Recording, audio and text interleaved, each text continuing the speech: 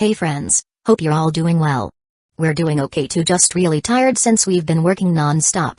We wanted to answer a question many of you ask: how does our publishing process work? Most of our audiobooks are first posted on Patreon as paid content. They stay behind a paywall for a few months. After that, they become free to access on Patreon forever. Then, a few weeks later, we upload them to other platforms like YouTube, Facebook, and Twitter, X. Lately, our community hasn't been growing much, and we could really use your help. Please share our site in your Facebook groups, Discord servers, Reddit threads, Twitter, X, or with any friends who might be interested. Every little bit helps and we really appreciate it. Thanks a lot for being with us and supporting what we do. So it's really about having a high level of mental focus and harmony with nature? Sounds like it's all about achieving a state of oneness. Exactly. Tsunoda nodded. Do you think you can optimize Sage Mode training? Maybe even create a method to reach that kind of state? I don't know yet. Kaito admitted with a smile. But I'm sure it's possible. Nothing stopped me so far. With the right mindset and effort, I'll figure it out. Great. I'm counting on you. Tsunoda said excitedly. I'll let you know once I'm ready. And yeah, after the war, I'll sign a contract with the slugs and visit Shikatsu Forest. Kaito assured her. Perfect. I'll be waiting. Tsunoda grinned eagerly, already imagining rubbing her Sage Mode skills in Jiraiya's face. Oh, right, I need to retrieve the Sharingan from Denzo. Kaito said this as he teleported directly to where Denzo and his men had died. By this point, the toxic mist had cleared, revealing a pile of corpses lying on the ground, their bodies tinged with purple from the poison. Kaito walked straight over to Denzo's corpse. Instead of touching it immediately, he sensed something and raised an eyebrow. Oh? Denzo, you old fox. Even in death, you're still trying to pull something sneaky, huh? He had detected a 4-symbol seal partially activated inside Denzo's body. If anyone were to tamper with Denzo's corpse, the seal would trigger immediately, drawing in both the body and anyone nearby into its confines, sealing them together. Unfortunately for Denzo, his schemes were no match for Kaito's caution. His plan was doomed to fail. Damn, that old bastard was sinister to the end. Need me to help? At that moment, Tsunoda arrived. Hearing Kaito's words, she used her observation haki and mental sensing abilities to check Denzo's corpse from a distance. She quickly spotted the issue and scowled. That bastard. He really was a piece of work. No need. Kaito said, waving her off. This is a small issue. I can handle it easily. Kaito stomped lightly on the ground, and a series of sealing techniques spread from beneath his feet, flowing over to Denzo's corpse. In no time, the seal inside Denzo was completely unraveled. With the danger neutralized, Kaito peeled back the bandages covering Denzo's right eye and reached into the socket. He plucked out a dimly glowing Mangekyo Sharingan. What? That's a Mangekyo Sharingan? How is that possible? Where did he get one? Tsunoda was shocked. A Mangekyo Sharingan was a rare treasure, even among the Uchiha. It was hard to imagine Denzo of all people having one. It's likely from my uncle's father, Kagami Uchiha. Kaito said, his expression turning grim. He took out a vial of antidote and poured it over the Sharingan, using his spiritual energy to guide the antidote into the eye, purging it of any residual toxins. Once that was done, he used his spiritual power and ocular energy to stabilize and nourish the eye, ensuring it wouldn't deteriorate further. Finally, he placed the Sharingan in a specialized tube filled with life-preserving nutrient fluid. At this time, Denzo had yet to form a true alliance with Orochimaru. He hadn't implanted Hashirama cells into his body or covered his arm with Sharingan. The only Sharingan he possessed was this one in his right eye, which he had sealed most of the time to conserve his chakra. Not a bad strategy. Kaito thought. But ironically, it's the reason he couldn't use this eye in his final moments. If Denzo had managed to use this eye, whether for Izanagi or its unique Mangekyo ability, he might have escaped death or at least tried. Based on its faint energy signature, this Mangekyo Sharingan likely had a Genjutsu-based ability. Kaito's aunt, Jissy, had once told him about Kagami Uchiha's Mangekyo abilities. Both were Genjutsu-based. One could rewrite unfavorable events within the past minute, with a cool-down period of 10 days. The other could rewrite events within the past year, but the cool-down period was an astounding 10 years. The eye in Kaito's possession was the one capable of rewriting events from the past minute. However, its chakra reserves were nearly depleted, leaving it on the brink of blindness. It was clear that either Kagami had overused it in his time, or Denzo had drained it recklessly over the years.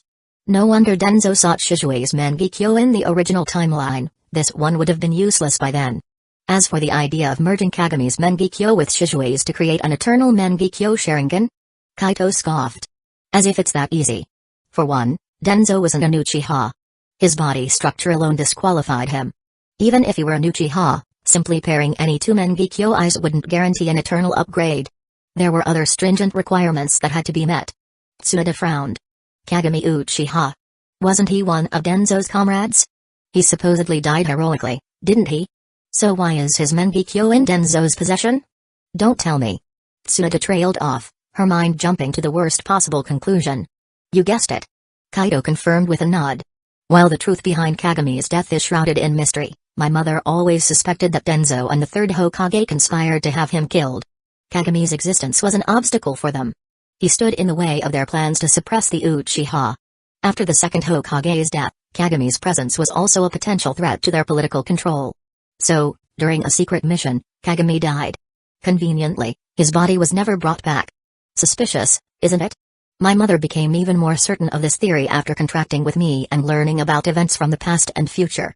Now, with this Mangekyo as evidence, it seems her suspicions were right. But where is the other eye? If it's still intact, that would be a major win, whether for research or for the Uchiha's future. Kaido resolved to search for the other eye in Denzo's root base, but he knew he had to act fast. Tsunade gasped. Wait. Didn't Denzo place curse seals of absolute subjugation on all the root members? Now that he's dead, those seals will vanish. If you want to raid the root base, you need to hurry. Otherwise, the root members might report Denzo's death to the third Hokage. You're right. Kaido realized. Without wasting another second, he placed his hand on Denzo's head and used his immense mental energy to forcibly probe his memories. In just over 10 minutes, he extracted everything of value from Denzo's mind while deleting irrelevant clutter. This included information about the root's operations, the location of the other Mangekyo, and even several pairs of Sharingan that Denzo had secretly collected over the years. Done. Kaito said, standing up. He stored Denzo's body in his time-space dimension, a frozen stasis where time stood still. He planned to use it as evidence against the third Hokage in the future, or for other purposes. After all, Denzo's memories had revealed enough dirt on him, the third Hokage, and their inner circle to ruin their reputations permanently. I need to get back to the village and wipe out the root base, Kaido declared. He created a shadow clone to finish gathering the remaining items and accompanied Tsunade and the others back to camp. I'll be back in time for tomorrow's battle, he promised before teleporting away. Chapter 109, Everything is Tobirama's fault. What? You really found the whereabouts of another Mangekyo Sharingan from Denzo's memories? Tsunade asked as soon as Kaido's main body left, turning to his shadow clone for answers. Yep. The shadow clone nodded firmly. Not just that Mangekyo Sharingan, but there are also 7 or 8 other Sharingan, a mountain of jutsu scrolls. And a part of the first Hokage Senju Hashirama's body. What? Tsunade's eyes widened in disbelief. Her chakra flared uncontrollably, sending waves of pressure through the room. Her hair fluttered despite no wind, and her brows furrowed as she roared, that bastard actually desecrated my grandfather's body? What the hell is he trying to do? Kaido's shadow clone had already retreated a safe distance before her outburst. He stabilized himself with chakra and then calmly replied, what else could it be for? Obviously to study the first Hokage's wood style. He wanted to recreate it and make it his own. And by the way, it wasn't just Denzo's idea, Hiruzen was involved too. Actually, according to Denzo's memories, even the second Hokage experimented on this back in the day. What? Yeah. The shadow clone shrugged. When he realized it wasn't feasible, he abandoned the project. But then Denzo and Hiruzen picked it back up. Honestly, you've got to give it to Tobirama, nothing was off limits for that guy. He was the ultimate forbidden jutsu pioneer. Are you kidding me? Tsunade's jaw dropped. My granduncle? How could he do something so despicable? This is a disgrace to my granduncle's memory. The shadow clone shrugged again. Oh, come on. Tobirama invented Edo Tensei, the ultimate jutsu for desecrating the dead. Is it really surprising he tried something like this? These researchers always have flexible morals. Look at Orochimaru, for instance. Same energy. Tsunade was at a loss for words. Well, damn. You're not wrong. Finally, she sighed heavily. Forget it. I'll leave this mess for Grandma Mido to sort out. I'm done with it. It was a family matter for the older generation. As a junior, she couldn't say much. But Denzo and Hiruzen, those two bastards, if they dared to go that far, there was no way she'd let them off the hook. Oh, right. Denzo's already dead. That just leaves Hiruzen. Back in Hidden Leaf Village, Kaido's main body returned home from the front lines. Huh? Kaido, you're back already? Did your plan work out? Coincidentally, Naori Uchiha and Uzumaki Mido were both at home. Kaito nodded confidently in response to Naori's question. Yep, it went perfectly. Just now, we poisoned Denzo and wiped out his allied ninja forces on the front lines, the 4 entire clans, plus a bunch of his root agents. On top of that, I personally took out Hanzo and over 2,000 Rain Ninja. Everything went smoothly. And I found this on Denzo. Kaido took out a test tube containing a Mangekyo Sharingan and handed it to his mother. I checked it over and confirmed it with Denzo's memories. This is Kagami Uchiha's right eye. What? Naori's eyes widened as she quickly took the tube and examined the Sharingan inside with her spiritual power. Her expression darkened. It really is Kagami's Mangekyo. Her face turned grim, her eyes gleaming with cold fury. Unbelievable. I've always suspected Kagami was killed by Denzo and his crew, but we never had solid proof. Well, now we do. Good. Very good. Excellent. Beside her, Uzumaki Mido sighed and shook her head. Ah. Obirama originally brought Kagami into his fold to ease tensions between the Uchiha and the village, to make him a bridge for unity. It was supposed to pave the way for the Uchiha to integrate into Hidden Lee village seamlessly. Who would have thought your disciples would betray him in the shadows? Turns out, Obirama misjudged his own disciples from the start. So, what's next? Kaido and Naori exchanged a glance. Naori spoke first. We'll definitely settle this with Hiruzen and Denzo eventually, but not right now. For now, let's focus on finishing the war on the front lines and building up Kaido's merits. With Hanzo and 2,000 Rain Ninja gone, Kaido will gain immense prestige and recognition. But we can't let our guard down. If I'm not mistaken, once Hiruzen hears about this, he'll try to pull you back from the front lines to sideline you and prevent you from earning more merit or gaining more influence. Also, since Denzo is dead, his remaining root agents will have noticed by now. That means Hiruzen probably already knows as well. As she spoke, Naori activated her observation haki, extending her senses to cover the entirety of Hidden Leaf Village. Soon, she locked onto the Hokage's office and the root headquarters, analyzing the situation carefully. She then turned to Kaido and said, as expected, the root base is in chaos. The ninja there realize that their cursed tongue eradication seal has disappeared, and now they're divided into 3 groups. One group is planning to head to the front lines to confirm Denzo's fate. Another group is staying back at the base, waiting for results. And the last group has gone straight to report the situation to Sarutobi Hiruzen. She paused, narrowing her eyes. The third group is already in the Hokage's office, informing him of the developments. So. Naori turned her gaze to Kaido. I'm guessing you've uncovered something interesting in Denzo's memories, and you're planning to raid the root base, aren't you? Nobody knew Kaito better than his mother, Naori Uchiha. She could tell immediately what was on his mind. After all, if she were in his shoes, she wouldn't miss such an opportunity either. Kaito nodded firmly. Yeah. From Denzo's memories, I found the location of the other Mangekyo Sharingan. I also know where he's hidden 8 other Sharingan pairs, Hashirama cells, and some other items. I'm planning to take everything. On top of that, Denzo's got mountains of incriminating evidence against himself and Hiruzen stored away. It's the perfect chance to retrieve it all and use it to bring Hiruzen down. 8 pairs of Sharingan? Naori frowned, her voice laced with anger. So that means at least 8 Uchihas were murdered by him. That bastard deserves to die. Finally, they could confirm the fate of the 8 missing Uchiha whose bodies had mysteriously disappeared. No doubt about it, he's scum. Kaido agreed. At this, Uzumaki Mido clenched her fists, her face darkening. And to think that Denzo and Hiruzen still have some of Hashirama's cells. What exactly were they planning? Mido was livid. Those were her husband's cells. Kaido hesitated for a moment before explaining, they were trying to restart the wood-style experiments. Based on Denzo's memories, they conducted a small-scale experiment years ago. They secretly abducted a few Senju clan members to run tests, but it failed. After that, Hiruzen decided to shelve the project for the time being. But Denzo didn't want to give up.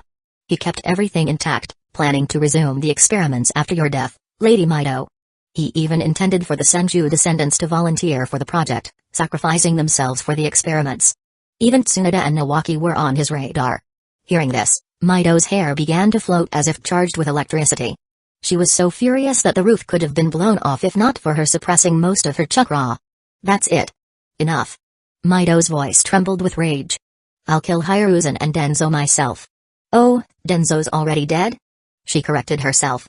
Fine, I'll bring him back with Edo Tensei and kill him again. Over and over. Kaido quickly continued, Luckily, your lifespan has been extended because of us, and we've even managed to prevent the destruction of the Uzumaki clan. That's forced Denzo and Hiruzen to postpone their plans time and time again. But make no mistake, Denzo never abandoned his ultimate goal, to implant Hashirama cells into himself, gain control of wood style, and secure the Hokage seat. As for Denzo and Hiruzen, they were never fully on the same page. Behind the scenes, they each had their own agendas. Humphrey. Mito scoffed coldly. I always knew Denzo coveted the Hokage title. But trying to control Hashirama's power? Ridiculous. Even Dobirama failed at mastering wood style. What made Denzo think he could succeed?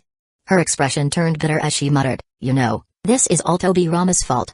If he hadn't started those wood style experiments, none of this would have happened. His students learned all the wrong lessons from him.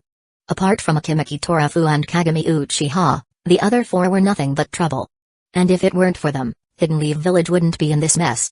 Mito's frustration boiled over, and she muttered about dragging Tobirama out of the Pure Land to make him witness the chaos his students had caused.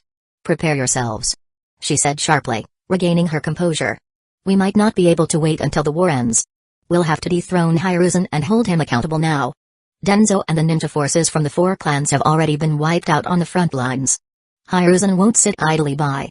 We must seize the initiative and control the narrative before he has a chance to act. Mito turned her piercing gaze to Kaito. You said Denzo left behind evidence of his and Hiruzen's crimes, right? Retrieve it immediately and give me a copy. I'll mobilize the Senju and Uzumaki clans to start stirring things up. The Uchiha should follow suit when the time comes. Also, if possible, try to bring the other major clans, like the Hyuga and the Inoshikacho trio, into this. We need absolute unity. If we're going to act, let's do it swiftly. The sooner we remove Hiruzen, the less damage Hidden Leaf Village will suffer. When it's time to be decisive, we must act without hesitation. Chapter 110, Raiding the Root Headquarters. I agree with that.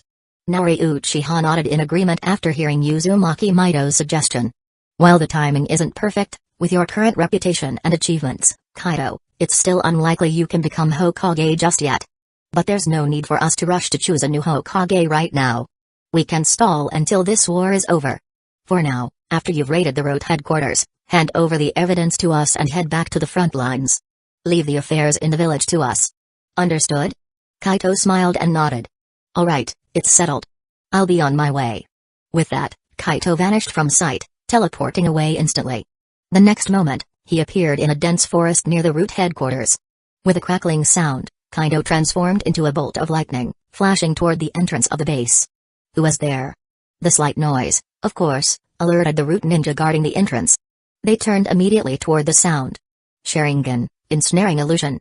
By then, Kaito's eyes had already activated the 3 Tomui Sharingan. With a simple flick of Ganjutsu, he dragged the root ninjas into a vivid illusion. He then created more than a dozen shadow clones, ordering them to infiltrate the base. Meanwhile, Kaito himself approached the entranced root ninjas. Using a unique jutsu, he implanted a new tongue curse seal into them. This version of the seal, far more refined and covert than Denzo's, ensured they couldn't disclose any information about Kaito. The seal remained invisible unless triggered by specific means, making it nearly undetectable. While there was still a slight risk of exposure if someone probed too deeply, Kaito deemed it acceptable. Once the seals were implanted, he knocked the ninjas unconscious. Focusing his thoughts, he teleported again using the Flying Thunder God Jutsu, locking onto a shadow clone as his coordinate. With his mastery of the Flying Thunder God nearing perfection, he could effortlessly use his clones as teleportation points or inscribe new marks in passing with ease. Who's there? We're under attack. Kill the intruder. Kaito's brazen infiltration didn't go unnoticed for long. Soon, root ninjas within the base rushed to confront the clones. Without hesitation, Kaito's clones subdued them one by one, using the same Ganjutsu to control them. The main body then implanted new tongue curse seals before rendering them unconscious. In just a few minutes, Kaito had subdued and controlled every root ninja within the base. He then began systematically raiding the base, relying on Denzo's memories to locate valuable resources and information. Meanwhile, in the Hokage's office, a root squad leader arrived to meet the third Hokage. What's the matter? Did Denzo send you? The third Hokage frowned slightly, puzzled by the unexpected visit. It seemed odd. Denzo was on the front lines and usually relied on messenger hawks or root ninjas to communicate. If this was from Denzo, the messenger would have made that clear. The squad leader bowed respectfully. Hokage-sama, this isn't about orders from Denzo-sama. I believe something might have happened to him. What? The third Hokage's expression shifted to shock. What do you mean something happened to him? Explain yourself. The root ninja reported, Hokage-sama, you're aware that Denzo-sama applied the tongue curse seal on all root members. It prevents us from revealing any of his secrets, and it's marked on our tongues. But just over an hour ago, every root member in the village had their tongue curse seals lifted. There's only one explanation for this, Denzo-sama is dead. What? The third Hokage's face twisted in disbelief. Dead? That's impossible. He's the commander of the front lines. Look at this, Hokage-sama. The root ninja opened his mouth, showing his unmarked tongue. You're saying Denzo is dead? How could this happen? He's no ordinary shinobi. Unless... The third Hokage's mind raced. Denzo had recently sent word that the Uchiha and 2 allied clans had fallen into a trap he devised with Hanzo. The plan was supposed to eliminate the Uchiha clansmen, Kaido's team, Tsunade, and many others in one fell swoop. Now, before any good news could arrive, he was hearing this. Could Denzo and Hanzo's plan have failed? What exactly is happening at the front lines? A sense of dread crept into the third Hokage's heart. He realized the situation was spiraling out of control. The third Hokage examined the root ninja's tongue and body closely. It was confirmed, the tongue curse seal on his ninja had indeed been automatically lifted. Additionally, the ninja's identity as a member of root was genuine. This is bad. Something major is happening. The third's heart sank, weighed down by dread. But he couldn't afford to show his panic. Taking a deep breath to steady himself, he said to the root ninja, don't overthink it. The removal of the seal doesn't necessarily mean Denzo has been killed. There could have been some unforeseen circumstance. For now, our priority is to stabilize Root and its members. I'll also send people to the front lines to confirm Denzo's situation. Meanwhile, take me to the Root headquarters. We need to ensure order is maintained and that any sensitive information stored there is secured. The third Hokage then summoned an Anbu squad leader and instructed him to inform a superior officer to assemble an entire Anbu unit to accompany him to the Root base. The third knew Denzo well enough to be sure that the base would hold not only incriminating evidence but also a trove of valuable resources. He had to secure those immediately. If they fell into the wrong hands, it could lead to a disaster. Yes, sir. The root ninja had no objections. After all, loyalty to the village was their second highest creed. The first? Absolute loyalty to Denzo. But with Denzo seemingly gone, loyalty to the Hokage naturally became their top priority. The third Hokage acted swiftly. In just under half an hour, he and his team reached the root base. Unfortunately for him, Kaito was much faster. Armed with Denzo's memories, breaking through the seals and traps guarding the root base was child's play for Kaito. In less than 10 minutes, using his shadow clones, Kaito raided the base thoroughly. He retrieved an array of resources, jutsu scrolls, Sharingan, Hashirama cells, and more. To add insult to injury, Kaito took the time to restore the traps and seals he had disarmed, making them even more complex and fortified than before. This would significantly delay the third Hokage's ability to uncover what had been taken. By the time the third Hokage arrived at the base, Kaito was long gone. Kaito had already returned to hand over the incriminating evidence and information to Uzumaki Mido and Naori Uchiha. All the dirt on them is here. Kaito gestured to the pile of documents and materials before them. How you handle it is up to you. The third Hokage must have already arrived at the root base and will soon realize everything is gone. To buy us some time, I made sure to reinforce the traps and seals I broke. It'll probably take him 2 or 3 days to get through them. That's the time I bought you. Make good use of it. Oh? Both Uzumaki Mido and Naori Uchiha's eyes lit up. They gave Kaito a thumbs up. Smart move. You've thought this through. With 2 or 3 days, we'll have enough time to sway public opinion and set things in motion. By the time the third Hokage figures out what's happened, it'll be too late. Kaito then pulled out several test tubes. These are Kagami Uchiha's other Mangekyo Sharingan, along with 8 other Sharingan. Should I keep them, or do you want to hold on to them? Curious, Naori Uchiha examined the test tubes before looking at Kaito. What are you planning to do with these Sharingan? I have some ideas. Kaito said confidently. I want to study Kagami Uchiha's Mangekyo Sharingan and see if I can uncover a method for mastering Mangekyo Jutsu. If it works, we could even learn his unique abilities without awakening our own Mangekyo Sharingan. What? Both Uzumaki Mido and Naori Uchiha froze mid-action, their eyes wide in shock. Is that even possible? Kaito scratched the back of his head with a sheepish grin. Not sure yet, but there's a good chance. If it works, even without awakening a Mangekyo, I'll be able to master its abilities. Plus, other Uchiha clan members might be able to learn additional Mangekyo jutsu as well. His confidence in his natural talent and abilities was unshakable. HSS. Naori Uchiha took a deep breath, handing Kagami Uchiha's Sharingan back to Kaido. If you're confident, give it a shot. If you fail, no harm done. This kind of breakthrough would be extraordinary, after all.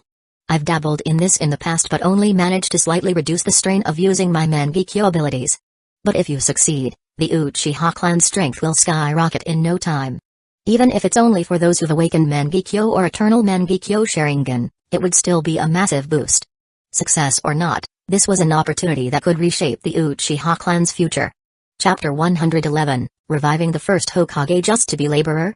If you can figure out how to develop a dojutsu that doesn't rely on the Sharingan, that would be even better. Go for it, I'm rooting for you. Uzumaki Mido said with an encouraging smile. Kaito scratched his head awkwardly and waved his hand dismissively. I'll try, but I don't think it's likely. See, since it's a dojutsu, it naturally requires ocular power. No Sharingan means no ocular power.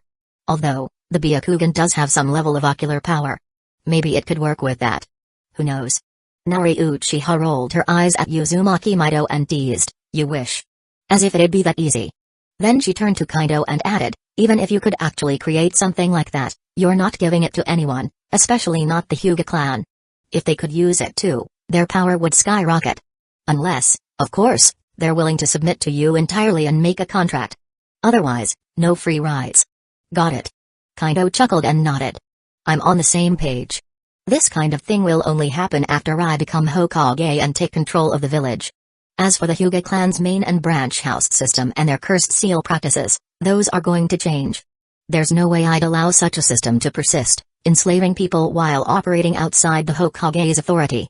When the time comes, they'll have three choices: reform, face annihilation, or... Kaito smirked. Well, no third option, really. That's true. Naori Uchiha and Uzumaki Mido both nodded in agreement. Oh, right. Mido suddenly asked with a knowing smile. Didn't you snag some of Hashirama's cells from Denzo's root base? Why haven't you handed them over to me yet? Or, are you planning to use them yourself? Trying to gain wood-style powers, huh? Kaito scratched the back of his head and explained, I do plan to research Hashirama's cells, but it's not just for wood-style. The main goal is to study his sage body. Of course, I'm not planning on doing human experiments casually. Even if I were, I wouldn't use people from the Senju or the Hidden Leaf village.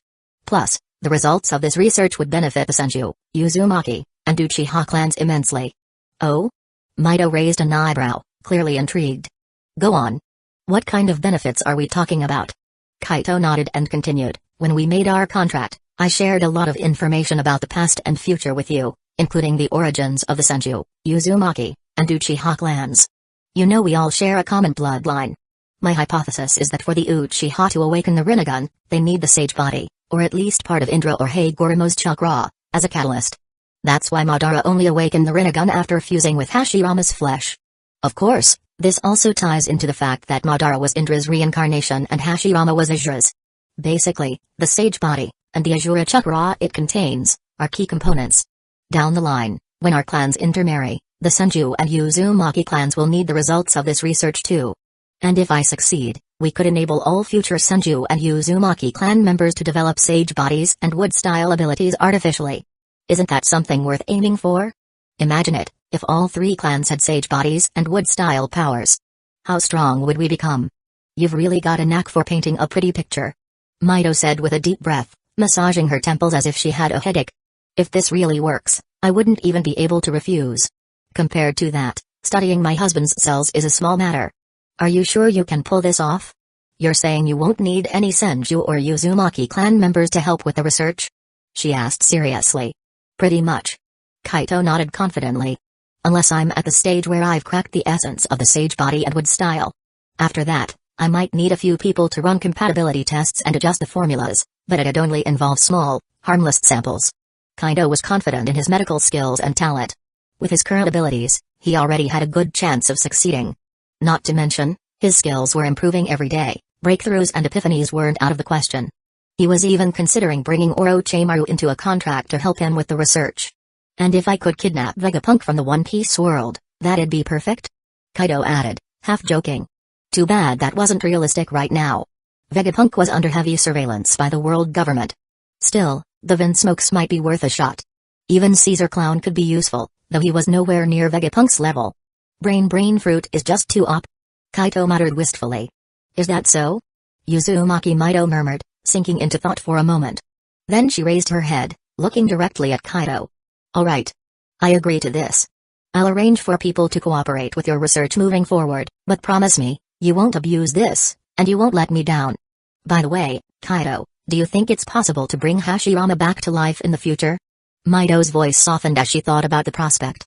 With the potential to live far into the future and Kaito's plans to unite the ninja world under true peace, she couldn't help but hope for a way to reunite with Hashirama and enjoy a long, happy life together. Besides, with powerful threats from the Otsutsuki clan and even the pirate world looming in the future, Kaito would need strong allies by his side. Hashirama seemed like the perfect candidate for the job. After all, resurrection wasn't impossible in the ninja world. If it were, the likes of Orochimaru wouldn't have bothered pursuing it. Even Naori Uchiha chuckled at Mido's sentimentality. I didn't expect you to be such a romantic. She teased. But honestly, reviving Hashirama could be a good move, it'd be a big help for Kaito. As for bringing back her own husband? Naori hadn't even considered it. It wasn't feasible, her husband's body had been completely incinerated during battle, leaving nothing behind. Thank you, Lady Mido, for your support. Kaito said earnestly before responding to her question. As for reviving the first Hokage? Once I awaken the Rinnegan, or if I can get my hands on Madara's Rinnegan, it's definitely possible. As long as I can address the risks of using the Elder Path, Samsara of Heavenly Life Jutsu, Judo Art of Rin Rebirth, it won't be a problem at all. With the first Hokage's strength and talent, if I nurture him with my methods, he'll shine even brighter in the future. He'll be a massive help. Not just the first Hokage, I'd also bring back the second Hokage. His genius is wasted if it's not put to work in research. Kaito's eyes sparkled with excitement. Maybe once I become Hokage, I'll learn Edo Tensei, reanimation jutsu, and use it to bring them both back temporarily.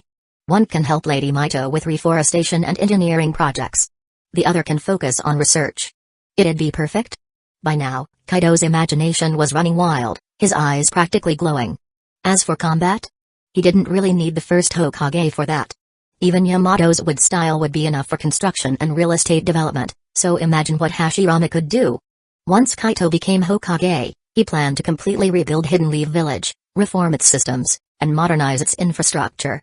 With Hashirama around, they could save so much money and effort. Uzumaki Mido. Naori Uchiha.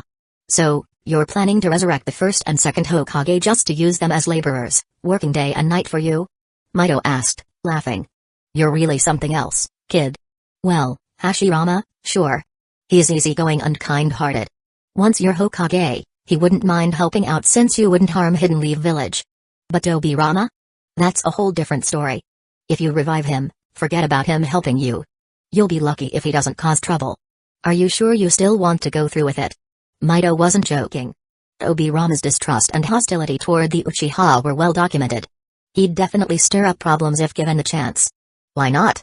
Kaito shrugged, completely unfazed. With my current strength, I don't need to fear the second Hokage. Beating him wouldn't even be hard. Besides, you, my mother, and the first Hokage would be around.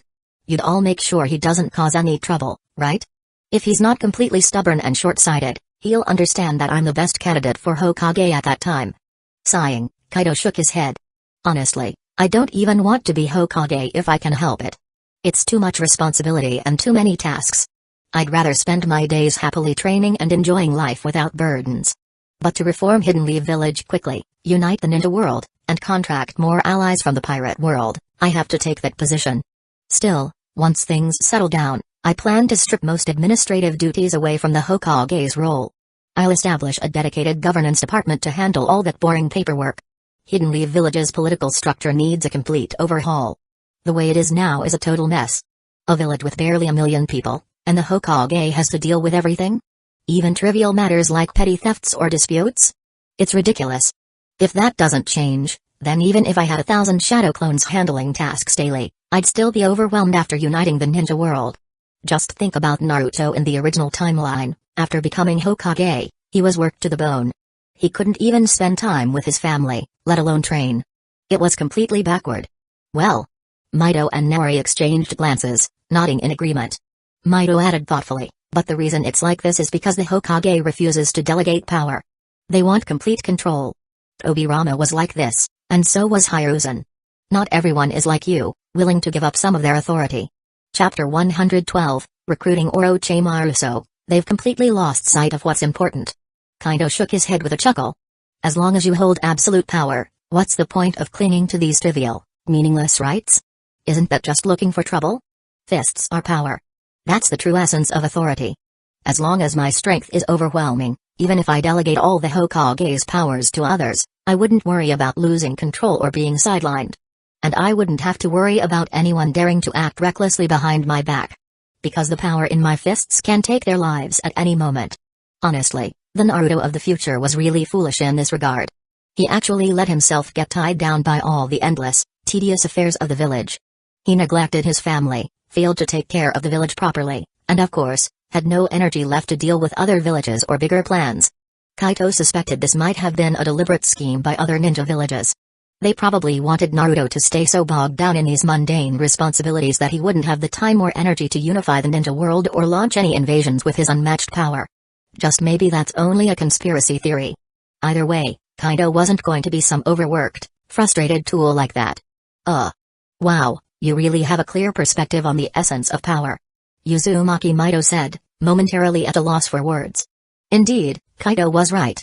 Back in the day, her husband, Hashirama, had delegated all the administrative work to Tobirama and distributed authority among the various clans. Even so, no one dared to defy him or treat him like a figurehead. After all, Hashirama was invincible back then. Since you've got it all figured out, I won't say much more. Do what you think is best. If possible, it'd be great to revive Hashirama and Tobirama ahead of time. Let them handle some of the hard work and make up for all the trouble they left behind when they died so early. Especially Tobirama, work him to the bone. It's not like he'll get tired anyway, given the pseudo-immortality of Edo Tensei. Let him work 24 out of 7 for all I care. Mito said with a completely serious expression. Kaido and Naori Uchiha were both dumbfounded. What kind of grudge was this? But they liked it. Alright, it's settled then. Kaito said with a sly grin. Since things are wrapped up here, I'll head back to the front lines. Next up, we're attacking Hidden Rain Village. Maybe even clashing with Hidden Sand Village and Hidden Stones Village. I've got to lend a hand. The village matters are in your hands. I'm off. With that, Kaito vanished from Hidden Leaf Village in a flash. Alright, let's get started. Naori Uchiha said, exchanging a knowing smile with Mito. Sure.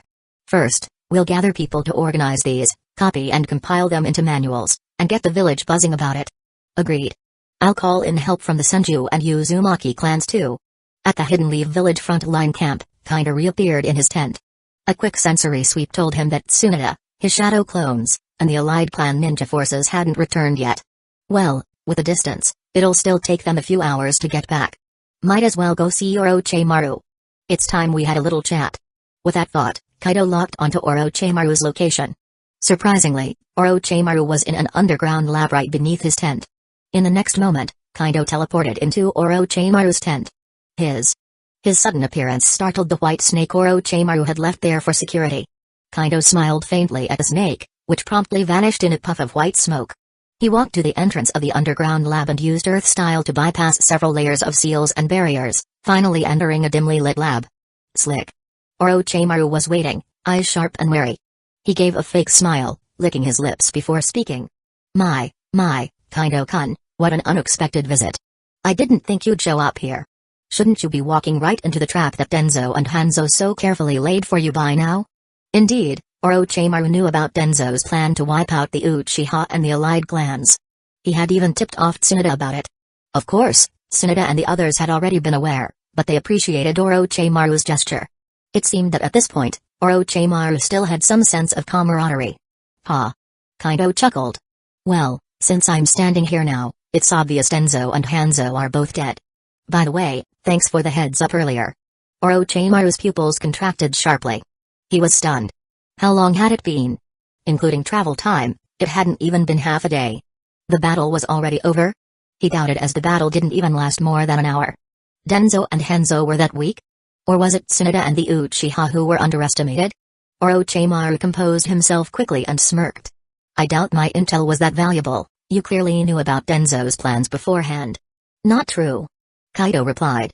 Results aren't everything, intent matters too. You showed goodwill, and that's enough for my thanks. It proves you were on our side. Orochimaru's eyes gleamed with satisfaction. So Denzo and Hanzo are dead? What about their forces? All dead. Kaito said flatly. All of them. Orochimaru's eyes widened. Denzo had nearly 1,000 men, and Hanzo had over 2,000. How did you? We didn't lose anyone. Kaito said with a grin. Not a single fatality. Only a handful were lightly injured. Orochimaru gasped audibly. Impressive, Kaido-kun. By the way, did you make a stop at Denzo's root base? Of course. Kaito said, smiling knowingly. Care to guess what I found? Orochimaru's mind raced. He knew Denzo's death would trigger all the seals on his subordinates, rendering the base vulnerable. Let me guess, plans to move against the Hokage? You're sharp. Kaito said.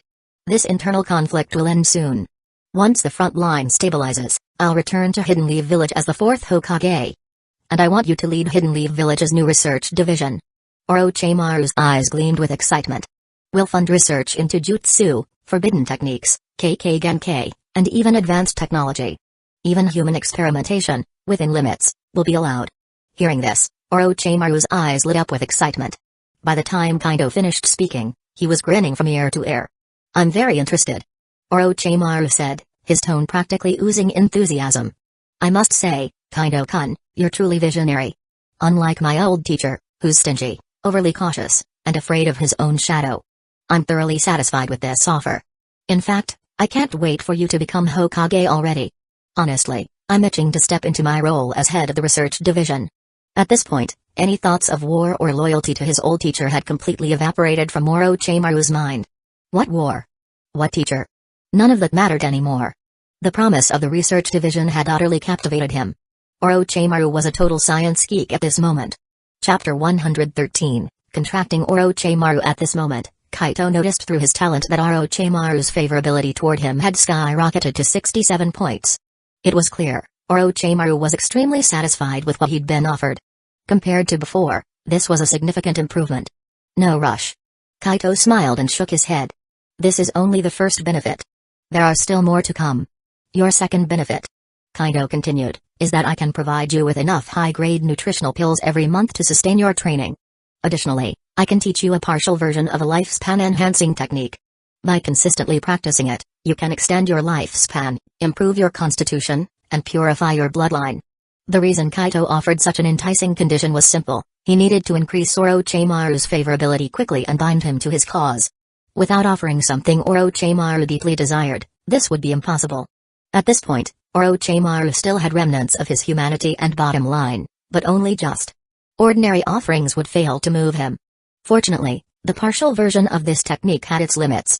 At best, it could extend his lifespan by 10 to 20 years, improve his constitution by 60 to 70%, and enhance his bloodline to a similar extent. But for Orochimaru, this was already incredibly appealing. What? A technique that can extend life?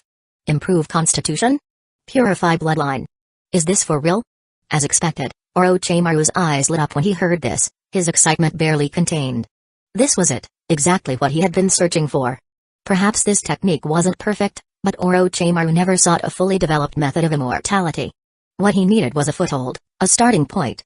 Though he didn't fully understand the specifics of the technique, the mere fact that it could extend life, improve constitution, and purify bloodline convinced him it was the foothold he'd been searching for.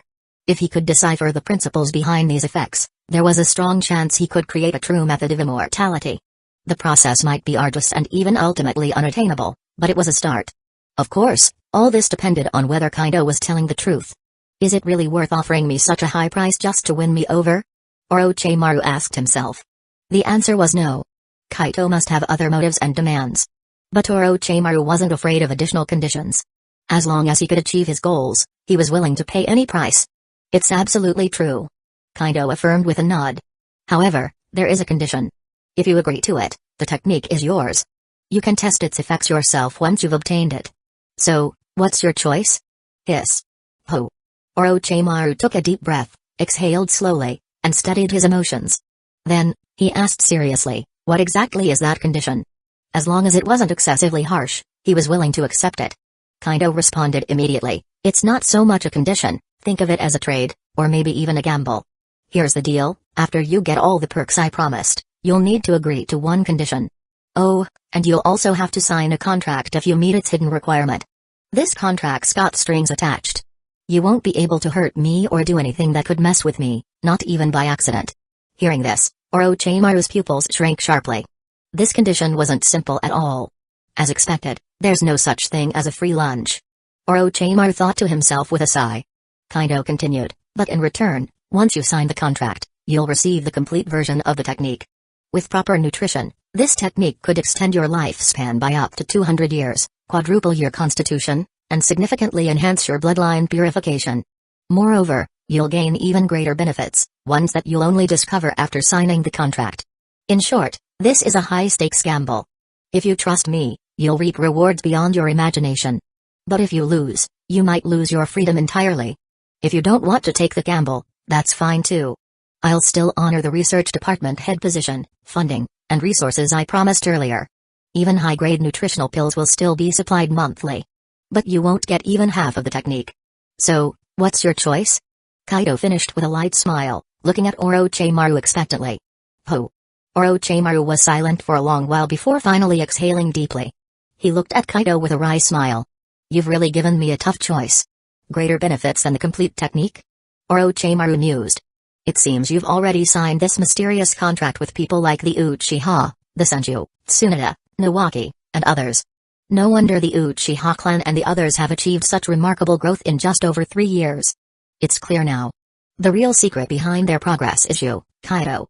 Orochimaru shook his head. "We all underestimated you. Even my teacher and Denzo couldn't see the depths of your plans. You've hidden yourself well." "Hey, I'm flattered," Kaido replied with a faint smile. "No." Orochimaru shook his head. "I only pieced it together because you were willing to talk to me and make this offer. Otherwise, I might never have realized it until you chose to reveal it yourself." Orochimaru fell into deep thought. Kaido, noticing his hesitation, chuckled playfully. "You don't need to think about it for too long. After all, you might not even meet the hidden condition. If you don't meet it, you'll never have the chance to sign the contract. Keep in mind, the opportunity to sign this contract is extremely rare. Not everyone meets the requirements. And even if someone meets the requirements, it doesn't guarantee I'll offer them the contract. Whether or not I agree to the contract depends entirely on my will. Without sufficient talent, even meeting the requirements won't be enough to convince me. Furthermore, as I contract more people over time, the talent standard will only get higher." Hearing this, Orochimaru was momentarily stunned. "Is that so? Then what if I accept your conditions, get half the technique, but then never meet the hidden requirement?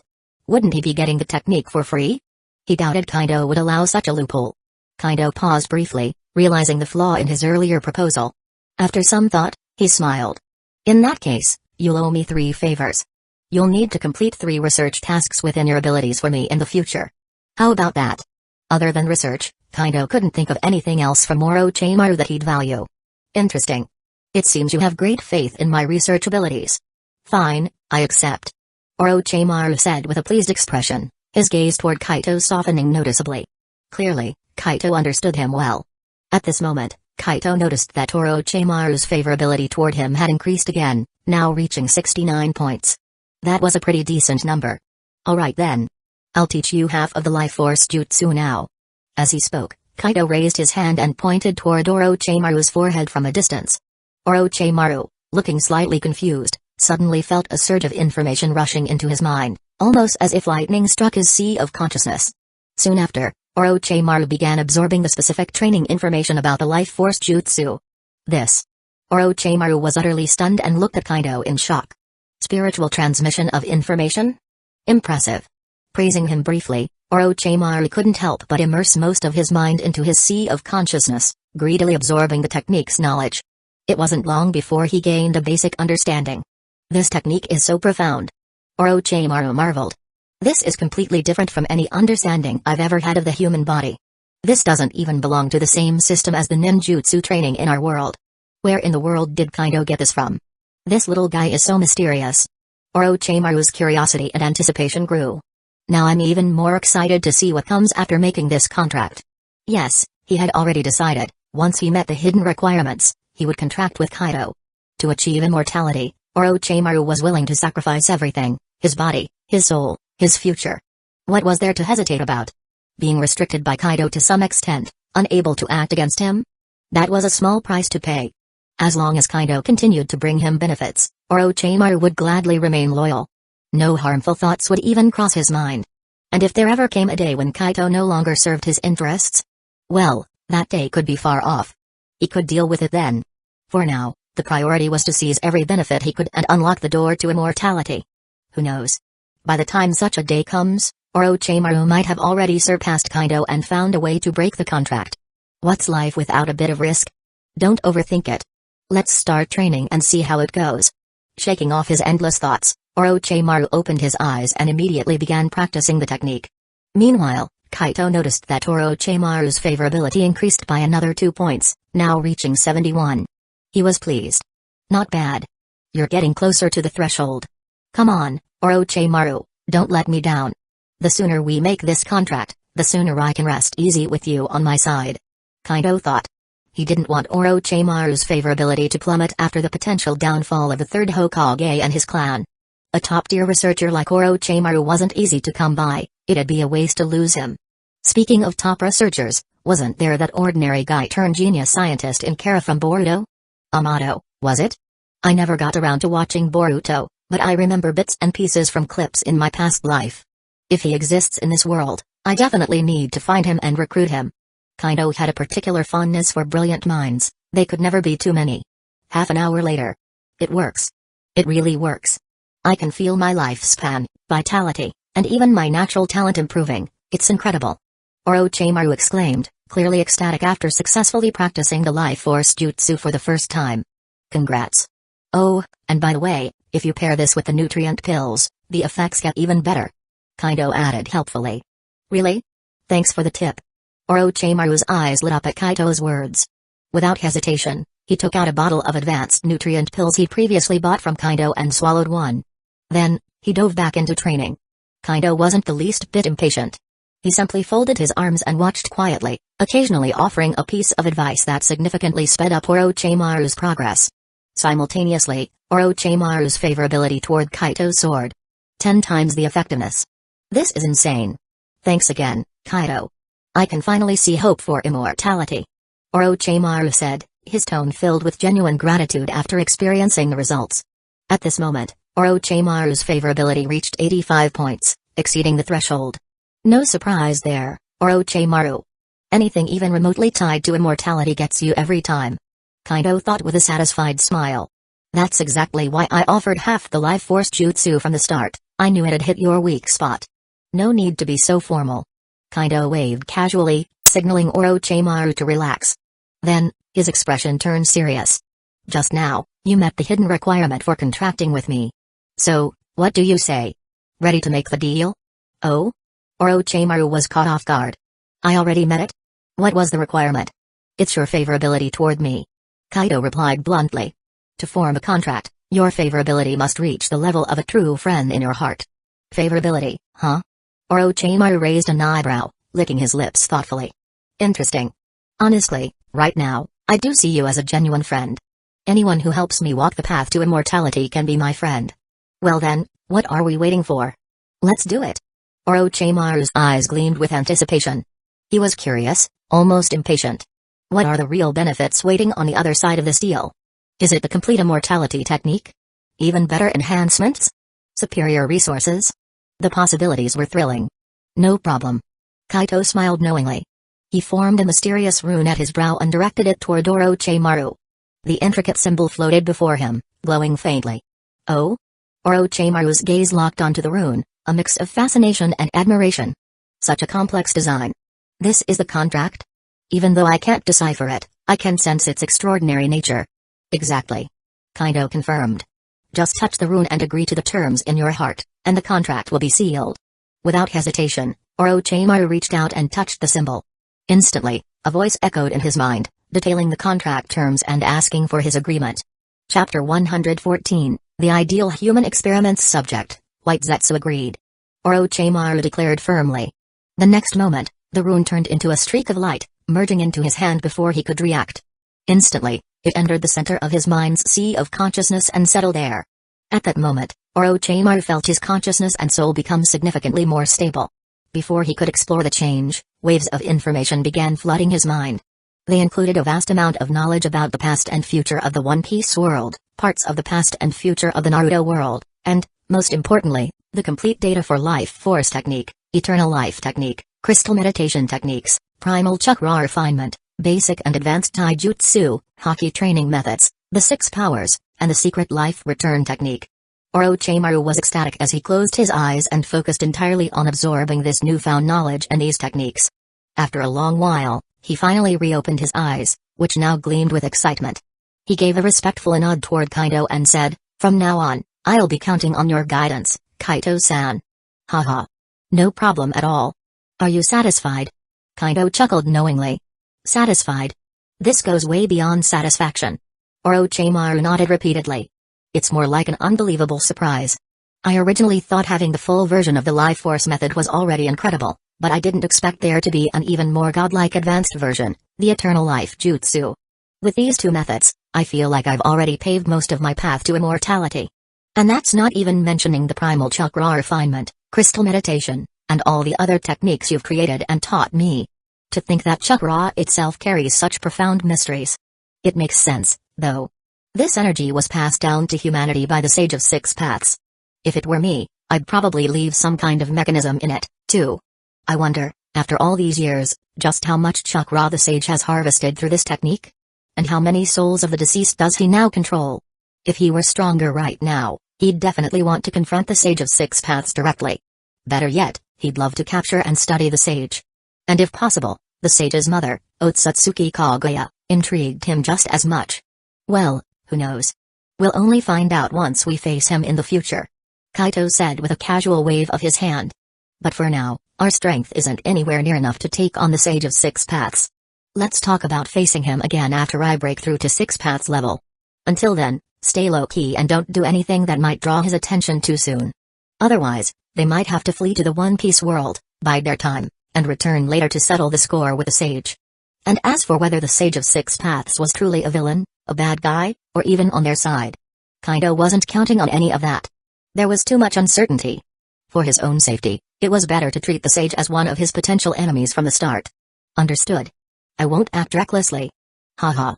Orochimaru nodded, grinning. Although he often seemed crazy and twisted, he wasn't actually stupid. He knew when to act and when to wait. For the next few years, focus on the life force jutsu, the primal chakra refinement, and the crystal meditation jutsu. Enhance your lifespan, vitality, and spiritual energy while simultaneously improving your strength. Also, I suggest you train in observation haki as a way to sharpen your perception. Other things can wait for now. My modified basic and advanced taijutsu techniques, along with the 6 powers, can supplement your physical training. Combine them with the meat of seekings for optimal results. I believe your strength will undergo a dramatic transformation in no time. In the future, I'll be counting on you to take charge of the research division for me. There's so much in both the ninja and pirate worlds waiting to be explored. Kaido added, giving Orochimaru advice and instructions. No problem. Orochimaru nodded again. Thanks for the advice. I never imagined that the ingredients for those nutrition pills were just ordinary seekings from another world. It's unbelievable. To think there's a whole other world beyond this one. And such a fascinating world at that.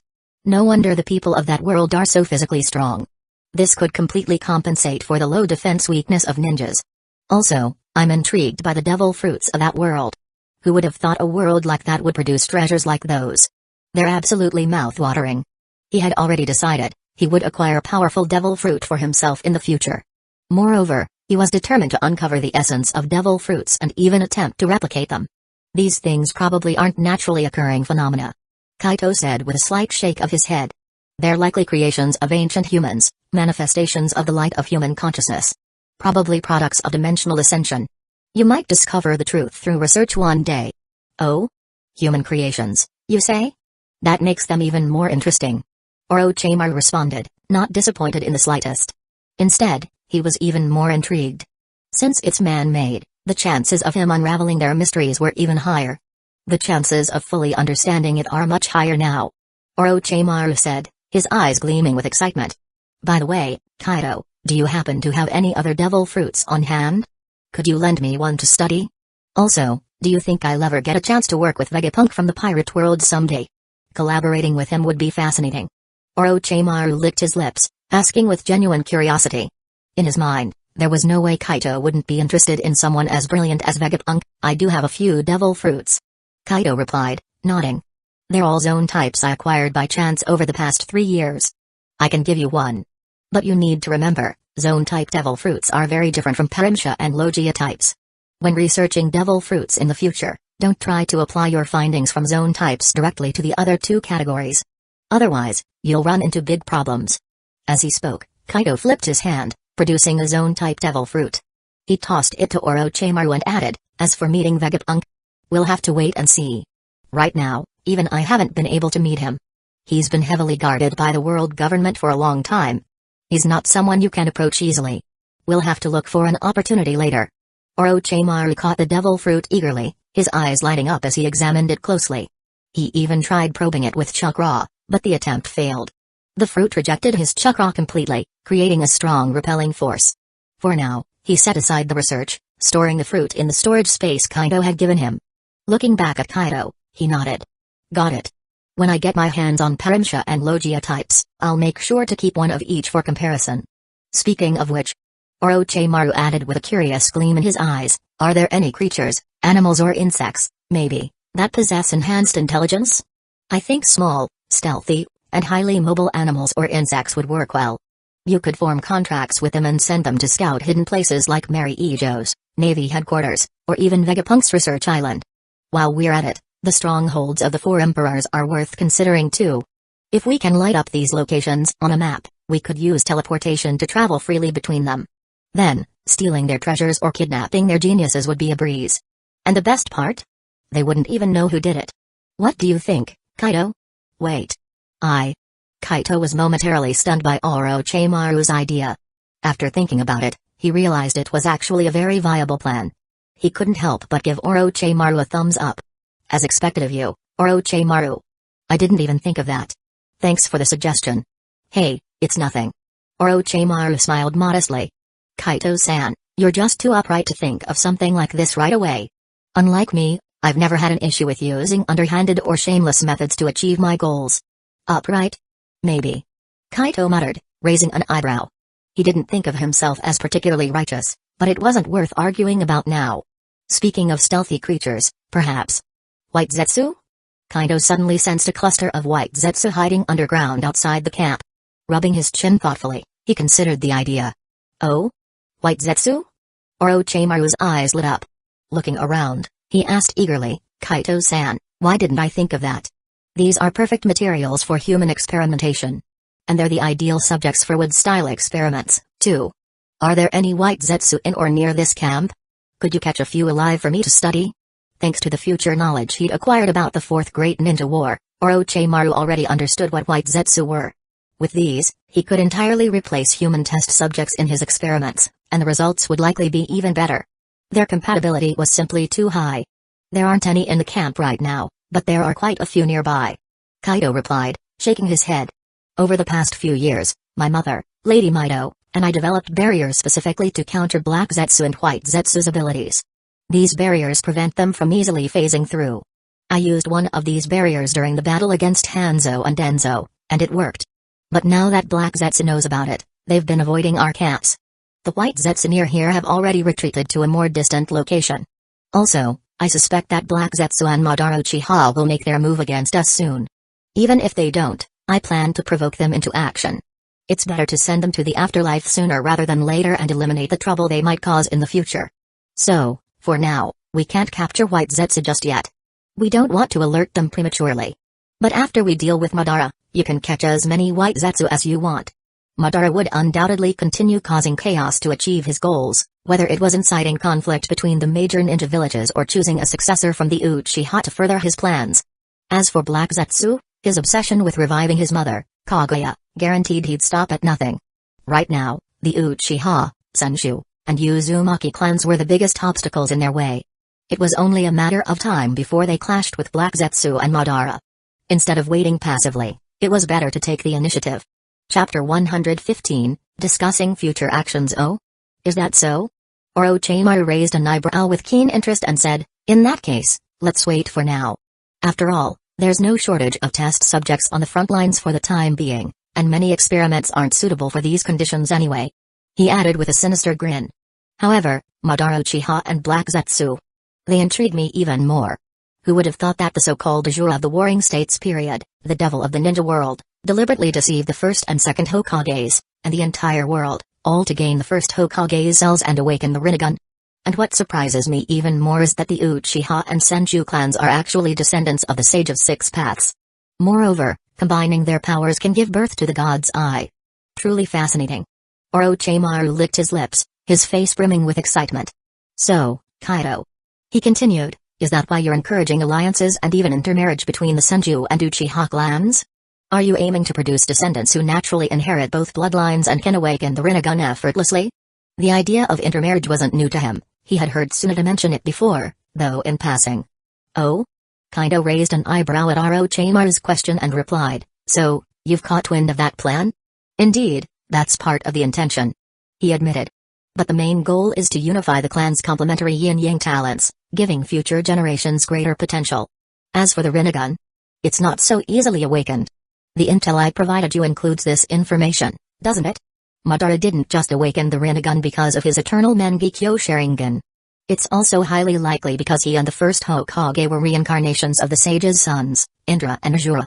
Perhaps the chakra of Indra and Ajura is the true catalyst that evolves the eternal Mangekyo into the Rinnegan. We can test this theory as we continue our research. After all, Kaido thought to himself, his family and clansmen would all eventually awaken the Rinnegan. When that day comes, the Uchiha will surpass even the Otsutsuki clan, both in potential and future power. Is that so? Orochimaru paused for a moment, recalling the vast amount of information he had recently absorbed. He nodded, somewhat enlightened. You're right. I skimmed through so much data before, I didn't notice certain crucial details. It seems I'll need to spend more time digesting all this information properly, so I don't miss anything important. If we're to verify whether Indra's and Ajura's chakra is the key to the Rinnegan's evolution, Orochimaru mused, then we'll need samples of Madara's and the first Hokage's chakra for further study. Unless... Has Ajura already reincarnated again? Nope. Kaido shook his head. Both reincarnations usually manifest in the same era. This time, Indra's reincarnation, Madara, hasn't died yet. Naturally, Ajura hasn't reincarnated either. Oh? Orochimaru raised an eyebrow, rubbing his chin thoughtfully. If that's the case, I can see why you think the Sage of Six Paths wasn't a good person. A lot of things may very well have been his schemes. Because, looking at this, the endless wars between the Uchiha, Senju, and even the entire ninja world over the centuries are all tied to the cycles of Indra's and Ajura's reincarnations. Hey, how interesting. To deliberately use his son's reincarnations to perpetuate conflict and war. Constantly harvesting generations of ninja. What a brilliant, if ruthless, strategy.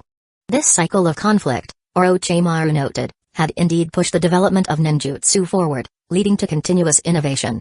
But it had also brought immense suffering, with countless ninja and civilians losing their lives to war. The Sage of Six Paths could hardly be considered a good person, Orochimaru concluded. If he truly wanted peace, Kaido interjected, he wouldn't have spread chakra in the first place. That would have been the simplest way to prevent large-scale conflict. Without chakra, humanity might still fight, but the intensity of those battles would be far less. The destructive power of ninja far outweighs that of ordinary people. Perhaps. Kaido speculated, he had other motives, like raising the ninja world's strength to prepare for the Otsutsuki clan's eventual invasion.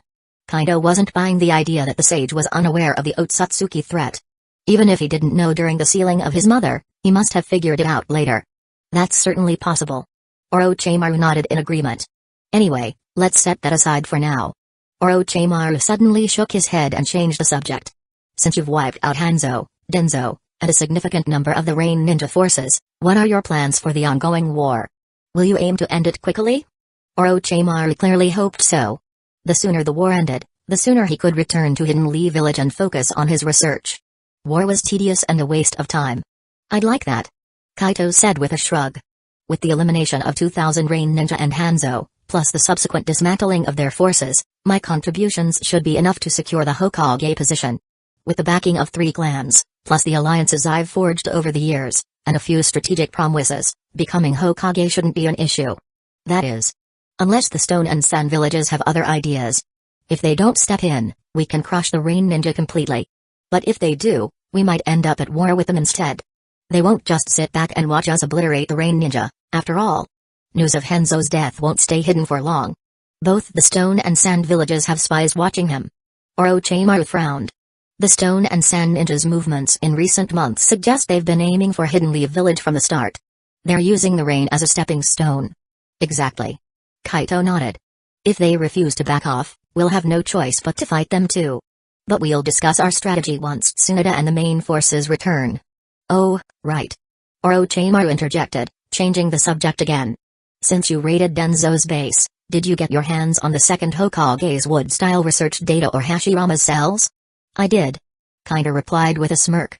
Denzo once promised you a chance to restart the wood-style experiments, didn't he? I'm very interested in that as well. But I'm aiming for more than just replicating wood-style or Hashirama's cells. I want to uncover the essence of his sage body and figure out how to grant sage body traits to others. After the war, this will be a priority for our research division, and I'll be directly involved. My medical skills are second to none, even better than Tsunade's. Hearing this, Orochimaru's eyes gleamed with excitement. Wonderful. If you're joining, this will make things much easier. Speaking of which, Kaito added casually, I've already talked to Lady Mido about using the Edo Tensei to temporarily revive the first and second Hokage to assist us. What? Orochimaru was stunned. You're reviving them? And Lady Mido agreed? But isn't the second Hokage notoriously anti-Uchiha? Kaito grinned. Oh, don't worry about that. If he causes trouble, we'll handle it.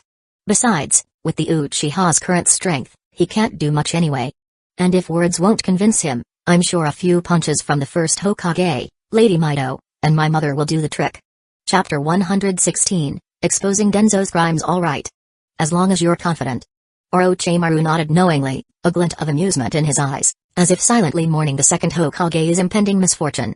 Then, out of curiosity, he asked, but you informed me that the downfall of the Senju clan is tied to the old man and Denzo, that much I get. But Kagami Uchiha? Are you telling me even he was secretly taken out by Denzo and his cronies? They were his fellow disciples. Damn, that's cold. Denzo and my teacher, both so ruthless. Realizing the depths of their betrayal, Orochimaru suddenly felt justified in turning against them and siding with Kaito's group. This was the side of justice, wasn't it? When he faced his teacher next, he could stand tall and defend his choices without a shred of guilt. You're not wrong. One of Kagami Uchiha's Mangekyo Sharingan eyes was found in Denzo's right eye socket, and the other was hidden in Denzo's secret base at the root. As he spoke, Kaito casually pulled out 2 test tubes, each containing a Sharingan, and showed them to Orochimaru.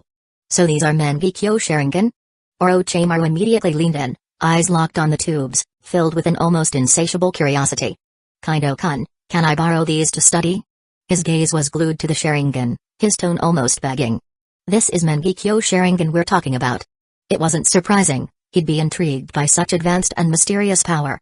Although this wasn't the future version of Orochimaru who was obsessed with the Sharingan after being annihilated by Itachi Uchiha, his fascination was still intense. Not for now. Kaito immediately put the test tubes back into his storage space, much to Orochimaru's disappointment. I still want to study them myself and see if I can replicate the Mangekyo techniques. I can't let you mess with them just yet. But if your research proves useful later, I have several pairs of 3 Tomoe Sharingan that I wouldn't mind letting you study. Who knows? Maybe Orochimaru could create something interesting with them. Deal? Orochimaru's eyes lit up with excitement. Deal. Kaito nodded affirmatively. Great. I can't wait for you to become Hokage and set up the research division. I'm eager to dive in. Orochimaru rubbed his hands together with anticipation. For the next few hours, Orochimaru bombarded Kaito with questions about the future and even convinced him to take a short trip to the pirate world. They briefly toured the bases Kaito had established there. They returned just in time for Tsunade and her team's arrival. The moment they regrouped, Tsunade wasted no time summoning all the Jonin in the camp for a meeting.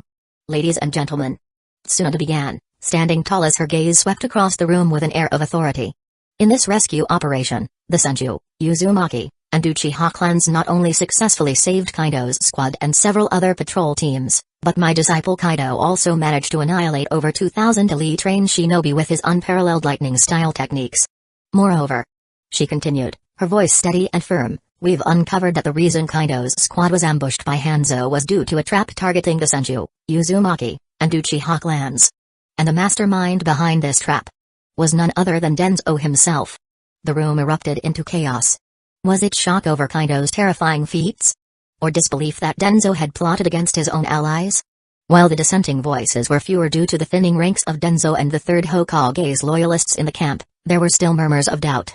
A Sarutobi clan shinobi, one who hadn't participated in the plot against Kaido, stood up and questioned loudly, "Lady Tsunade, how can you accuse Denzo-sama of such a heinous act without evidence?"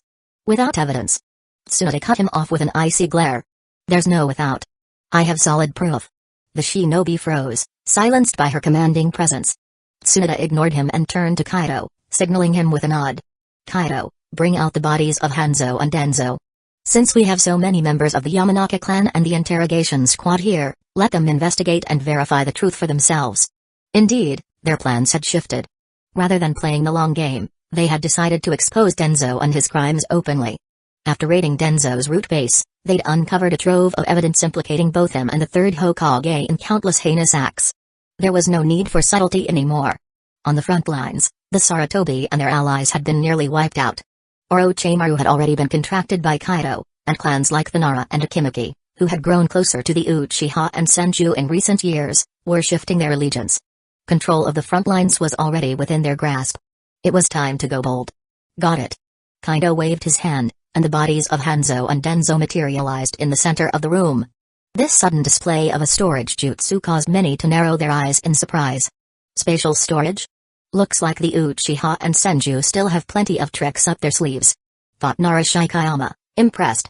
"Yamanaka Uchiha, take the interrogation squad and delve into Denzo and Hanzo's memories. Let's confirm the truth," Shikayama instructed, exchanging a glance with Akimiki Torafu.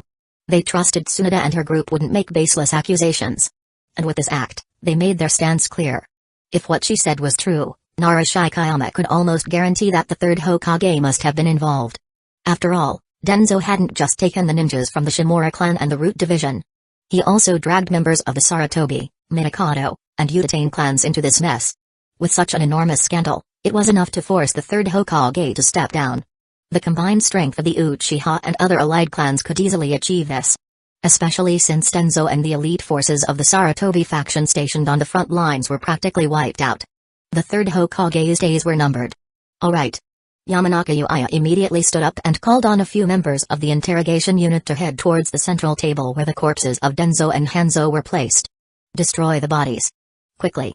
The next moment, a Sarutobi ninja suddenly shouted and charged toward the center table, throwing multiple explosive tags as his chakra flared violently. It was obvious, he was attempting to destroy the evidence and eliminate the corpses. As the leader left behind to guard the camp by Denzo, he knew all too well about the plans involving the third Hokage and Denzo. Seeing Denzo and Hanzo's corpses displayed like this, he immediately realized, the plan had failed. Tsunade was preparing to expose their plot publicly. Denzo's death was one thing, but he couldn't allow the third Hokage to get dragged down as well. Otherwise, the third Hokage would be forced to step down, and the Sarutobi clan would face severe consequences for their complicity. At the same time, several other Sarutobi and Shimura ninjas rushed out from different directions with similar intentions, desperation evident in their eyes. The room erupted into chaos. Explosive tags flew in every direction, and the terrifying aura of unchecked chakra filled the air. Not good. Many onlookers either scrambled to retreat or prepared to intercept the attackers. 4 violet flames formation. Activate. Suddenly, 4 shadow clones appeared at the 4 corners of the central area. A purple barrier instantly took shape, enclosing the bodies of Denzo, Hanzo, and the charging attackers. In the blink of an eye, Kaido teleported inside the barrier using the Flying Thunder God Jutsu. His Sharingan spun into a deadly 3-Tomui pattern. A massive golden skeleton began forming around him, growing larger and more defined by the second. Susanoo. Without hesitation, the colossal arms of his Susanoo came crashing down. The Sarutobi attackers and their explosive tags were crushed under its immense power. Ah! Before they could even scream, they were reduced to nothing but fragments. Boom! Boom! Boom! A series of explosions echoed from within Susanoo's massive hands. However, none of the blasts penetrated the barrier, sparing those outside from any harm. The room fell into stunned silence as the dust settled. Whoa! Is that the Susanoo? That's a Mangekyo Sharingan ability. And the 4 violet flames formation. That's Kaido Uchiha, Tsunade-sama's disciple? Lord Nari Uchiha's son? His reaction speed and raw power are terrifying. Now I'm starting to believe he actually killed Hanzo and wiped out 2,000 rain ninjas. Wiping out 2,000 might be exaggerated, but killing Hanzo? Yeah, I think he could have done it. Wait a second. Another ninja interjected. Isn't the most shocking part that Kaido Uchiha is using the Susanoo with only a 3 Tomoe Sharingan? Susanoo is supposed to require the Mengekyo Sharingan. That's true. How is he pulling this off? Wait, what's a Mengekyo Sharingan? Isn't the 3 Tomoe Sharingan the highest form of the eye? You must be joking. Anyone who knows about Madara Uchiha would be aware of the Mengekyo Sharingan. Amid the whispered debates, one ninja sighed. What a pity. Hanzo's and Denzo-sama's bodies were destroyed after all. That means Tsunade-sama's claims might be true. Still, right now. However, Nara Shikayama's expression was thoughtful. No, not necessarily. Since Kaido can use a storage seal and reacts so quickly, he could have easily stored the bodies before they were destroyed. Exactly. Hyuga Hisashi chimed in. Kaido already stored the corpses before they were hit. They're intact. Their sharp eyes had caught the crucial moment. After sharing a knowing glance, the two men smirked. Chapter 117, Exposing the Third Hokage's Crimes. At this moment, Kaido had already deactivated his Susanoo and dispelled the 4 violet flames formation. With a wave of his hand, he used a simple wind-style technique to blow the lingering smoke from the explosion out of the hole in the roof caused by the formation. Then, he surveyed the scene, his gaze sweeping over the crowd. Under their odd and curious eyes, he began to speak. Senior Shikayama and Senior Hisashi were right. I managed to retrieve both Hanzo's and Denzo's bodies in time. They haven't been destroyed. So, I'll leave it to you, Senior Uchiha, to continue examining their memories. With that, Kaido lightly stomped his foot on the ground. 2 rectangular earthen platforms rose from the center of the area. Kaido waved his hand again, and the bodies of Hanzo and Denzo reappeared on the platforms. He gestured toward Yamanaka Uchiha and his team. He didn't even dismiss the shadow clones stationed at the 4 corners of the open space, ensuring no one else could stir up trouble. Understood. Yamanaka Uchiha and his team stepped forward without hesitation to inspect the memories of Hanzo and Denzo. After half an hour, they withdrew their hands. They exchanged glances, whispered briefly among themselves, and nodded. Finally, Uchiha spoke up. Lady Tsunade was telling the truth. Elder Denzo indeed conspired with Hanzo to set a trap meant to eliminate all the Senju and Uzumaki ninjas on the front lines. This includes Lady Tsunade and Lord Kaido as well. If anyone doubts this, we can bring in other interrogation experts to verify it. Furthermore, Uchiha paused here, glancing at Kaido and Tsunade. He hesitated, unsure whether to continue. Tsunade and Kaido exchanged looks and gave him a firm nod of approval. Kaido even pulled out several confidential letters exchanged between Denzo and the 3rd Hokage, saying, "Speak freely. I've also uncovered these secret letters between Denzo and the 3rd Hokage. These letters weren't forgeries.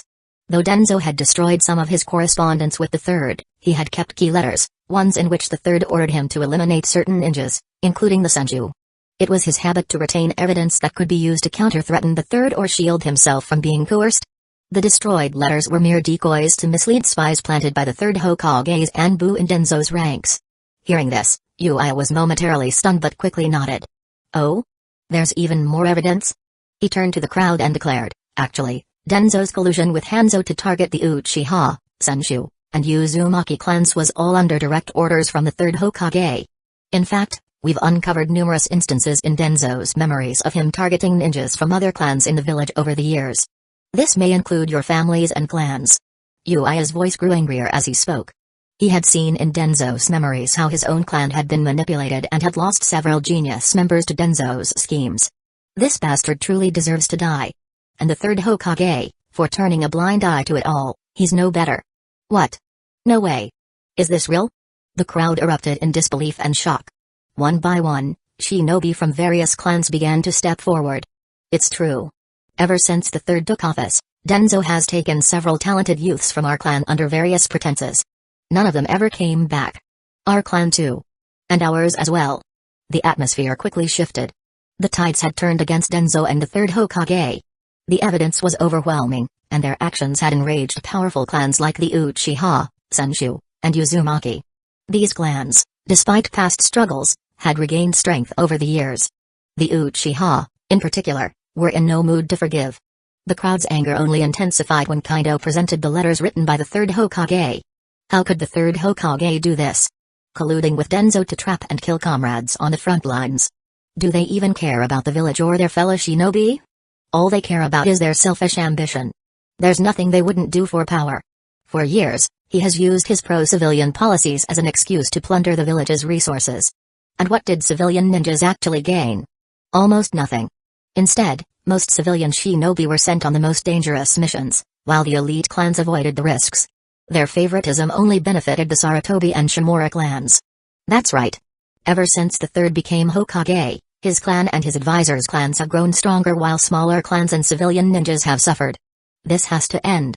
The third Hokage must step down. Absolutely. It's time to elect a new Hokage. Lord Kaido would be a great choice. He defeated over 2,000 rain ninjas, took down Denzo, and even killed Henzo the demigod. His strength and achievements are unmatched. I agree. Kaido should be the fourth Hokage.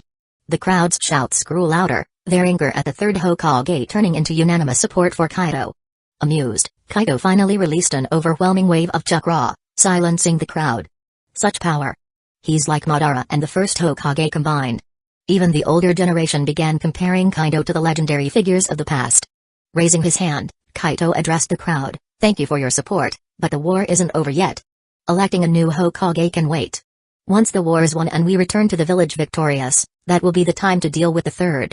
For now, the front lines must remain stable, and Hidden Leaf Village cannot fall into chaos." Hearing this, the crowd calmed down, nodding in agreement. Many felt relieved and happy. They had feared that Kaido might let his emotions take over and cause chaos within the ranks. Now, seeing that he remained level-headed and understood that this wasn't the time for internal conflict, they were reassured. Ending the war and achieving victory were clearly the priorities. Of course. Kaido shifted the mood. You don't have to worry or feel disappointed. The downfall of the third Hokage is inevitable. Half a day ago, after killing Denzo and extracting his memories, along with evidence of his and the third's conspiracy, I used the Flying Thunder God Jutsu to sneak back to Hidden Leaf Village. I secured evidence from Denzo's underground base, the proof of their years of crimes, and handed it to Lady Mido and my mother. Right now, with them overseeing the situation in the village and supported by the Uchiha, Uzumaki, and Senju clans, as well as allied families, I'm confident that the third Hokage will be detained within the next day or two. The village will remain stable, without any major unrest. When the war is over and we return victorious, that's when the real reckoning and trial will take place. He continued with a calm smile. As for the logistics of maintaining order in the village and providing supplies to the front lines, you don't need to worry about that either. My mother, Mikoto Uchiha, and Lady Mido will handle everything. Everyone knows the Uchiha clan is wealthy now. He added with a chuckle. Even without village support, the Uchiha alone can easily fund the front line supplies for quite a while. The tension eased, and many chuckled along with him. It was true. There wasn't a soul in the shinobi world who didn't know how ridiculously rich the Uchiha clan had become in recent years. Profits from selling nutritional pills, healing tonics, antidotes, and other miraculous remedies had skyrocketed their fortunes. Enough side talk for now. Kaido declared. Later, I'll send the bodies of Henzo and Denzo, along with their incriminating letters, back to the village for Lady Mido and my mother to deal with. The village's internal affairs aren't our concern for the moment. He paused, glanced around, and then stamped the ground. The two earthen platforms merged into one large base. A massive map was unfurled atop it, and he continued, our priority now is to take advantage of the confusion among the sand, stone, and rain ninjas. Before they can regroup, we'll strike Rain Village and claim it entirely, ending this conflict with the rain. Simultaneously, we'll prepare for any potential attacks from the sand or stone forces. If they choose to engage us, we'll confront them head-on. I promise to lead you to victory, to crush them completely, and to return to Hidden Leaf Village in triumph. With that, we'll usher in a new era.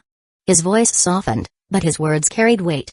And if I am chosen to lead Hidden Leaf Village, perhaps basic nutritional pills will become a standard welfare item for all shinobi. A wave of excitement rippled through the crowd. It was a clever move. By offering such incentives, he deepened their trust and goodwill toward him, increasing their support for his potential rise as Hokage. As for the profits from the pills, Kaido knew that his operations in the One Piece world were scaling rapidly, with more skilled workers, efficient production lines, and improved techniques. The output of nutritional pills was skyrocketing, and costs were dropping just as fast. Sacrificing some profits to earn widespread loyalty and goodwill was a worthwhile trade. It was a virtuous cycle. Even without relying on nutritional pills, the Uchiha had countless other sources of income. And who said making the pills a village-wide welfare program couldn't still generate profits? After all, Why should the Uchiha bear the cost? It made perfect sense for the village to fund bulk purchases of the pills. By offering them at a discounted rate through the village, everyone could benefit. For now, the Uchiha and Hidden Leaf villages' interests would remain distinct. That is, until the day came when the entire village, and perhaps the shinobi world, belonged to the Uchiha.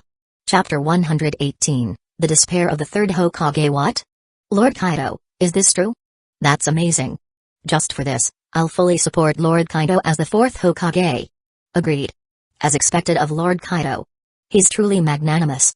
Unlike certain others who not only fail to bring benefits to the villagers but also exploit and extort the village for their own gain. Exactly. Always supporting Lord Kaido. A group of people, upon hearing Kaido's promise, couldn't contain their excitement. Despite being seasoned jonin, they shouted their support without hesitation.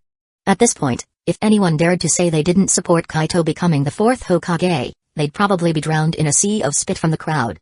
Following that, the group turned their attention to the map, discussing strategies for tomorrow's battle against Hidden Rain Village.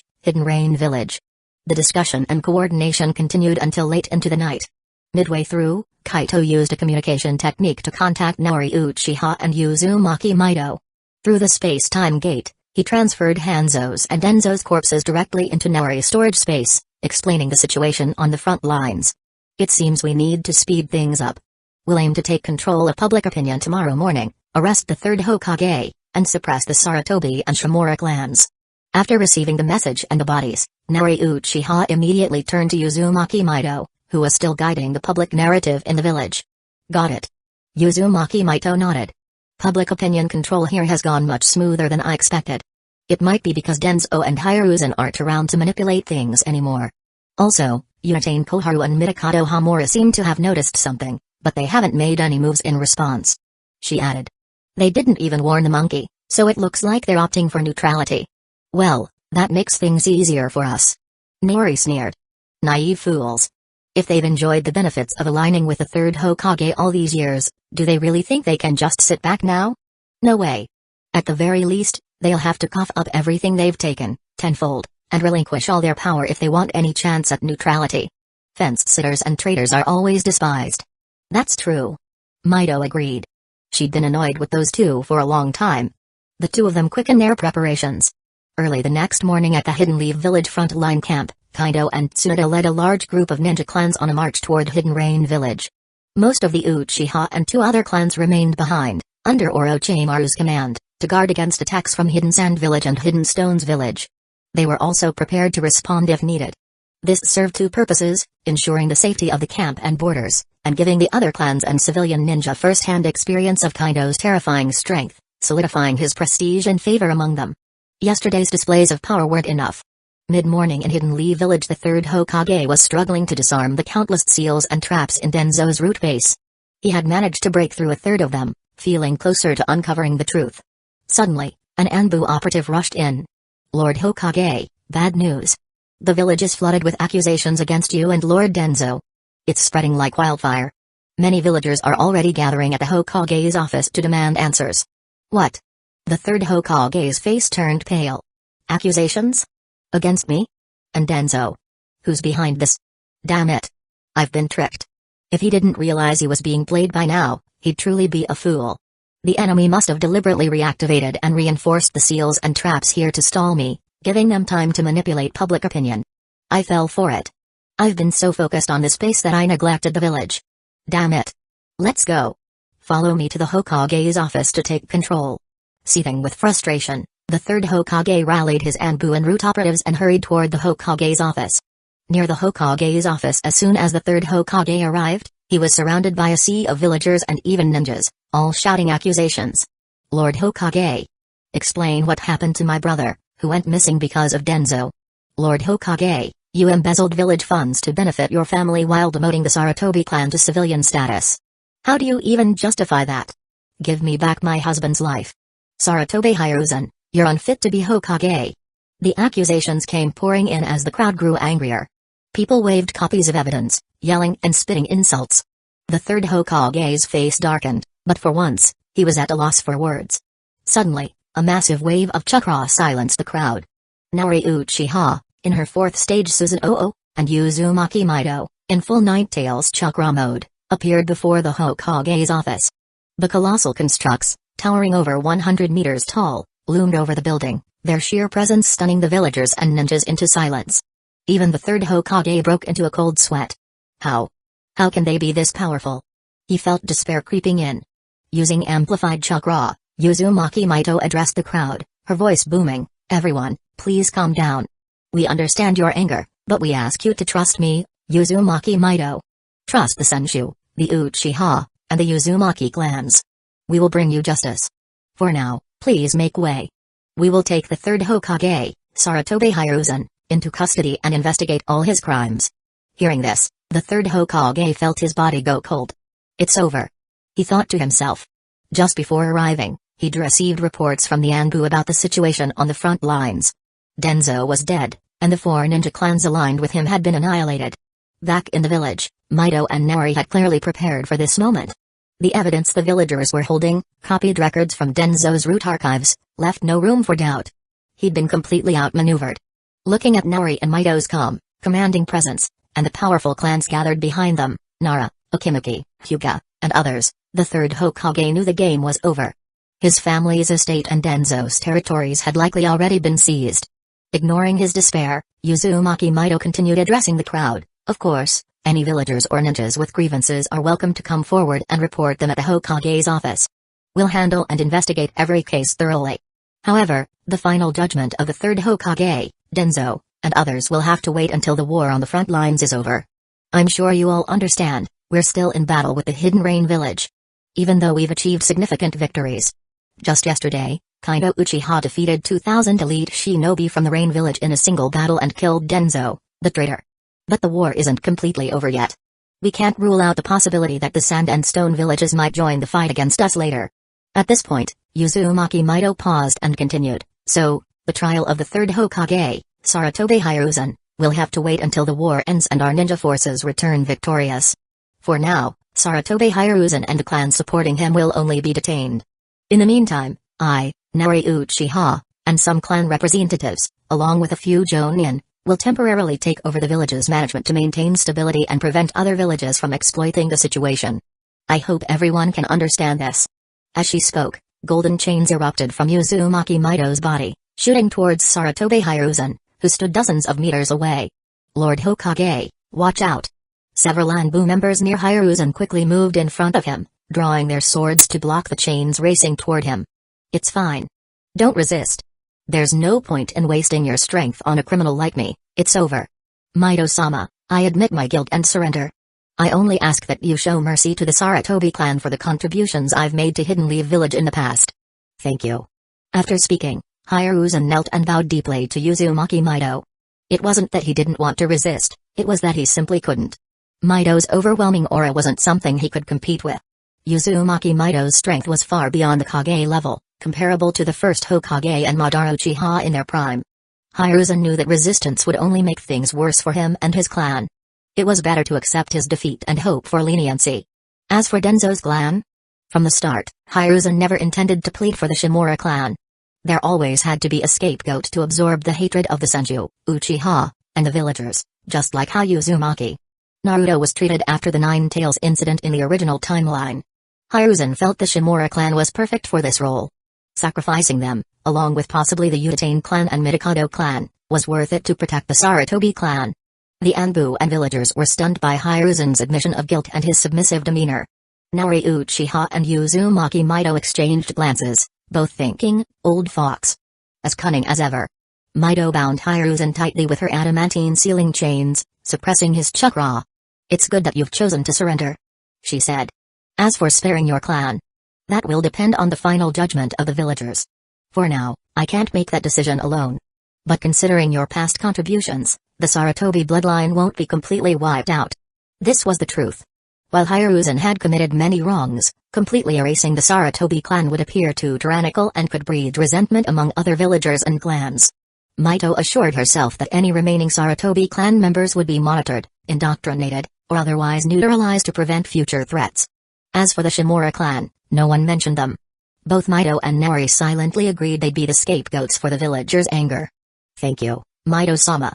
Hiruzen, hearing that his clan's bloodline wouldn't end, felt immense relief and gratitude. Soon, Hiruzen and his accompanying Anbu were detained, awaiting further investigation. Meanwhile, Mito, Nori, and other clan representatives moved into the Hokage Tower to take control of the village's administration. They quickly formed a temporary governing body led by Uzumaki Mito and Nori Uchiha, with major clans like the Nara, Okimaki, Yamanaka, Hyuga, Inuzuka, and Iburim as key players. Simultaneously, elite forces from the Uchiha, Senshu, and Uzumaki clans, supported by other ninja clans, surrounded the territories of the Sarutobi, Shimura, Utatane, and Mikado clans. Resistance was met with swift and decisive action. After eliminating over 100 rebellious Sarutobi clan members, the rest surrendered, had their chakra sealed, and were detained, resulting in 42 casualties. The Shimura clan, however, resisted fiercely, resulting in 563 casualties before they were subdued. Unlike them, the Utatane and Mikado clans surrendered without a fight, following the lead of their advisors. All detained clans were held under strict surveillance, ensuring no further uprisings. Back at the Hokage Tower, reports of the successful operations were delivered. The Sarutobi, Shimura, Utatane, and Mikado clans have been subdued. Chakra has been sealed, and all detainees are under strict watch. The Shimura clan suffered the heaviest losses, with 563 killed in resistance. The transition of power was completed smoothly, solidifying Uzumaki Mito and Nori Uchiha's control over the village. Chapter 119, Seizing Control of Hidden Leaf Village. Also, Utatane Koharu and Mikado Hamura want to meet with Lady Mito. Our side there only suffered a few dozen injured to varying degrees, but no one was killed. They've specifically requested to meet with you during the surrender process. That's the full report regarding the subjugation of the Sarutobi, Shimura, Utatane, and Mikado clans. Oh, right. Uchiha suddenly recalled something and added, this doesn't account for the ninjas from those 4 clans who are still in the village or currently out on missions. Nor does it include those stationed at the front line camps. Uzumaki Mito nodded in satisfaction and said, you don't need to worry about the 4 clan ninjas at the front line camps. Most of them died alongside Denzo in that place where they tried to frame Kaido. For the ones who stayed behind in the camps, they tried to destroy evidence when Kaido exposed Denzo's and the 3rd Hokage's crimes yesterday. Kaido defeated and subdued them on the spot. That leaves only those ninjas from the 4 clans who are still outside the village on missions. At this point, Uzumaki Mito turned to Nori Uchiha. Nori Uchiha spoke up, send the contract ninjas of the 3 clans to hunt down those ninjas. If they surrender without resistance, bring them back alive. If they resist, kill them on the spot. No loose ends can be left behind. The so-called contract ninjas might have confused the representatives of the Inoshikacho clans present, but Uchiha and Uzumaki Ashina understood immediately. They instantly recognized how clever Nori's idea was. Over the past few years, the 3 clans' contract ninjas have traveled all over the ninja world. Having them track down and capture those Sarutobi and other 4 clan ninjas currently on missions was a perfect fit. There was almost no chance the targets could escape. Compared to these map-hacking contract ninjas, the 4 clan ninjas had nowhere to hide. Yes. Uchiha accepted the order immediately. After briefing everyone on the remaining details, he left to carry out his mission. He also needed to reorganize the Anbu forces and quickly bring them under their control. The methods? Clearing out dissenters, winning over key members, and embedding personnel from the Uchiha, Senshu, and Uzumaki clans. As for personnel changes in Hidden Leaf Village's various departments, with the Sarutobi group ousted, many positions and departments were now vacant. Naturally, these positions were filled under the leadership of the Senshu, Uchiha, and Uzumaki clans, along with cooperation from the Inoshikacho, Iburim, and Inuzuka clans, as well as old allies. Since the 3rd Hokage has been overthrown and we've temporarily taken over the village, should we inform the daimyo about this? At this moment, a Nara clan ninja couldn't help but ask. Uzumaki Mito responded directly, just send someone to notify him. That's enough, no need for anything more. If the daimyo has questions, he can come and ask me personally. Also, tell him that we'll address the matter of the 4th Hokage after the front-line war is over. When we've chosen a candidate, we'll inform him. One more thing, the village is in serious financial trouble. Even if we confiscate a batch of wealth from the Sarutobi and their allies, it's unlikely to cover the years of embezzlement. Who could have guessed they'd amass such a fortune in just over a decade? Request additional funds from the daimyo, tell him I said so. I'll write a letter later. Ashina, you'll deliver it. The current daimyo happened to be a descendant of the Senshu clan, from the marriage alliance made when the village was first established. Strictly speaking, he had Senju blood. Uzumaki Mito, therefore, didn't need to show him the same deference as the third Hokage had. If anything, the daimyo should be showing respect to her. Understood. Uzumaki Ashina nodded in agreement. Indeed, only Uzumaki Mito could treat the daimyo of the Land of Fire with such confidence. Naori Uchiha approved as well. Having seen both the past and the future of the ninja world, and knowing that Kaido's ultimate goal was to unify it, she no longer considered the daimyo significant. The daimyo was destined to be replaced in the future. Uzumaki Mito seemed to pick up on her thoughts. After writing the letter and letting Uzumaki Ashina leave, she activated a small soundproof barrier in the office, leaving just the two of them. Then she turned to Naori Uchiha and said, "Naori, I know that in the future, Kaido will unify the ninja world and become its supreme ruler. In the process, whether it's the daimyo of the Land of Fire or other nations, they'll inevitably be swept away. I don't oppose this. But currently, the daimyo's lineage is tied to the Senju through marriage, so they are technically descendants of the Senju. I hope we can ensure a decent end for their line when the time comes. If they're willing to return to the Senju, that would be ideal.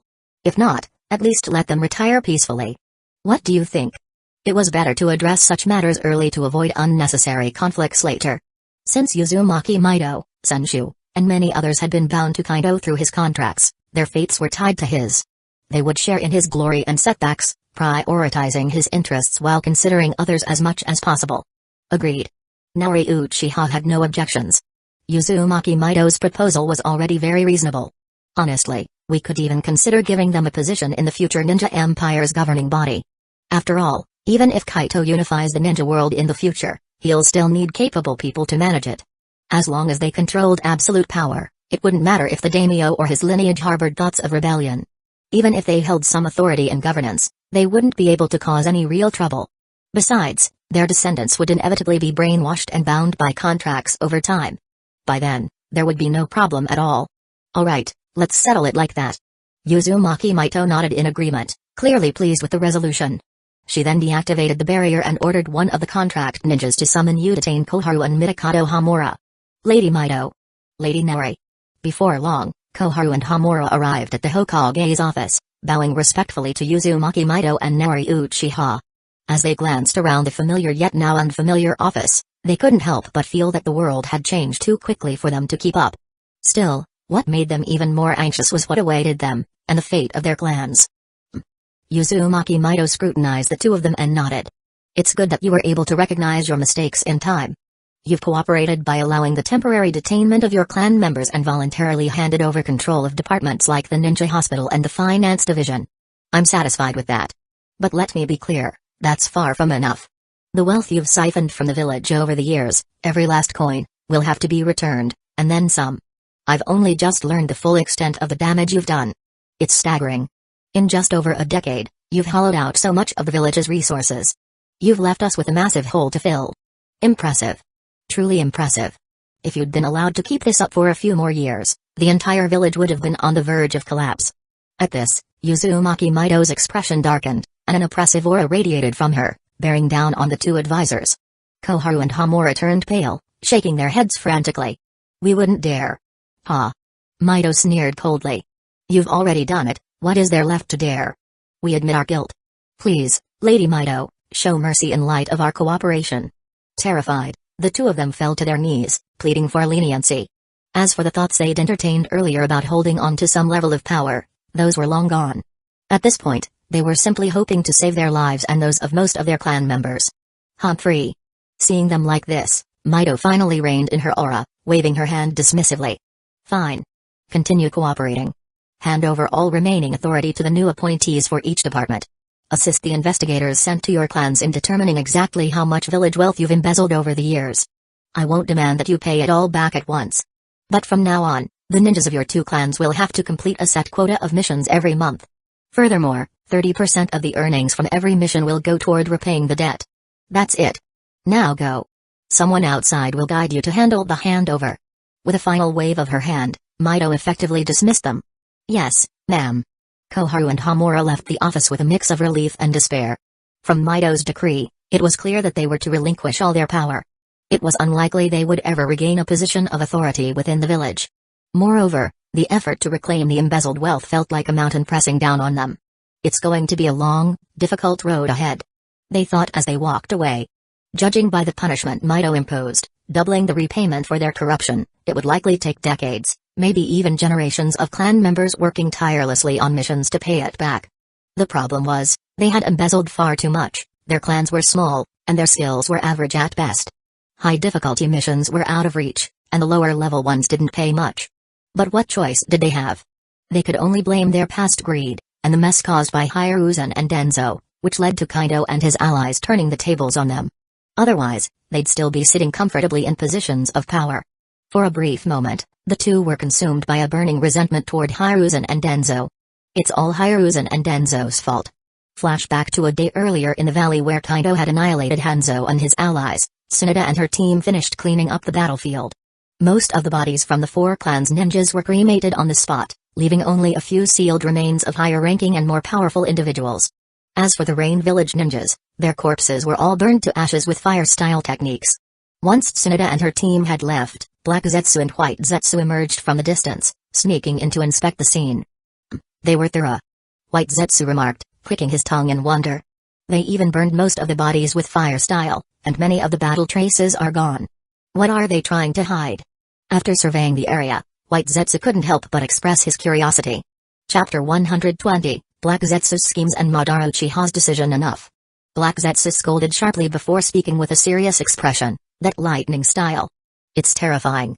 Even though they've tried their best to erase traces of the battle, I can still piece together just how horrifying that lightning style was. 1 strike killed over 1,000 range shinobi, and 2 strikes wiped out more than 2,000.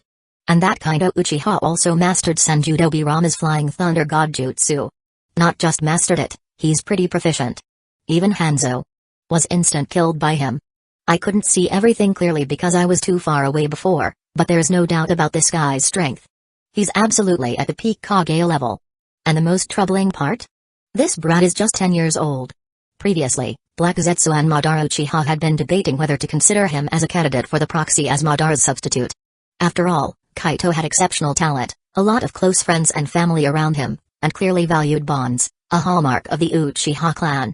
With the right manipulations and a few emotional triggers, they thought he'd easily fall to extremes and could be brainwashed. But now, it seemed they'd miscalculated. He was indeed outstanding, but too outstanding. That level of talent made him unsuitable to act as Madara's proxy.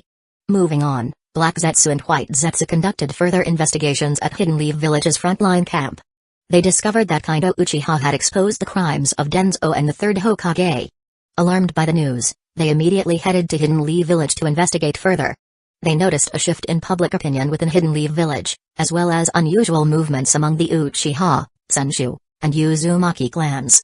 By the next morning, they witnessed an incredible scene. Uzumaki Mido and Naori Uchiha unleashed terrifying power, displaying 4th stage Susanoo and the strength of the Ninetales. They saw them suppress the Sarutobi and 3 other clans, cutting through opposition with incredible speed to complete a swift political coup within Hidden Leaf Village. So much has happened. This is critical information. At once, Black Zetsu and White Zetsu fused and rushed back to the mountain graveyard to report to Madara Uchiha. They started by briefing him on Kaido's situation. Terrifying lightning style? Killing 1,000 range shinobi with 1 strike, and 2,000 with 2? Seriously? Madara's eyes widened in disbelief as he listened. At that age, with that kind of strength? Even for him, such a feat wasn't easy. It'd require a technique like Tenkai Shinsei, an Ultra S-class jutsu. And at 10 years old? At that age, he was probably still competing with Hashirama over skipping stones or seeing who could pee farther. How could someone so young possess such terrifying power? It's true. White Zetsu and I saw it with our own eyes.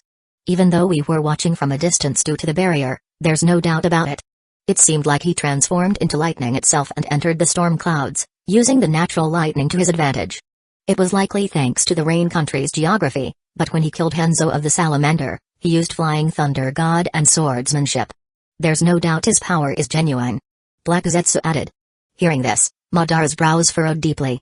If that's the case, this kid is a serious threat. Forget making him the proxy, I might need to find a way to eliminate him. Not just him, Naori Uchiha must be dealt with too. Because of her, the Uchiha clan is growing stronger and stronger. Their situation in Hidden Leaf Village has dramatically improved. They've even allied with the Senju and Uzumaki clans through marriages. What a mess. If Tobirama Senju knew about this, he'd probably come back to life out of sheer anger. Hashirama, on the other hand, would probably be thrilled. Madara's expression turned complicated as he clicked his tongue. If Hashirama and Obirama had shown this kind of boldness back then, maybe the situation in Hidden Leaf Village, and the entire shinobi world, would have turned out completely differently. Maybe. I wouldn't have ended up opposing Hashirama and breaking ties with him. It's all Tobirama's fault. That damn dog of a man. Clearly, Madara still harbored immense resentment and hatred for Tobirama.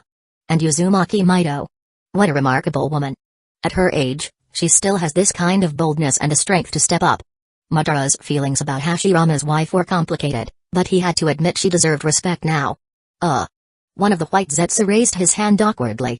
About Uzumaki Mido being old, that might not be accurate, Lord Madara.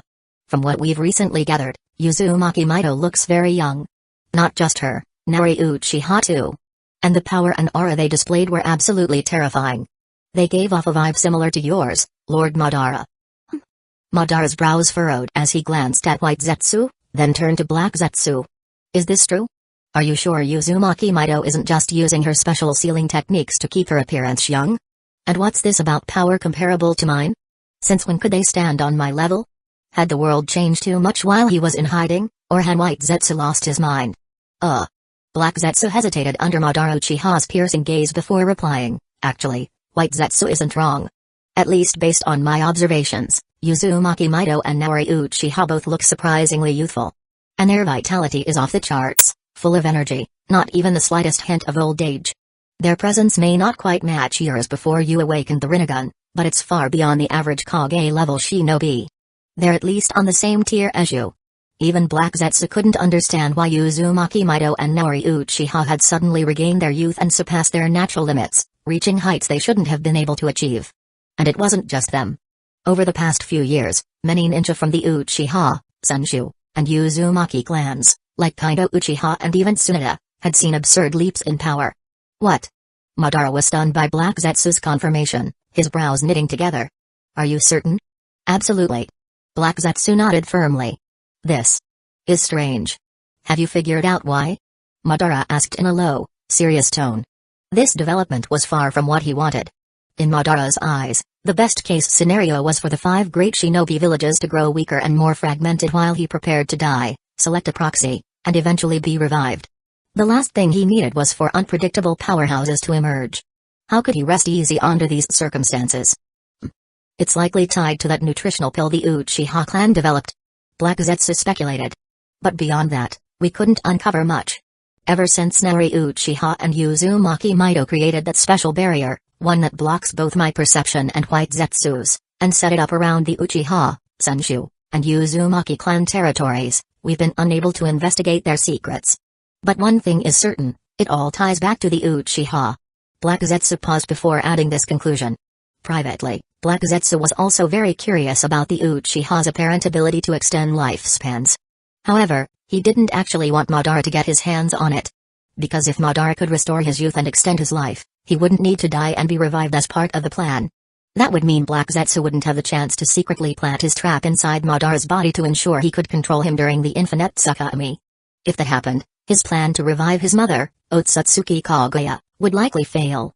Despite pretending to be the manifestation of Madara's will, Black Zetsu knew better than anyone that Madara wasn't easily manipulated. The only reason he had succeeded in manipulating Madara initially was because of the man's extreme temperament. Madara, as the true heir of the Uchiha, was prone to radical decisions. The establishment of Hidden Leaf Village had turned out completely different from his vision, leaving him bitter and frustrated. And then there was the 6 Paths Stone Tablet, with its awe-inspiring reputation. Madara had no idea it had been tampered with. After all, only the Sharingan could decipher the tablet's message, and the higher the level of the Sharingan, the more one could understand. This seemingly divine revelation convinced Madara it was the authentic work of the Sage of 6 Paths. Especially after awakening the Rinnegan as the tablet instructed, Madara's faith in it became unshakable. But even with all this trust, Madara wouldn't give Black Zetsu a chance to plant his traps while he was still alive. Only after his death would that become possible. In fact, Black Zetsu thought it might be better to nurture a less intelligent proxy for Madara. A simpler mind would be easier to control, ensuring Kaguya's resurrection went smoothly. So, he couldn't let Madara obtain the Uchiha's method of youth restoration and longevity. Of course, he couldn't directly stop Madara, but he would scheme in secret. Unaware of Black Zetsu's internal plotting, Madara narrowed his eyes and said, It seems I'll have to step in personally and deal with Nari Uchiha, Uzumaki Mido, and even that Kaido Uchiha brat myself. If I can't uncover their secrets, I'll at least eliminate these uncontrollable variables. That way, I can lay the groundwork for selecting a new proxy and executing my plan. The only question is, will my wood clone be enough for this task? Even Madara didn't feel entirely confident about this. Chapter 121, The Schemes of 3rd Sushi Kage and 3rd Kazi Kage. Since Black Zetsu himself mentioned that Nari Uchiha and Uzumaki Mido might have surpassed ordinary Kage level power, reaching the same tier as him back in the day. It might actually be true. Better safe than sorry. I think we can give it a try. If one isn't enough, we can use 3. One for Uzumaki Mido, another for Nari Uchiha, and we can totally use Kaido Uchiha's bait to lure out Nari Uchiha and Uzumaki Mido. Then take care of all of them at once. Besides, doesn't Kaido Uchiha know the Flying Thunder God Jutsu? If he realizes you've got your eyes on him, Madara-sama, and knows he can't beat you, he'll definitely use the Flying Thunder God to call for backup. He won't just run away alone, leaving everyone else behind. Black Zetsu, acting like a cunning strategist, offered advice to Madara. Oh? Madara raised an eyebrow, smirking. How can you be so sure that he won't just run far away when he sees me, instead of going to get help? Hey. Black Zetsu chuckled sinisterly. That's where hostages and leverage come in. You can use his teammates or even those Hidden Leaf Village shinobi stationed at the front line camp as hostages and bargaining chips. There's no way he can teleport all of them away at once. As long as he cares about those people, he'll come running to help. Especially since he seems to be aiming for the Hokage position after this war ends. It looks like he's already made all the preparations. Saratobi Hiruzen has been detained, and he's just waiting to rack up more achievements and build greater prestige to smoothly take over the role. He won't abandon his comrades and escape alone. If he does, it'll ruin his reputation. Of course, Madara-sama, you should announce your name when you confront him. Scare him enough so that he'll bring Uzumaki Mido and Nari Uchiha's reinforcements. What do you think? If Madara agreed to this, even if he managed to kill all 3 of them, Black Zetsu would have enough time to uncover and destroy the secret behind the Uchiha clan, leaving no trace behind. This way, he could achieve multiple goals, eliminate the uncontrollable factors, Nari Uchiha, Uzumaki Mido, and Kaido Uchiha. Cut off Madara's chances of extending his life. And conveniently choose a suitable substitute for his plans. Even if Madara used a shadow clone, achieving this would still cost significant chakra and life force. One wrong move, and Madara might end up dead from overexertion. At that point, Black Zetsu could take over selecting the substitute himself. We can give it a try. Madara thought for a moment, then nodded. No matter what, dealing with Nari Uchiha and the others was something he had to do. As for the substitute, proxy, he still preferred to choose and train someone himself. Alright, so it's settled? Black Zetsu's heart leapt with excitement as he asked. Good. Madara nodded. Get everything ready. I'll bring my shadow clones over once I return. Madara gave his approval, and Black Zetsu immediately left to make arrangements.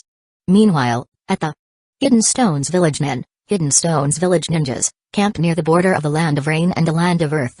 Onoki received a report from his elite team regarding the results of the battle between Kaido's group, Denzo, and Hanzo. What? Hanzo and Denzo are both dead? 2,000 Daimnen, Hidden Rain Village ninjas, wiped out in an instant by just 2 lightning jutsu? And Denzo, along with his 1,000-strong force of Saratobi and other clansmen, was somehow poisoned by Hanzo's toxins? Wasn't Denzo working with Hanzo to deal with the Uchiha, Senshu, and Uzumaki clans? How did he end up getting poisoned by Hanzo? This doesn't make any sense. Onoki was utterly baffled. The leader of the sensory squad, Higashi Shibito, scratched his head awkwardly. Honestly, we don't have many clear details about that. But I don't think it was internal conflict between Hanzo and Denzo. If they were going to turn on each other, it would have been after eliminating the Uchiha forces, not before. There's no reason for them to fall out before the plan succeeded. Our people even noticed that Denzo's troops used some kind of antidote when the poison fog spread. It should have protected them. But somehow, it didn't work. My team suspects that Tsunade might have tampered with Hanzo's poison. She could have added something to make the antidote useless. Given her skill in medical ninjutsu, that's entirely possible. That's the only explanation that fits. As for Kaido Uchiha, until yesterday, no one in Hidden Stones Village had even heard of him. But after Kaido wiped out over 2,000 Daimnin in a single battle and killed Hanzo, he left an unforgettable impression. Onoki would remember that name for the rest of his life. That does make sense. Onoki said thoughtfully. Denzo schemed and plotted for decades, only to be outplayed by a woman. How ironic. However, he furrowed his brow and looked at Higashi Shibito. You wrote in the report that some kid named Kaido Uchiha used a terrifying lightning jutsu to annihilate 2,000 daemon and then used the flying thunder god to kill Hanzo. How is that possible? Where the hell did this Kaido Uchiha come from? Onoki furrowed his brow in disbelief. He'd never even heard of the guy before. It's true. I swear. Higashi Shibito raised his hand in a solemn vow. To be honest, if I hadn't seen it with my own eyes, I wouldn't believe that someone who doesn't even look fully grown could have such terrifying power. That was Hanzo we're talking about. Sure, I've always thought the demigod title was a bit of an exaggeration. He might not be as strong as you, Lord Tsuchikage, but he's still leagues above your average Kage-level ninja.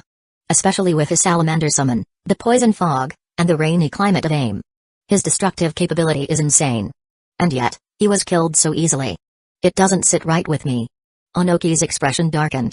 Hanzo, a ninja of that caliber, hadn't lasted even a single round against this so-called Kaido. If someone like Hanzo couldn't handle him, then what about Onoki himself? What the hell is that? That brat isn't even of age? Onoki's voice rose in shock as he processed this new information. Exactly. Higashi nodded firmly. He's tall, sure, probably around 5 feet 9 inches or 5 feet 10 inches, but his face? No way he's even 15. He looks way too young. Onoki frowned. Could he have one of those baby faces, like Agler from Hidden Mist Village? Looks young but isn't. Highly unlikely. Higashi shook his head. After the battle, we tracked the Hidden Leaf Village troops to gather information. That's how we learned his name. Turns out, he's the son of Naori Uchiha, the current elder of the Uchiha clan. If he were older, someone that powerful wouldn't have stayed under the radar. There's no way he's been hiding in secret all this time. Humphrey, that does make sense. Onoki muttered, his frown deepening. Naori's son, huh? I know her well, she's the one who single-handedly crushed the Uchiha clan's internal rebellion during the eye plundering incident. Not exactly someone you'd call ordinary. She might as well be the clan leader. If her son inherited her talent, it explains a lot. But even so, isn't his a little too much? 2 strikes to take out 2,000 Dame ninjas?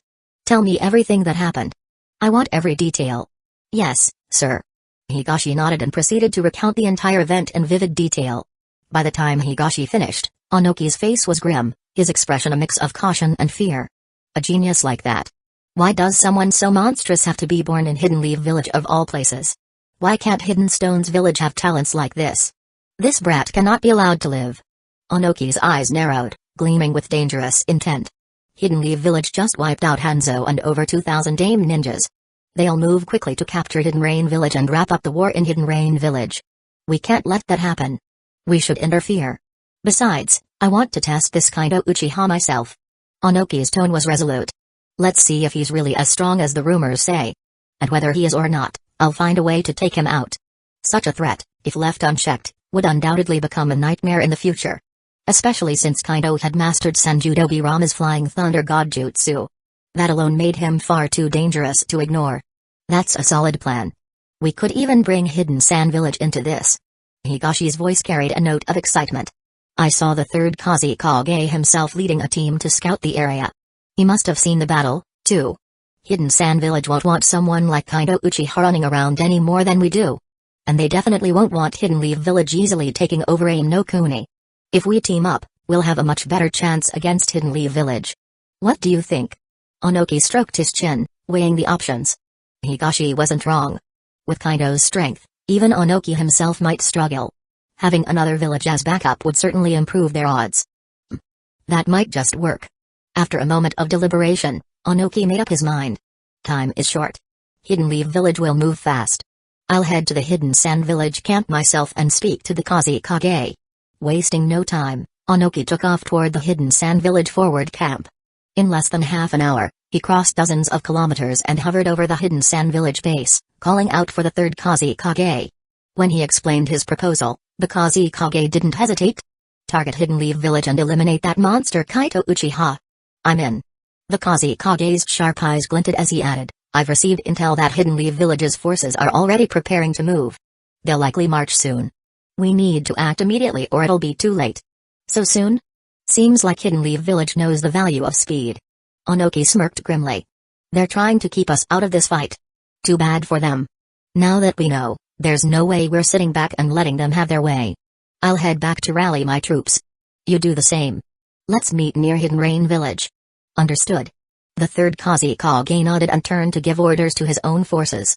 With that, the two leaders moved to prepare their respective armies, united in their goal of striking a blow against Hidden Leaf Village and eliminating Kaido Uchiha. Chapter 122, Heavenly Punishment. In less than half an hour, the third Kazekage led thousands of sand shinobi in an imposing march toward Hidden Rain Village.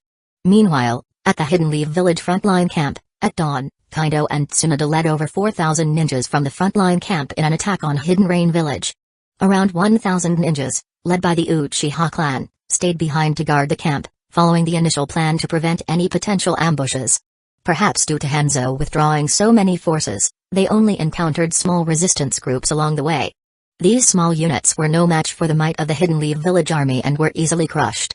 Within a few hours, Kaido and his team reached the outskirts of Hidden Rain Village. Just as Kaido was about to give the order to attack and capture the village, his sensory perception picked up two approaching forces. He frowned immediately. What's wrong? Tsunade and the others noticed his expression and couldn't help but ask. There are enemies heading our way. Looks like Hidden Stones Village and Hidden Sand Village forces. Kushina chimed in before Kaido could reply. What? Everyone was taken aback. Narashikayama quickly asked, how far are they? And how many in each group? Can you sense it clearly? Kaido responded this time. The Hidden Stones Village forces are 32 kilometers away, and the Hidden Sand Village forces are about the same, 31 kilometers. Hidden Stones Village has more than 5,000 ninjas, and Hidden Sand Village has around 4,000. Their leaders? Shikayama asked, his tone tense. Third Sushi Kage, Anoki, and third Kazi Kage. Kaido replied. Clearly, they're not here for peace. They want to stop us from taking Hidden Rain Village easily, or worse, wipe us out entirely. The group was stunned by this revelation. That's nearly 10,000 ninjas combined. Someone exclaimed. The difference in numbers is overwhelming. Tsunade-sama, Kaito-sama, we need to come up with a plan immediately. Shikayama urged. He hesitated for a moment before continuing, or can Kaito-sama use the same technique from yesterday that decimated the rain shinobi? At this suggestion, everyone, including Sakamo Hatake and Jiraiya, turned their gaze toward Kaido. Kaito raised his head and sensed the surrounding clouds with his observation haki. After a moment, he nodded. It's possible. I can gather the electric charge from the storm clouds within a 20 to 30 kilometer radius to unleash a lightning technique strong enough to kill 2,000 to 3,000 enemies. That won't be enough to wipe them all out, he admitted. But I can teleport above one of the groups and use the surrounding storm clouds to perform the technique again. Combined, I should be able to take out 6,000 to 7,000 enemies. He smirked slightly. The climate here in the Land of Rain is perfect for it. The rain-soaked environment, caused by the overabundance of monsoon moisture, created ideal conditions for such a large-scale lightning technique. However, Kaido's thoughts momentarily drifted to the future. Once he united the Ninja world, he planned to create a canal system along the border between the Land of Wind and the Land of Rain to redirect the excessive moisture. This would provide an outlet for the rain-heavy clouds in the Land of Rain, reducing the constant downpours while bringing much-needed water to the arid Land of Wind. With such a project, deserts could transform into lush oases, benefiting both nations.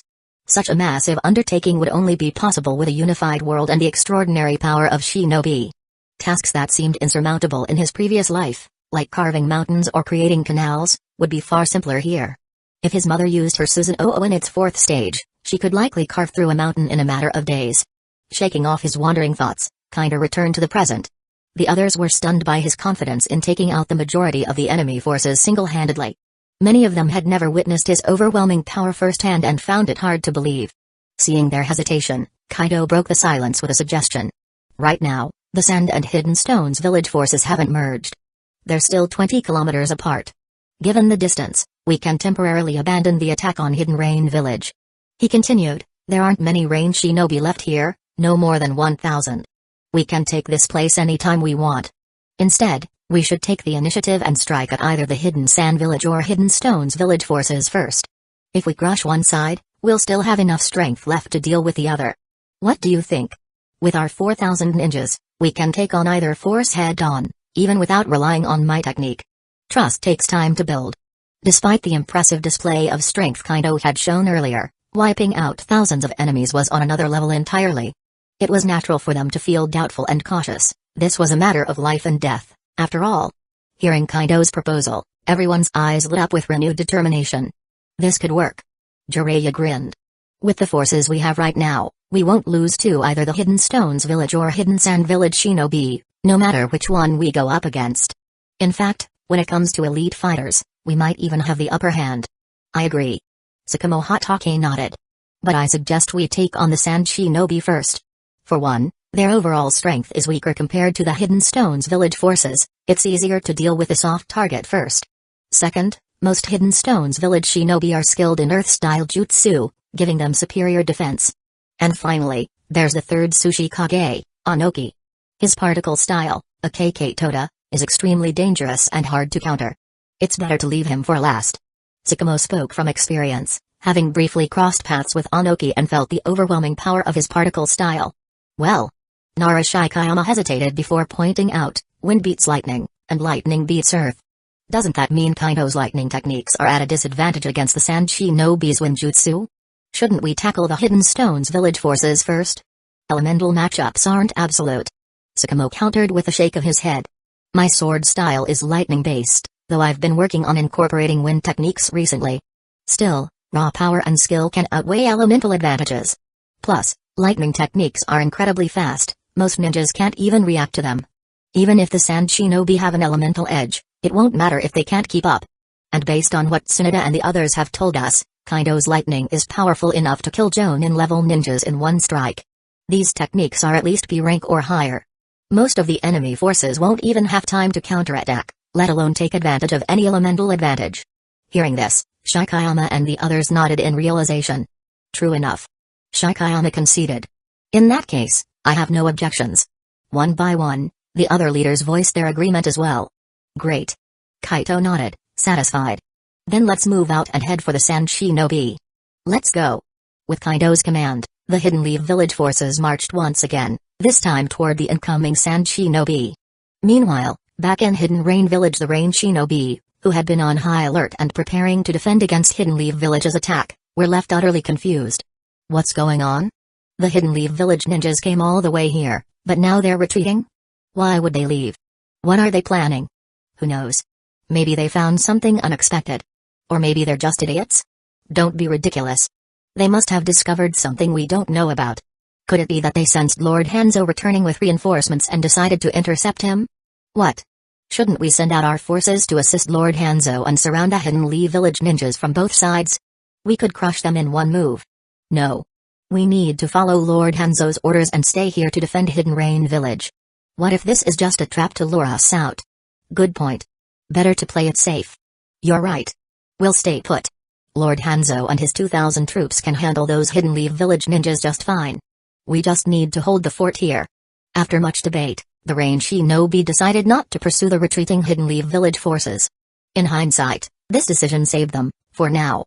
If they had given chase, Kaido would have sensed them immediately and destroyed them first. At least this way, they bought themselves another day. An hour later, somewhere along a main road in the southwest of the Land of Rain, the Sand Shinobi were steadily advancing when something strange caught their attention. Crackle. Some of them noticed the dark clouds above beginning to spark with electricity. Huh? What's going on with these clouds? Are we about to get hit by lightning? Their murmurs reached the ears of the third Kazekage, who was traveling with the main force. He looked up, and his face instantly turned grim. The ominous sight above triggered a memory, the scene from the other day, when Kaito Uchiha annihilated Hanzo and 2,000 Rain Shinobi with a massive lightning attack. Everyone, prepare defenses. He shouted, his voice booming over the noise of the marching troops. It's Kaito Uchiha. He's launching an attack from above. Use defensive jutsu now. What? The Sand Shinobi were caught off guard, stunned by the sudden warning. Those with quicker reflexes remembered the Kazekage's earlier briefing about Kaido and began weaving hand signs to defend themselves. But it was already too late. Crack. A deafening bolt of lightning tore through the sky. Lightning style, heavenly punishment. Boom. Ah. In an instant, 700 to 800 Sand Shinobi were reduced to ashes. Some didn't even have time to scream before being obliterated. No. The third Kazekage's eyes burned with rage as he watched his forces decimated. Despite his swift reaction, using magnet style to shield a portion of his troops with iron sand, he was still too late. Kaido's attack had come too quickly, striking with merciless precision. Chapter 123, Decisive Third Kazekage, Ruthless Kaido Uchiha. Get out here. I'm going to kill you. The third Kazekage roared as he shot into the air, iron sand swirling above his head. As he rose, he quickly expanded the range of the iron sand to cover more ground, all while shouting into the sky. He was trying to buy time, but he also truly wanted to kill Kaido as soon as possible. At the same time, a question nagged at him: why was Kaido Uchiha here? Shouldn't he be with Hidden Leaf Village's main forces attacking Hidden Rain Village right now? Was there a leak in their intelligence? Or had he overlooked something critical?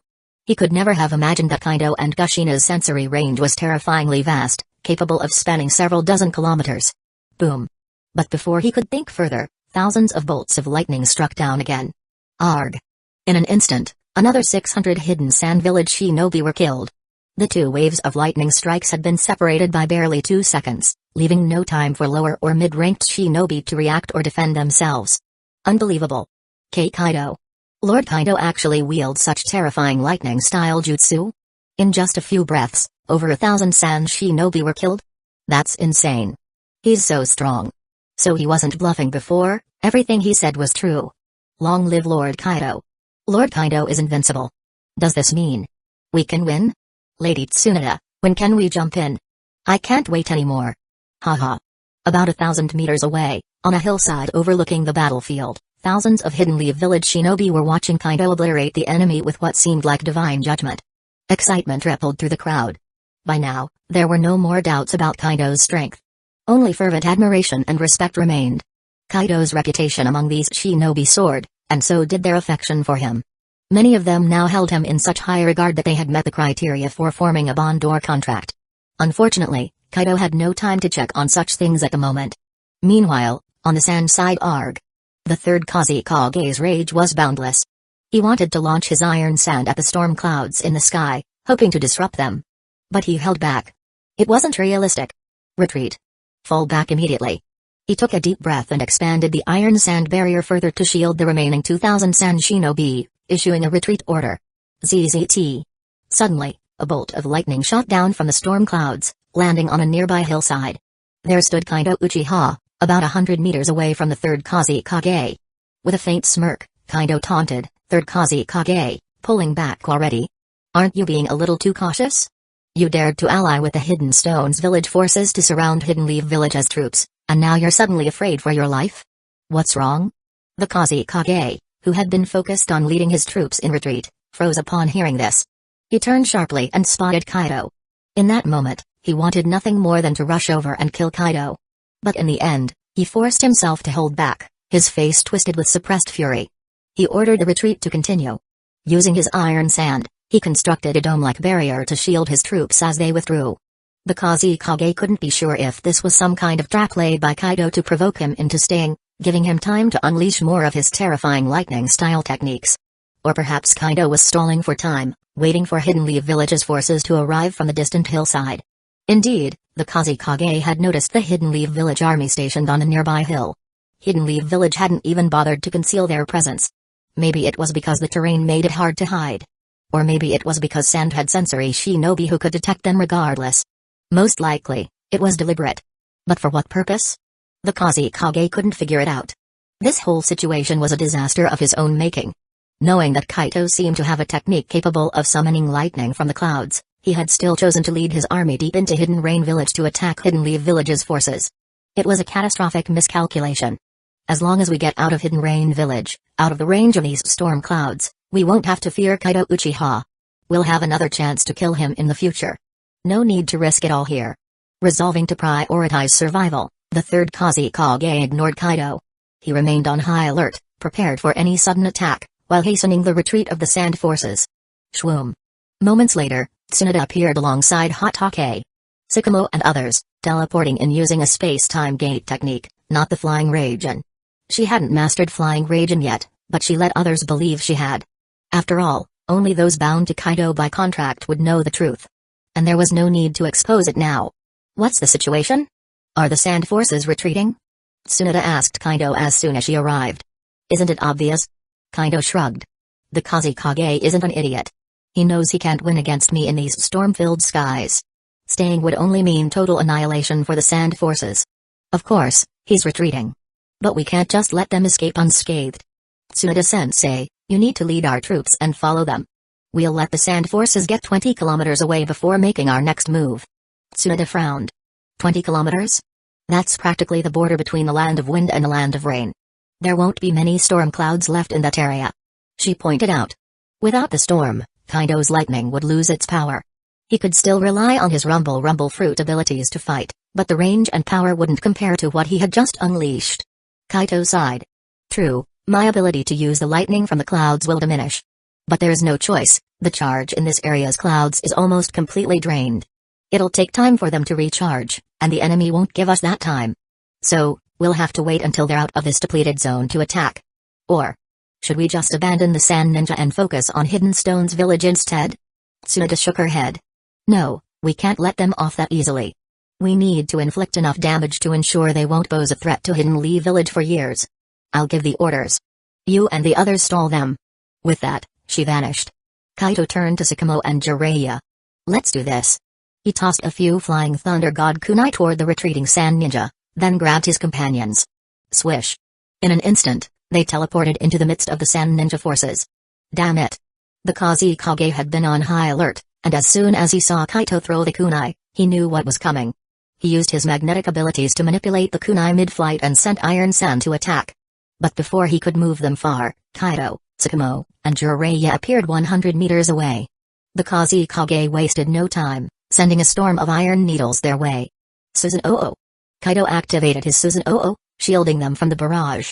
The giant construct's arms formed enormous chakra blades. With a single swing, Kaito slashed at the Kazekage. Not good. The Kazekage felt the danger and quickly used his Iron Sand to form a shield while dodging to the side. Crack. Boom.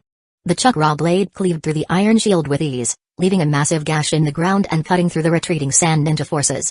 Blood and wreckage littered the battlefield. Damn it. The Kazekage was livid, but he redirected his focus toward defending against Kaito, Jiraiya, and Sakamo. Meanwhile, a Sand Ninja commander ordered, keep retreating. Elite squads, follow me and assist the Kazekage. A dozen Jonin broke off from the main force and charged at Kaito's group. I'll handle the Kazekage. You two take care of them. Kaito told Sakamo and Jiraiya. Got it. Be careful. They nodded before splitting off to engage the reinforcements. Kaito advanced toward the Kazekage, his resolve unshaken. Chapter 124, The Death of the Third Kazekage. With a determined expression, Kaito once again controlled his Susanoo, swinging its enormous sword toward the third Kazekage. But the Kazekage wasn't an easy opponent. He quickly amassed an immense amount of Iron Sand, forming a gigantic hexagonal cube in front of him to block the attack. Boom. The Susanoo's blade struck the Iron Sand construct but only managed to cut halfway through before stopping. Ha ha ha. The third Kazekage couldn't hide his glee and burst out laughing. Looks like there's a way to block your attack after all. Now, take this. With a triumphant shout, he manipulated part of the Iron Sand from the cube, transforming it into numerous iron spears that shot toward Kaito at terrifying speed. Kaito swiftly dispelled his Susanoo. Using the instant transmission technique, he vanished from his spot in an instant, reappearing several meters to the side. He had realized that Susanoo was too sluggish to counter the Kazekage's rapid assaults. It wasn't the right tool for this fight. The Kazekage wasn't about to let him off so easily. He immediately directed more iron spears to chase after Kaito. Dodging in a wide arc around the Kazekage, Kaito suddenly dashed forward, closing the distance between them. A long sword appeared in Kaito's hand, its blade gleaming ominously as he slashed at the Kazekage. Clang! Clang! Clang! The Kazekage hastily formed a thick Iron Sand shield to block the strikes. At the same time, he launched a barrage of iron spears and needles to counterattack. Kaito continued to dodge and strike, the two locked in an intense battle that seemed evenly matched. You're dead. Suddenly, the Kazekage revealed his trap. At some point during their fight, he had surrounded Kaito with several Iron Sand cubes. Manipulating the Iron Sand, he commanded it to converge on Kaito from all directions, intending to crush him. In the blink of an eye, Kaito disappeared again. The Kazekage, however, wasn't surprised. After all, he knew that Kaito had mastered the Flying Thunder God Jutsu. A simple trap like this wasn't going to kill him. His real goal was to stall Kaito and buy time for his forces to retreat. The Kazekage recalled that the Flying Thunder God markers Kaito had previously thrown were scattered on the ground several dozen meters ahead. He immediately focused his attention there, trying to locate Kaido. Through his magnet style, he didn't sense any flying thunder god markers in other directions. This brat must still be up ahead, he thought as he scanned the battlefield. But just as he was looking forward, shhk. A cold sensation spread across his neck. His entire body froze. How? How is this possible? With a face full of disbelief, the Kazekage tried to turn his head. Thud. Before he could, his head separated cleanly from his body, blood spraying into the air. As his severed head fell, the Kazekage finally understood. Somehow, Kaido had appeared behind him, holding a gleaming sword and completing a sheathing motion. How? How did you do it? There were no flying thunder god markers behind me. The Kazekage's lips moved as if to speak, but no sound came out. Even so, Kaido could clearly make out what he was trying to say. Kaido chuckled mysteriously. Who knows? Of course, he couldn't tell the Kazekage that he had cheated by using the teleportation ability granted by his Space Gate talent. Cheating wasn't the right word, though. It was his innate ability, so how could it be considered cheating? It was simply smart use of his powers. Yes, he was just smart, not cheating. If only my flying thunder god jutsu had broken its limits. Then I wouldn't have needed to rely on the Space Gate to teleport without a marker. That's not entirely accurate either. Even the Space Gate requires a kind of coordinate system. Mapping out the battlefield is just another way to set coordinates, isn't it? Kaito mused to himself, feeling satisfied with his cleverness. In combat, the ability to teleport anywhere within my sensory range would be much more convenient. If only the Flying Thunder God could evolve to that level someday. He had high hopes for his Heaven's Reward talent, which had never disappointed him before. Lord Kazekage? Meanwhile, on another part of the battlefield, a few Sanjonin were fighting Jiraiya and Sakamo when they noticed the Kazekage's headless body falling to the ground. Their faces froze in disbelief. This can't be real. He is the strongest Kazekage. How could this happen? While they were stunned, neither Jiraiya nor Sakamo hesitated. You dare get distracted in the middle of a fight? Your lives are mine now, Sakamo declared coldly. In a flash of silver light, Sakamo cut down the remaining Sanjonin on his side. Jiraiya wasn't far behind, using his lion mane jutsu to finish off the last of his opponents. Once the battlefield quieted, both of them turned to look at Kaido and then at the Kazekage's corpse on the ground. Kaido, you're insane. You actually took down the third Kazekage just like that? That's ridiculous, Jiraiya exclaimed, clearly impressed.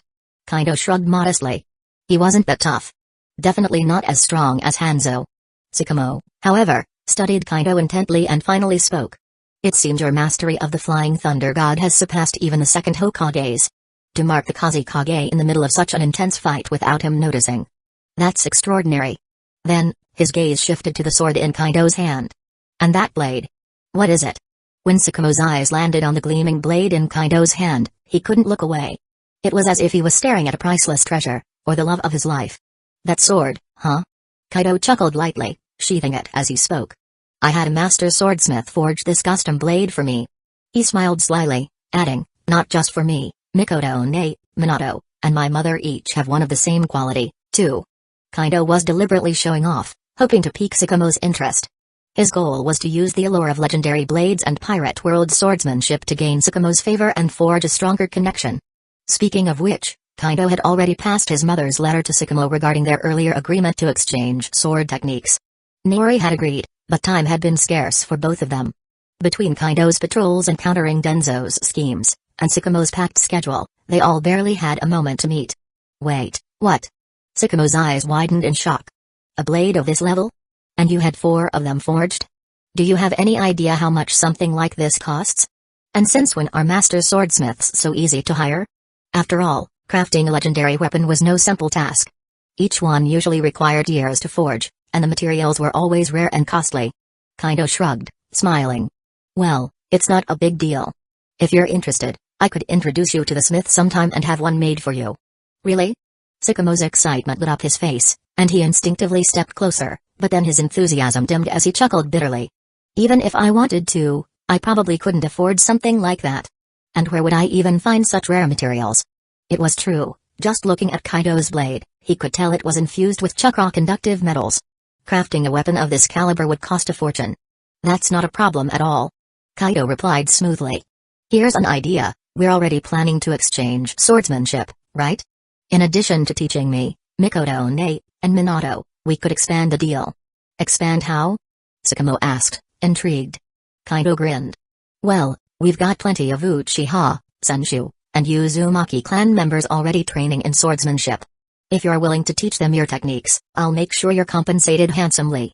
It could be money, or it could be the rare materials you need for forging a sword like mine. Sakamo pondered for a moment before nodding. I'd be willing to teach, but I wonder how long it would take to gather enough materials. That's something we can work out, Kaito said confidently. If it's urgent, I could even arrange for some materials to be given to you in advance. Sakamo's eyes lit up again, and he bowed his head slightly. Thank you, Kaito. I'll make sure to do my part. At that moment, Kaito used his unique ability to check Sakamo's goodwill level. It had shot up to 78 points. Just a little more. Kaito thought gleefully. Once we start trading swordsmanship, that last bit should come easily. Meanwhile, Tsunade arrived with the main force. She had seen Kaito take down the third Kazekage from afar and was now rushing over in astonishment.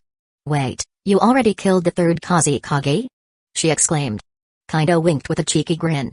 The key was to catch him off guard. Tsunade's sharp eyes narrowed, her expression a mix of suspicion and realization. She had a pretty good idea of how Kaito had managed it. Normally, the Kazekage's magnet style would make it nearly impossible to catch him by surprise with the Flying Thunder God technique.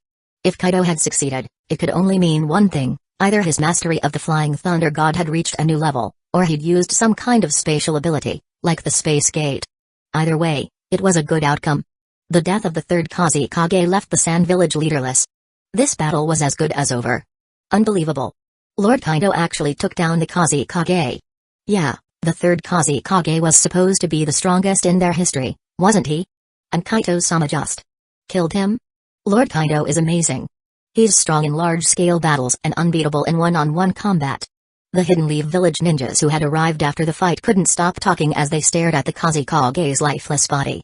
Their admiration for Kaito burned brighter than ever. And just like that, Kaito's reputation soared higher, their loyalty deepened, and their morale skyrocketed. Chapter 125, Flying Thunder God Mass Teleportation or AO? At that moment, Kaito noticed the change in the atmosphere. His instincts kicked in, and with a quick scan using his innate ability, he discovered something incredible. Out of the 4,000 Hidden Leaf Village shinobi present, about one-third had already developed favorable impressions of him. Even the remaining ones weren't far behind, most had a favorability score above 60. This was unbelievable. Wow. I didn't realize my performance in battle would leave that much of an impression. Kaito thought, slightly stunned. Well, it makes sense. The shinobi world has always worshipped strength. A result like this is only natural. He also noticed a dozen or so individuals whose favorability toward him was still negative. This piqued his interest. Huh. Either these guys are hardcore loyalists to the third Hokage and Denzo, or there's something else going on. He speculated. Kaito quietly made a mental note of these individuals, planning to dig deeper into their motives and address any issues later. In the Hidden Leaf Village he envisioned, there would be no room for people who resisted his authority. The village had to be under his complete control. No time to dwell on this, let's keep moving. Kaito declared. This time, we have to wipe out as many Sand Shinobi as possible. He added. Tsunade waved her hand, signaling the army to advance at full speed, chasing after the fleeing sand forces. Kakashi Hatake and Jiraiya also followed without hesitation. Meanwhile, Kaito took a moment to collect the corpse of the third Kazekage, carefully incinerating the bloodstains left behind with a fire-style technique before catching up with the others. It didn't take long for the Hidden Leaf Village forces to close in on the tail end of the Sand Army. Damn it. Does Hidden Leaf Village want to exterminate us completely? A Sand Jonin named Ikkyo shouted angrily. He was at his breaking point. The relentless pursuit from Hidden Leaf Village was suffocating. Calm down. Leave a group behind to hold them off while the rest of us keep retreating. Another Jonin, Tanaka, quickly interjected, pulling Ikkyo back. Ikkyo glared at him, frustrated. Why? What's the point? Didn't the Kazekage himself die trying to buy us time? Leaving people behind now is just sending them to their deaths. Tanaka, also irritated, shot back. Why? Do you really think we can inflict significant damage on Hidden Leaf Village's forces, even if we fight to the death? You want everyone to die here, just to satisfy your anger? Do you understand what that would mean for the Sand Village? We're already one of the weaker great nations, with fewer shinobi compared to the others.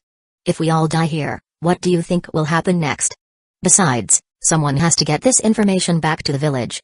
Ikkyo fell silent, unable to refute Tanaka's reasoning. Still, leaving some people behind won't help much. Ekio muttered, rubbing his temples. The Kazekage himself failed.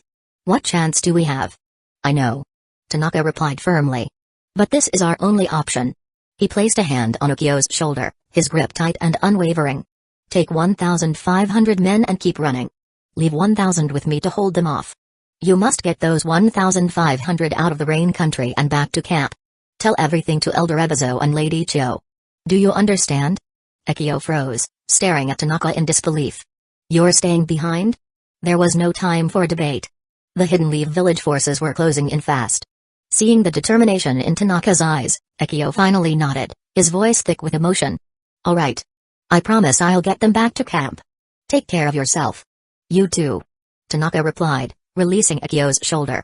Turning to his group of 1,000 sand shinobi, Tanaka raised his hand and shouted, all units under my command, stop.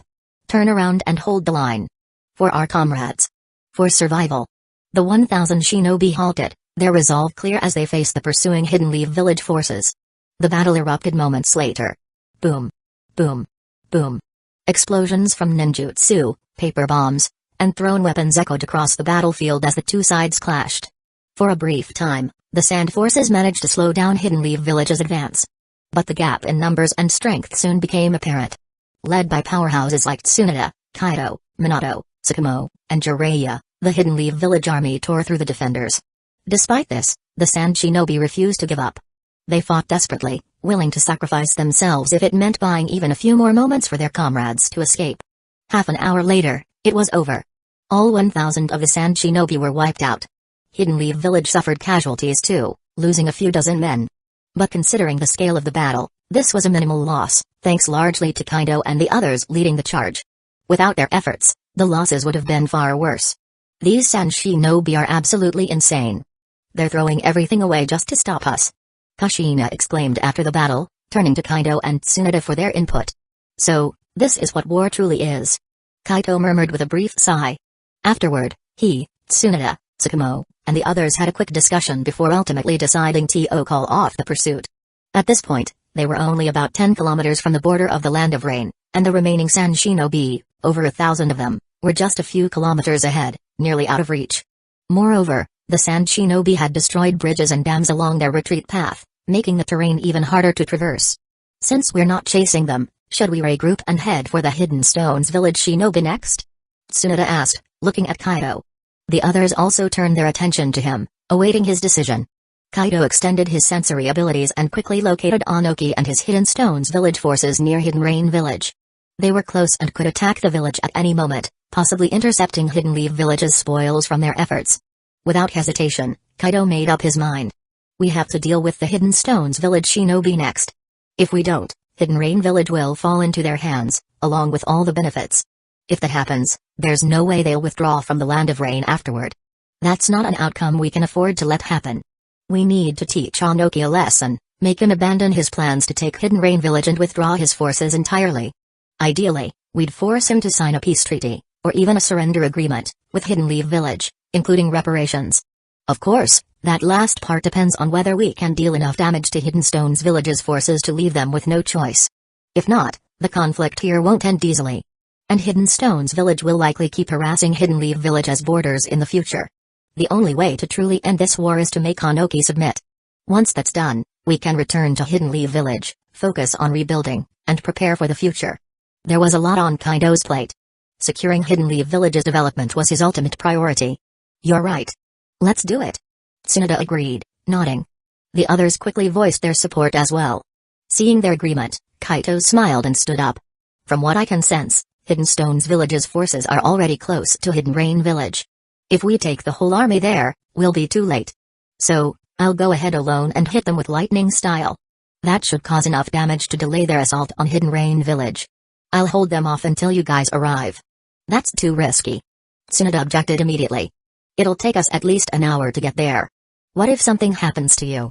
How about using Flying Thunder God to take everyone there at once? Didn't you mention before that you've mastered the group teleportation version of it? Kaido hesitated for a moment, frowning. If we do that, everyone will lose at least 30% of their chakra. That's not ideal when we're about to face the Hidden Stones village forces, who already outnumber us by over 1,000. He had indeed mastered the Flying Thunder God group teleportation technique, But it wasn't without drawbacks. The technique required setting up a large flying thunder god array and activating it with chakra to teleport everyone. It was somewhat similar to Hidden Cloud's village's heavenly transfer jutsu but more refined and less harsh. That's not a problem, Tsunade countered.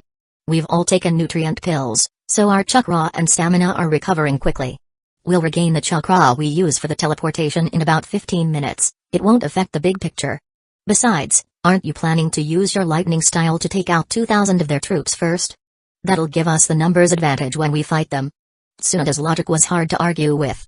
Most of the group had only used up about 30 to 50% of their chakra in the previous battles, and the nutrient pills had already started working their magic. Alright, that works. Kaido finally agreed. But I'll use a shadow clone to handle the teleportation. My real body will go ahead to start gathering thunderclouds and charge up the lightning. That way, the enemy won't have time to prepare, and will maximize the damage. He rubbed his chin thoughtfully as he explained. In the earlier battles against the Sand Shinobi, even with the element of surprise, the third Kazekage had managed to block a significant portion of his lightning attacks using magnet style. If not for that, the death toll among the sand forces would have been closer to 2,000 instead of 1,500. Are you sure a shadow clone can handle teleporting over 3,000 people? Tsunade asked, still a bit skeptical. Relax, it'll be fine, Kaito said with a reassuring grin.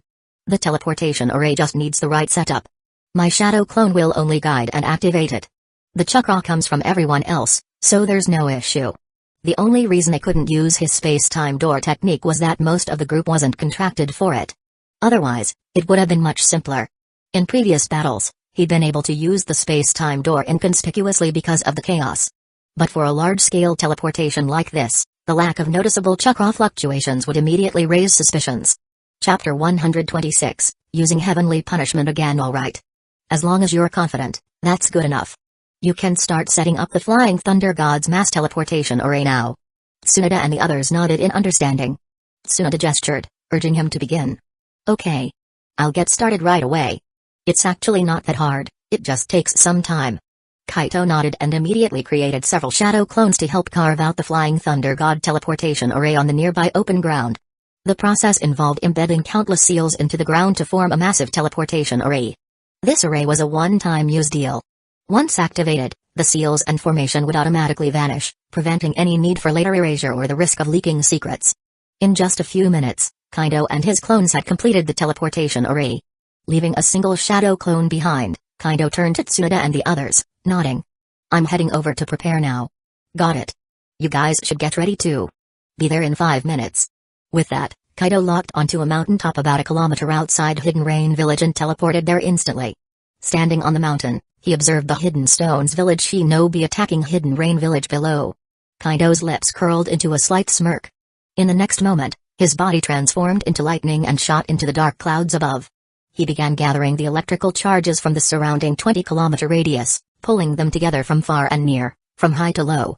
Initially, the Hidden Stones Village shinobi below, engrossed in their siege of Hidden Rain Village, didn't notice anything unusual. That was, until 2 minutes later. Crackle. Crackle. Some of the Hidden Stones Village shinobi, particularly Onoki, suddenly felt a deadly sense of danger coming from the sky. They looked up and noticed that the clouds had darkened even further. Countless electrical charges flickered menacingly across the surface of the stormy sky. Not good. Onoki's eye twitched as he recognized this eerily familiar scene. Alarm bells rang in his head. He immediately descended to the ground, shouting at the Hidden Stones Village shinobi below, "Defend yourselves! Kaito Uchiha is in the clouds! Hurry! Defense formations!" As he landed, Onoki quickly used his weighted rock jutsu to slam into the ground, clapping his hands to summon 2 thick earthen walls. The walls quickly enclosed over 100 Hidden Stones Village shinobi, providing cover. Many of the Hidden Stones Village shinobi, spurred by Onoki's warning, began casting earth-style techniques to protect themselves. Unfortunately, only a few elites were quick enough to react. Most of the lower-ranking shinobi were still in the middle of forming hand signs when, boom! Thousands of lightning bolts crashed down from the clouds. Arg! In an instant, countless Hidden Stones Village shinobi were reduced to charred corpses. Witnessing this scene through his sensory abilities, Onoki's face twisted in rage. Damn you, Kaito Uchiha! I'll kill you. I swear I'll kill you. He had never felt so humiliated or helpless. He couldn't believe such a terrifying lightning technique had been unleashed on his forces. Worse, he had no way to counter it. At this moment, Onoki couldn't help but regret his decisions. Knowing that Kaido had such a devastating area of effect technique, why had he brought so many shinobi to their deaths? Deep down, he realized it was his own overconfidence. He had convinced himself that Kaido's technique must have significant drawbacks or limitations, making it difficult to use frequently. Or perhaps, with the combined efforts of himself and the third Kazekage, they could eliminate Kaito before he could unleash his attack. But reality had proven him wrong. Boom. Another 2 seconds passed, and another wave of thousands of lightning bolts rained down. This time, many Hidden Stones village shinobi had already hidden underground with the help of their comrades' earth-style techniques. Even so, over 500 shinobi failed to escape in time and were annihilated. How unfortunate. As expected, Hidden Stones village shinobi are sharper and more resourceful than Hidden Sand village shinobi. Kaito muttered, taking in the situation. Instead of following up with another attack, he consumed a high-grade nutrition pill and a potion to restore his mental energy. Closing his eyes, he began meditating. Controlling lightning mainly drained his stamina, but locking on to thousands of targets in such a short time also took a toll on his focus. Meanwhile, the shinobi within Hidden Rain village watched in stunned silence as the Hidden Stones village shinobi, who had been ruthlessly attacking them moments ago, were struck down by what seemed like divine punishment. Over 1,000 of them lay dead, while the rest cowered underground. What's going on? Did the Hidden Stones village shinobi commit too many sins and get smited by the heavens? Divine punishment, my ass. Didn't you hear the Sushi Kage shouting earlier? This was clearly the work of some Hidden Leaf village ninja named Kaido Uchiha using a lightning jutsu. You're joking, right? What kind of jutsu has that kind of range and power? Is that even humanly possible? Who knows? Just keep watching, and we'll find out. But if it's true, what do we do next? What do you mean, what do we do next? This has nothing to do with us. How can you say that? Have you forgotten why Lord Hanzo went out yesterday? He went to confront Hidden Leaf village as ninjas. If this Kaido Uchiha is from the Uchiha clan, doesn't that mean something terrible happened? Shut up. Stop spouting nonsense. Lord Hanzo is a demigod. No one could harm him. He's probably just been delayed. Don't worry. Yeah. Let's just hold the village and wait for him to return. While the Hidden Rain village shinobi hesitated, the Hidden Stones village shinobi underground also stayed still, uncertain of their next move. 2 minutes passed, and no more lightning struck. Through sensory techniques, Onoki and his men confirmed that the oppressive presence in the clouds had dissipated. Based on what they'd seen before, Kaido had only launched 2 waves of attacks against Hanzo and his forces before stopping. Onoki reasoned that the cloud's electrical charge must have been depleted. That's right. Such an attack must consume a massive amount of energy, it can't be used indefinitely. That brat. If he's out of tricks, it's his death sentence now.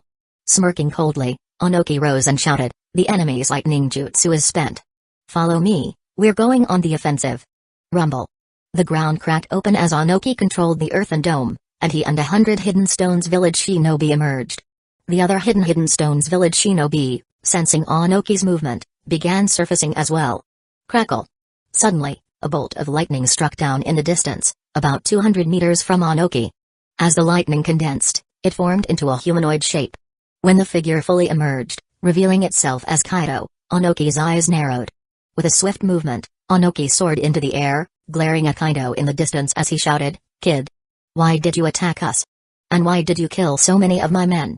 Are you trying to provoke a war between Hidden Lee village and the Hidden Stones village shinobi? At the same time, the old man secretly began channeling chakra, his hands forming seals in front of his chest, ready to unleash a deadly particle-style attack on Kaido at any moment. Onoki's hatred for this Hidden Lee village brat, who had just wiped out over 1,500 of his subordinates in the blink of an eye, was deep. What made it worse? This kid was a member of the Uchiha clan. That fact alone stoked his fury even more.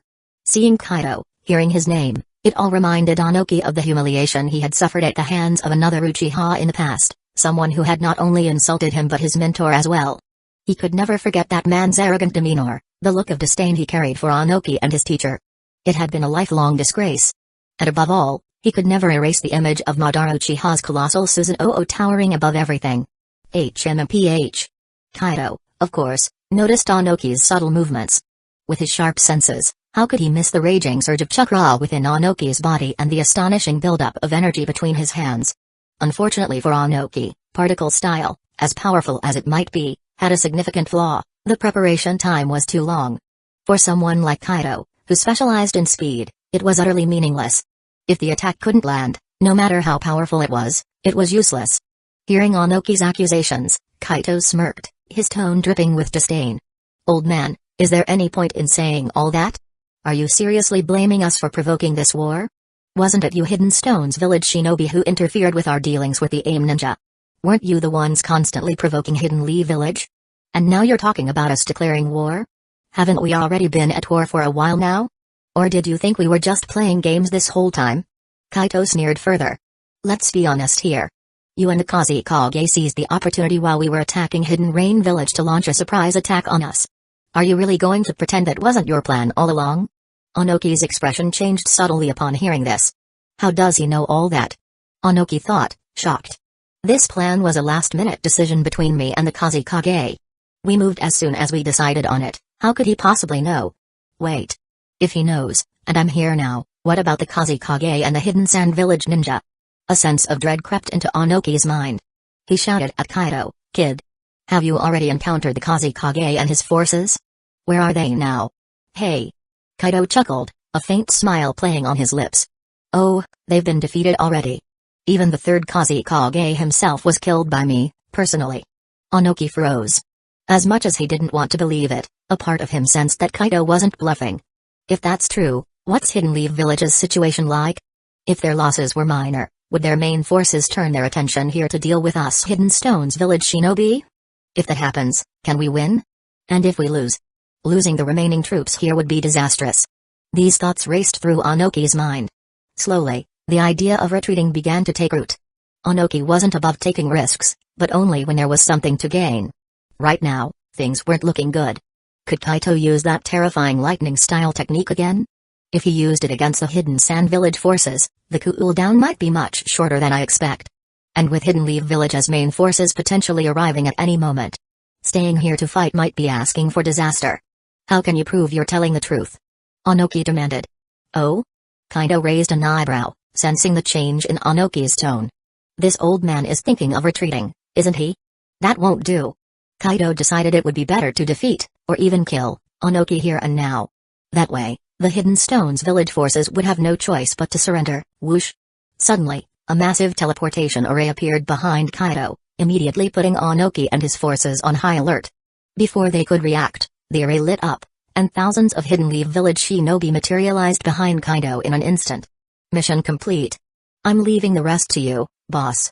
Kaito's shadow clone said before dispelling itself, returning its knowledge to the original. Onoki and the Hidden Stones Village shinobi, along with their AIM allies, stared in stunned silence. Mass teleportation? Has Hidden Leaf Village already mastered such a technique? The shocked murmurs spread among the Hidden Stones Village and AIM forces. If Hidden Leaf Village had this kind of power, the battlefield dynamics would change entirely. Imagine sending most of your troops to the front lines, only for Hidden Leaf Village to teleport their forces directly into your village. The thought alone sent shivers down their spines. Ha! Tsunade arrived, taking in the scene. She gave Kaito a proud slap on the shoulder. Not bad, kid. You wiped out another 1,000 Hidden Stones Village shinobi. Now we've got the numbers advantage. This battle is ours to win. She clenched her fists, ready to dive into the fight. Wait. Onoki raised a hand, flying forward a few meters. Stop. We concede. This time, we admit defeat. Everyone froze, stunned. Onoki continued, we're willing to withdraw our forces and negotiate a peace treaty. We'll even discuss forming an alliance with Hidden Leaf Village. What do you say? Kaito and Tsunade exchanged disbelieving glances. What's going on? Why would he surrender so suddenly? But among the Hidden Stones Village shinobi, there wasn't much resistance to Onoki's decision. Many were too terrified after witnessing Kaito's devastating lightning style. They didn't want to fight this monster any longer. Tsunade frowned. Are you serious, Tsuchikage? Onoki nodded solemnly. Yes. If you're authorized to negotiate, we can finalize the terms right here and now. Interesting. Tsunade muttered, exchanging glances with her comrades. Narashikayama suddenly spoke in a low voice. Could it be the mass teleportation technique that's scaring him? If we can teleport here, what's stopping us from teleporting straight into Hidden Stones Village? Or maybe it's Kaito's lightning style. Someone else suggested. Everyone turned to Kaito for his thoughts. Chapter 127, Onoki backs down. It's probably not just an issue with my lightning style technique, at least, not entirely. Kaito shook his head, analyzing the situation. Before you all were transported here, Onoki was still asking about Kazekage and the others, and he was secretly gathering chakra, clearly ready to attack me at any moment. So, the problem isn't on my end. It's likely the group teleportation ability Uncle Shikayama mentioned. I didn't think too much about it before, but now it's clear, this ability, if used on a battlefield, would indeed be a decisive weapon. No wonder Onoki backed down after seeing it. You can't fight against something like this. Fair point. So what's next? Do we fight, or do we agree to peace and an alliance? Tsunoda nodded and looked at Kaido for direction. Jiraiya and the others also turned their eyes to Kaido. After the last two battles, his reputation and achievements had skyrocketed. Naturally, they started deferring to him. Either works. But if we negotiate, Onoki has to pay a price, no way around it. Kaito said, shaking his head nonchalantly. Agreed. The others nodded in unison. Kaido took a step forward and said to Onoki, peace talks and alliances are fine, but you need to show some sincerity. Offer enough compensation, or I'm fine with settling this in a fight. Honestly, wiping out the 3,000 Sand Shinobi and taking down the third Kazekage wasn't even that satisfying. Right now, we clearly have the upper hand. I don't mind leaving you here too, haha. Do you realize that if we finish this, Hidden Leaf Village will have years of peaceful development ahead? What do you say, Tsuchikage? Hearing Kaido's words, Onoki initially felt furious. But when he heard they'd really killed the Kazekage and wiped out 3,000 Sand Shinobi, his pupil shrank sharply. He wasn't sure if Kaito was bluffing, but many of the Hidden Leaf Village Shinobi did bear signs of recent battles. Some were even lightly or heavily injured. It was obvious they'd been through serious combat. Considering the absence of any Sand Shinobi reinforcements, Onoki believed about 70% of what Kaito said. Still, the idea of compensation was hard to swallow. He'd only chosen to surrender to avoid further losses. Why is this brat so aggressive? Onoki thought, feeling deeply frustrated. But he knew it was reasonable. If he were in Kaido's position, he'd probably do the same. Taking a deep breath, Onoki forced down his anger and frustration before speaking. What compensation do you want? I can authorize a reasonable amount. But don't go overboard, or I won't hesitate to go down fighting. Sure, my forces are at a disadvantage right now. But after that massive lightning attack of yours, how much chakra do you have left? You want to talk about high-level combat power? Before he could finish, Kaido raised his hand, cutting him off. You can't match us in high-level combat power either. Even without me, we still have Lady Tsunade, Master Tsukumo, and Master Jiraiya, 3 Kage-level shinobi. What do you have to compare? You know the havoc a Kage-level shinobi can wreak in a non-Kage battlefield. And don't assume I'm out of chakra. As he spoke, a terrifying surge of chakra exploded from Kaido. The sheer density of it was palpable, almost materializing into a visible form. This wasn't just because Kaido's ninja skills had reached the peak of Kage level. For years, he'd been practicing a technique to refine his chakra to its purest form. Both the quantity and quality of his chakra had been steadily increasing. Now, his chakra levels and purity had reached an absolutely terrifying point. Damn. How is this possible? How can you still have such strong chakra? Are you even human? Onoki exclaimed in shock, overwhelmed by the intensity of Kaido's chakra. This chakra could almost rival that of a tailed beast. And the quality? Incredibly high. This kid is only what, 10? Or are you actually the reincarnation of the Sage of Six Paths? Onoki ranted internally, feeling utterly defeated. At the same time, his heart was filled with bitterness and despair. He didn't even have the confidence to beat Kaido alone, let alone handle the rest of them. Of course, I'm human. What's that supposed to mean, old man? Are you trying to insult me? Kaido pretended to be offended. Hurry up and give me a straight answer, fight or pay up? Though Onoki felt humiliated, he couldn't deny reality. Honestly, even if they could win now, it wasn't worth the risk of fighting. Not unless he could figure out how to counter Hidden Leaf Village's group teleportation technique. Sigh. Finally, he took a deep breath and said, fine, I'll compensate you. But first, let me see the Kazekage's body to confirm you really defeated the Sand Forces. It was a final act of resistance, a desperate attempt to negotiate from a better position. If Kaido and his team could produce the third Kazekage's body, he'd pay up. Oh? Kaito raised an eyebrow. Sure, I'll indulge you. With a wave of his hand, he produced the body of the third Kazekage, which he'd stored earlier. When Onoki saw this, his eyes widened, and he thought to himself, could this be a new Hidden Leaf Village invention? Have they made some major breakthrough in storage seals? Or has this brat achieved something new with the Flying Thunder God Jutsu? However, Onoki quickly pushed those thoughts aside. They weren't important right now. Instead, He carefully examined the body of the third Kazekage. It didn't take long for him to confirm that this was indeed the Kazekage. "Ah, to think I saw you alive and full of spirit just half a day ago. And now you're just a corpse. Life is unpredictable." Onoki sighed. After a moment of reflection, he pulled himself together, looked up at Kaido, and said, "Let's talk about compensation. What do you want? Don't go overboard, or I won't agree to it. You should know that much." "Understood. We'll discuss it among ourselves." "Hold on for a moment," Kaido replied with a knowing nod.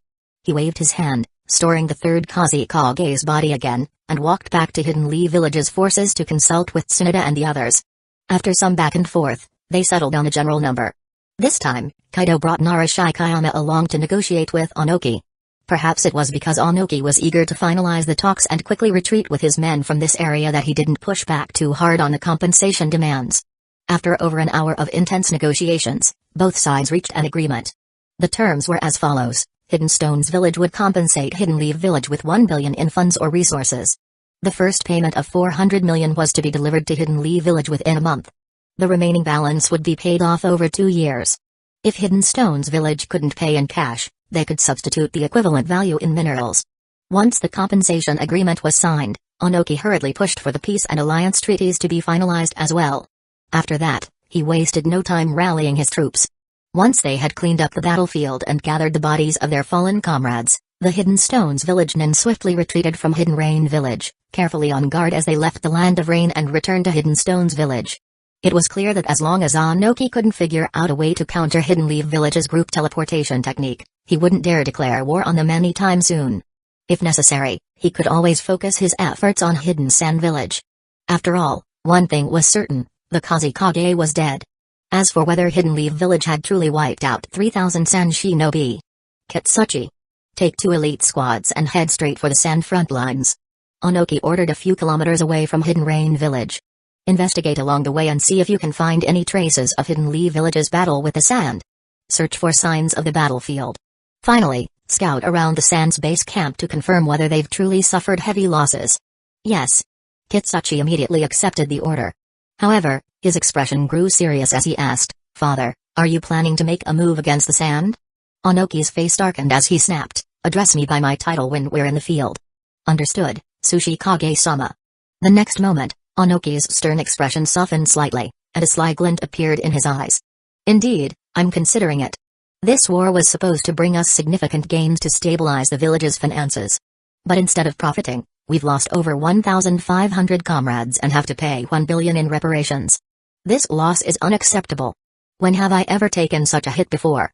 Still, attacking Hidden Lee Village or the Land of Fire right now is unrealistic and unwise. Without a way to counter their group teleportation technique, there's no way we can fight them effectively. Who knows? They might use it to bypass our forces and teleport directly to our village, taking it over." The senior Hidden Stones Village nin around Onoki listened to his reasoning and finally understood why their Tsuchikage had chosen to surrender to Hidden Lee Village, even swallowing his pride to offer compensation. They had been puzzled before. After all, this wasn't like Onoki at all. Everyone knew their Tsuchikage was notoriously stingy and hated losing out. Many had been dissatisfied with the idea of compensation, harboring complaints in their hearts. But now, everything made sense. True, if we can't counter that technique, we really can't afford to fight Hidden Lee Village. Otherwise, one misstep and we're finished. Exactly. Tsuchikage-sama is as sharp as ever. I didn't even think of this before. Tsuchikage-sama is brilliant. The group of Hidden Stones Village nin expressed their admiration, their previous doubts turning into respect. "Ha. Good that you understand," Onoki said, clearly pleased. His tone then grew serious again. "That said, the fact remains that we've suffered a significant loss and haven't achieved our goals. If Hidden Lee Village is off limits for now, that leaves us with other options. Normally, I wouldn't consider attacking the sand. They're too poor to be worth the effort. But if they've truly suffered heavy losses, then we can easily take them down and strip away whatever resources they have left to cover our losses. If we play our cards right, we might even make a profit. So, Kitsuchi, move quickly. Gather as much information as possible and don't miss the opportunity." Of course, Hidden Clouds Village was also on Onoki's radar. Recently, they'd been clashing over some mineral-rich islands in the sea. Though the conflicts weren't intense yet, Onoki had taken note of them. "Yes. I'll leave immediately," Kitsuchi replied, wasting no time as he led 2 squads out on their mission. Chapter 128, Rain Ninja Surrender Maybe. We should talk to Hidden Cloud's village about dealing with Hidden Leaf village together. Onoki mused to himself as he watched Kitsuchi leave. While leading the Hidden Stones village forces out of the Land of Rain, his mind was busy turning over ideas. If we don't figure this out, it'll feel like there's always a sword hanging over our heads, ready to cut us down at any moment, taking not just me, but all of Hidden Stones village with it. He frowned, deep in thought. The Hidden Cloud's village, supposedly has a space-time jutsu too, called the Heavenly Transfer Jutsu, right? It's mostly for moving supplies, though. Still, if we could get our hands on it, maybe we could reverse engineer a way to counter Hidden Leaf Village's Flying Thunder God Mass Teleportation Ori. Onoki's eyes gleamed. Yeah, this could work. But it'll take some finesse. There's no way Hidden Cloud's village would just hand over one of their precious secrets to us so easily. He smirked to himself. No, I'll need to let them suffer at the hands of Hidden Leaf Village first, especially that Kaido Uchiha.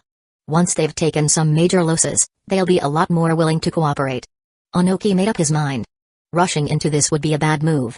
Let's wait until Hidden Cloud's village gets their fill of humiliation before making a move. As for the Hidden Mist, Kairi? He dismissed the idea almost immediately. Forget it. Not only does Hidden Stones village have a long-standing grudge with them, but they're not even in the same league as Hidden Cloud's village when it comes to research. Bringing them in wouldn't accomplish much. Meanwhile, back with Kaido and his team. Once Onoki and the Hidden Stones village forces had retreated, Kaido wasted no time leading his group straight to the gates of Hidden Rain village. Surrender, will you? Kaido called out, his voice calm but firm. You saw how the last fight went, do you really think you stand a better chance than Hidden Stones village did? He grinned. Don't throw your lives away. Surrender, and you get to keep them. Isn't that a better deal? He tilted his head. Or, are you waiting for Hanzo to save you? If so, you might want to take a look at this. With that, Kaido dramatically revealed a body to the gathered rain ninjas, the unmistakable corpse of Hanzo of the Salamander. The reaction was immediate. That's... no way. There's no way Lord Hanzo could have been killed so easily. The rain ninjas stared in disbelief. To them, Hanzo was like a god, a living legend. The idea that he could have been defeated, let alone killed, was unthinkable. But there he was. Dead. And what about the 2,000 rain ninjas Hanzo had led into battle? What had become of them? Surely they hadn't all been wiped out? Not a single survivor? Finally, one of the rain ninja Jonin found his voice. See, can we verify the body? Kaido shrugged, unbothered. Sure. Go ahead. He had no issue with letting them confirm the truth. After all, if it meant they surrendered without a fight, it would save him the hassle. And once they surrendered, he could strip Hidden Rain Village of its resources, wealth, and manpower, maybe even rope them into working for Hidden Leaf Village to pay off reparations. With only a few hundred rain ninjas left, they weren't much of a threat anymore. Thank you. The rain ninja Jonin said with a bow before cautiously stepping forward to examine Hanzo's corpse. After a tense few moments, he stood up, his expression a mix of sorrow and fear. It's him. The Jonin confirmed, his voice heavy. This is indeed the body of Lord Hanzo. The gathered rain ninjas fell silent. The Jonin hesitated before asking, what about the others? The 2,000 rain ninjas who went with him? They're all dead. Kaido said bluntly, his tone as cold as ice. The Jonin's pupils contracted, his breath catching in his throat. Pain and despair flashed across his face, but he quickly forced himself to stay composed. This wasn't the time for grief, he needed to focus. I understand, he said after a deep breath. I'll need to discuss this with the others. Go ahead, Kaito said, waving him off casually. He had no problem letting the Jonin go back to consult with the rest of Hidden Rain Village as leadership. Meanwhile, he carefully put Hanzo's body back into storage. No way was he giving it back, it was far too valuable as research material. Maybe he could even use it for Edo Tensei in the future. Why waste a resource like that? The Jonin returned to the village, where a group of rain ninjas immediately swarmed him with questions. So? Is it really him? Is it really Lord Hanzo? The Jonin nodded grimly. It's him. No doubt about it. And worse. I asked about the others, the 2,000 rain ninjas who went with him. They're all dead. Killed by Hidden Leaf Village. A heavy silence fell over the group. One of them finally broke it with a sigh. Honestly. When I saw that Kaido Uchiha wipe out 1,500 Hidden Stones Village ninjas in a matter of seconds with a terrifying lightning style of his, I had a feeling this was the outcome. For someone like him, 2,000 ninjas are nothing, just 2 rounds of lightning style and it's over. Another nodded solemnly. Exactly. We're not like the Hidden Stones village ninjas who specialize in defense. Most of us are water-style users. Against that kind of lightning style, we wouldn't stand a chance. So what do we do? One of them asked, panic creeping into their voice. Do we surrender? They exchanged uneasy glances, the answer clear on all their faces. Finally, one of them spoke up. Let's surrender. If we don't, we're all dead. Agreed. Then it's settled. We surrender. In no time, the Rain Ninja unanimously reached a consensus. Together, they opened the gates of Hidden Rain Village, leading the remaining Rain Ninja, and chose to surrender to Hidden Leaf Village. From there, tasks like gathering Hidden Rain Village's resources and wealth, negotiating reparations, and peace talks with the village were left entirely to Jiraiya, Nara Shikayama, and the others. As for Kaido, he decided to wander around Hidden Rain Village with Kushina, Mikoto, and a few others. Ugh, it seems like it's always raining here. It feels so dreary, like there's a depressing vibe in the air. Kaido, when can we head back to Hidden Leaf Village? I still prefer Hidden Leaf Village and the Land of Fire's climate. Staying here feels so uncomfortable. Kushina was holding an umbrella as she strolled down the street, unable to hold back her complaints. To be fair, during her time on the front lines, she had been sneaking off to the One Piece world to relax during her breaks. Otherwise, it would have been even harder for her to bear. Yeah, the weather here is really unbearable. Mikoto nodded in agreement. An occasional rainy day can be refreshing. But constant rain? It's just awful. It ruins the mood entirely. Well, Kaido chuckled and said, the battles on the front lines are pretty much over now. We've severely weakened the Hidden Sand Village Ninja, and even Kazekage fell to me. The AIM Ninja have surrendered, and the Hidden Stones Village Ninja are no different. From here on, they don't really need us anymore. Once we're done here, I'll talk to Tsunade and see if we can head back early. Staying here any longer would just be a waste of time. Then what are we waiting for? Let's go ask her now. Come on, let's go. Kushina couldn't hold back her excitement. She grabbed Kaido's hand and rushed toward Tsunade. It didn't take long for them to find her. Unfortunately, Tsunade was still busy negotiating with the Rain Ninja at the time. Seeing this, Kushina had no choice but to wait patiently. About half an hour later, after the negotiations concluded and Tsunade handed the remaining tasks to Shikayama, Kushina couldn't hold back anymore and approached her eagerly. Hey! Tsunade smiled and flicked Kushina on the forehead, causing her to yelp in pain. Teasing her, Tsunade said, you can't handle this much? What'll you do when you face harsher environments and more difficult missions? Besides, even if the frontline battles are over, it's best if we return to Hidden Leaf Village with the rest of the group. When the time comes, you can enjoy the villagers' warm welcome together. But heading back early? That's just not right. Saying this, Tsunade ignored Kushina's pout and turned to Kaido. By the way, she said, you've shown some terrifying strength in front of so many Hidden Leaf Village ninja. How are their impressions of you now? How many meet the requirements for the contract? Why don't you take some time to form those contracts with them? This was a critical point for Tsunade. She was eager for Kaido to contract with all of Hidden Leaf Village's shinobi. If that happened, Hidden Leaf Village would truly be united as one, ready to fully develop and explore the One Piece world. Internal conflicts would be a thing of the past. Right now, I'd say about half of them meet the requirements. Kaido replied. The rest aren't far off either. That many? Not bad. Tsunade's eyes lit up with excitement. If that's the case, don't waste time. Get it done as soon as possible. This isn't the right place, Kaito said, shaking his head. Contracting on such a large scale here risks leaking the news. Especially since some people haven't met the requirements yet. Treating them differently might cause unnecessary misunderstandings. Not to mention, Black Zetsu and White Zetsu are likely watching us. I've already sensed Black Zetsu and a large number of White Zetsu lurking near and even inside Hidden Rain Village. They haven't gotten too close, but we can't be careless. Let's wait until we're back at the frontline base, or better yet, back in Hidden Leaf Village. Once I become Hokage, I can summon them individually for contracts. By then, even more people might meet the requirements. There's no need to rush. Hearing this, Tsunade immediately used her sensory abilities. Sure enough, she detected several White Zetsu inside and outside Hidden Rain Village.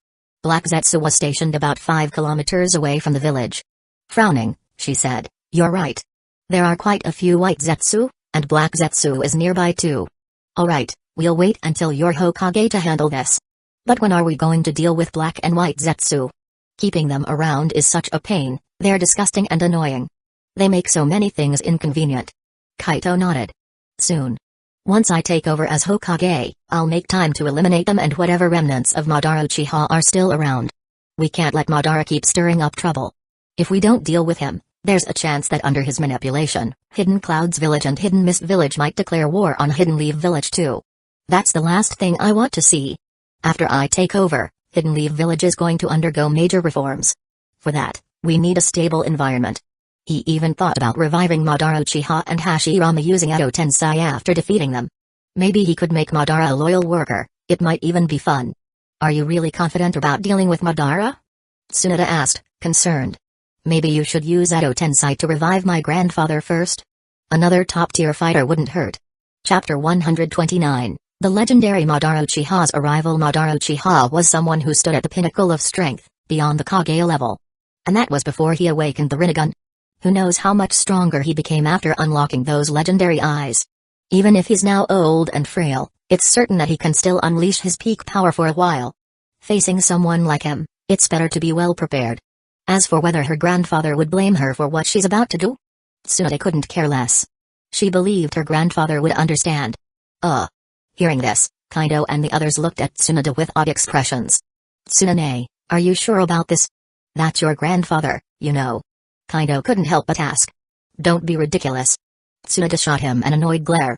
Don't think I don't know that you've already discussed reviving both my grandfather and my second granduncle with Granny Mito when you returned to Hidden Leaf Village 2 days ago. You're planning to use them as tools, and now you're trying to lecture me about right and wrong? Where was all this righteousness earlier? Besides, Granny Mito doesn't mind, so why should I? And anyway, reviving my grandpa is a good thing, isn't it? At least I'll get to see him again, talk to him again, even if it's not a true resurrection. She shrugged, completely at ease. Alright, you win. Let's meet the first and second Hokage, then. Kaido relented awkwardly, rubbing his chin in thought. The best sacrifices for the revival ritual would be White Zetsu. He added thoughtfully. Even though this might alert Madara Uchiha and Black Zetsu, they were already planning to go after them, so it wasn't exactly a big deal anymore. Do as you see fit. Tsunade waved dismissively. Nearby, Minato looked a little exasperated. Is this really okay? Using the first and second Hokage as tools like this? Isn't that kind of disrespectful to our predecessors? That's just practicality. Kushina said nonchalantly. Everything should be used to its fullest, including people. Mikoto gave an awkward laugh, clearly unsure about the whole thing. Suddenly, Kaido froze. His expression turned serious as he dashed out of the room. With 2 quick leaps, he landed on a nearby rooftop, staring into the distance with a grave expression. What's wrong? What's going on? Tsunade, Minato, and the others followed him, their faces full of confusion. As they spoke, they activated their sensory abilities, focusing in the same direction as Kaido. A moment later, their faces turned pale. What a terrifying chakra! This person. Is it Madara Uchiha? They locked onto the target, sensing his appearance, and were shocked to the core. Why is he here, now? Kaido's expression was somber. Looks like he's here for me. I must have drawn too much attention with my strength and potential in recent battles. Black Zetsu and Madara Uchiha must see me as a threat. So, they're making a move early, huh? Interesting. Well, I was planning to go find them anyway. Since they've came to me first, let's settle this now. Too bad it's just a wood clone and not the real deal. Looks like I'll have to pay them a visit at their base later. That's right, Kaido could tell. This wasn't the real Madara. Even though chakra sensing alone couldn't reveal the difference, it was no match for Kaido's advanced sensory abilities. His mastery of chakra control and sensory techniques made it clear, this was a wood clone. The wood clone's chakra carried an overwhelming wood-style essence but was far weaker than what someone of Madara's level should have. Wait. It's just a wood clone? How come I didn't notice? Tsunade asked in surprise. Me neither. Minato and the others echoed, baffled. Your sensory abilities, chakra refinement techniques, and chakra control aren't advanced enough yet. Kaido explained bluntly. Give it a few more years of training, and you'll catch up. Anyway, no time for idle chatter. I'll handle this. With that, Kaido created a shadow clone. The clone vanished immediately, heading back to Hidden Leaf Village to summon Nari Uchiha and Uzumaki Mito as reinforcements. Meanwhile, Kaido turned to the group and said, I'll lure the enemy away. Don't follow me, it's too dangerous. Gather the Hidden Leaf Village ninja and evacuate them from the battlefield. Keep everyone safe. Without waiting for a response, Kaido disappeared in a flash. He reappeared over a kilometer away, standing on a low hill on the western outskirts of Hidden Rain Village. 100 meters away, on another hill, stood Madara Uchiha, or rather, his wood clone. Oh? Madara raised an eyebrow, scanning Kaido with interest. After a moment, he smirked. So, you're the promising Uchiha youngster I've heard about. Impressive. I didn't expect you to sense me from such a distance. Tell me, boy. Are you here to throw your life away? Ha. Kaido chuckled. Of course not. What do you take me for? Not gonna lie, I've already called for backup. With my age and current strength, I have no choice but to use such underhanded tactics against someone like you. That said, I'd love to take you down myself someday, Madara Uchiha. Ha ha ha ha. Madara burst into laughter, his voice echoing across the battlefield. It was as if he'd just heard the funniest joke in the world. After a long moment, he finally stopped laughing. With a smirk, he sneered, Kid, your talent is impressive. Even when I was 10, I couldn't compare to you. But you think you can defeat me? Should I admire your courage or mourn your foolishness? As for Kaido's mention of calling for backup, this was exactly what Madara had hoped for. Originally, he thought he might have to use Hidden Leaf Village's shinobi as hostages to manipulate things. But Kaito Uchiha was even more cooperative and rational than he'd anticipated. This kid was undoubtedly a prodigy, but he wasn't the reckless type. That part surprised Madara a bit. He could sense a considerable amount of power within Kaido's Sharingan. Clearly, Kaido had awakened his Sharingan, yet his demeanor was calm, and his chakra remained steady. Not bad. Oh, think what you like. Kaido replied with a grin. The only disappointment is that you're just a clone today. Pity. Otherwise, I'd love to take you out right here and now. That way, you wouldn't keep stirring up trouble and getting in my way. But don't worry. Kaido added, his tone turning sharper. I'll track down your real body soon enough and send you to the Pure Land to keep the first Hokage company. Though the first would soon be resurrected, anyway. If Madara were to be revived as well, maybe they could have a little reunion. Of course, Madara's strength would need to be restrained upon revival. Having him back at full power, too much hassle. As for trying to recruit Madara or align with him, with his stubborn and prideful personality, Kaido didn't hold much hope for that. Huh? Madara raised an eyebrow, surprised by Kaito's words. You figured out this is just a wood clone? Seems I underestimated you, kid.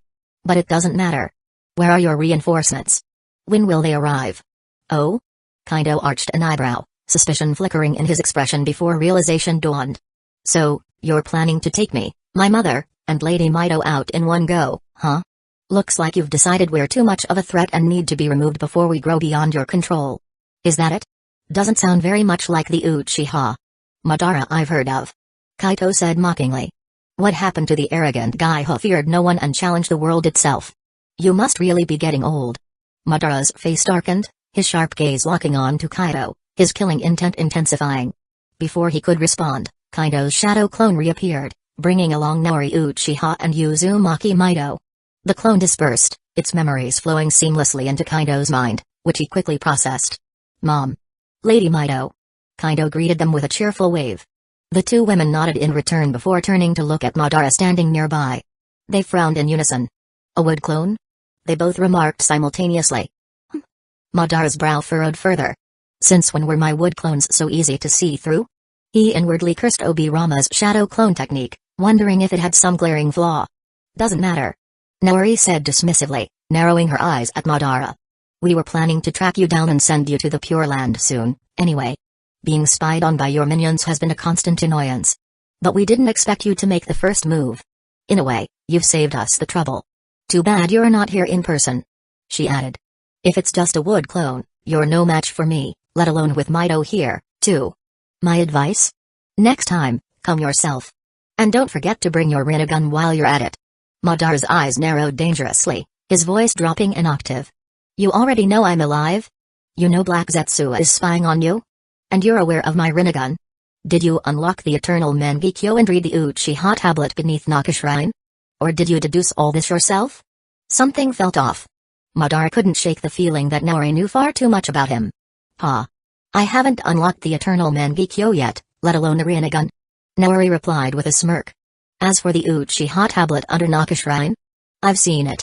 But aside from a few useful tidbits, most of what's written there is garbage. Her casual dismissal struck a nerve. Madara's expression twisted slightly as confusion flickered across his face. You're telling me that after seeing the tablet, you consider most of its information useless? How can that be? For a moment, Madara couldn't comprehend her indifference. Chapter 130, Reviving the first Hokage, goofy Hashirama hee. No reason, really. Even if I told you, you wouldn't understand or believe me. So, there's no point in explaining. First, I'll leave this clone of yours here. Then, I'll go and find your real body. In the next moment, Naori Uchiha activated her Mengekyo Sharingan and unleashed the fourth stage of Susanoo. Her enormous construct loomed 100 meters tall, charging straight at Madara Uchiha, who was positioned hundreds of meters away. Meanwhile, Uzumaki Mido wasn't idle. She immediately entered her Nine Tails mode. A massive phantom of the tailed beast appeared behind her, and a multicolored black-tailed beast bomb began forming rapidly. Without hesitation, Madara Uchiha also activated his Susanoo, but this one was in its ultimate form, towering over 200 meters, nearly twice the size of Naori's. Madara's Susanoo drew two blades from its waist. One sword blocked Naori's incoming strike, while the other slashed toward Uzumaki Mido. Boom! The clash of weapons and the explosion of the tailed beast bomb created an earth-shaking blast. At that moment, Kaito suddenly appeared behind Madara Uchiha, moving undetected. In his hand, he held a terrifying lightning spear, compressed to immense density and carrying unparalleled piercing power.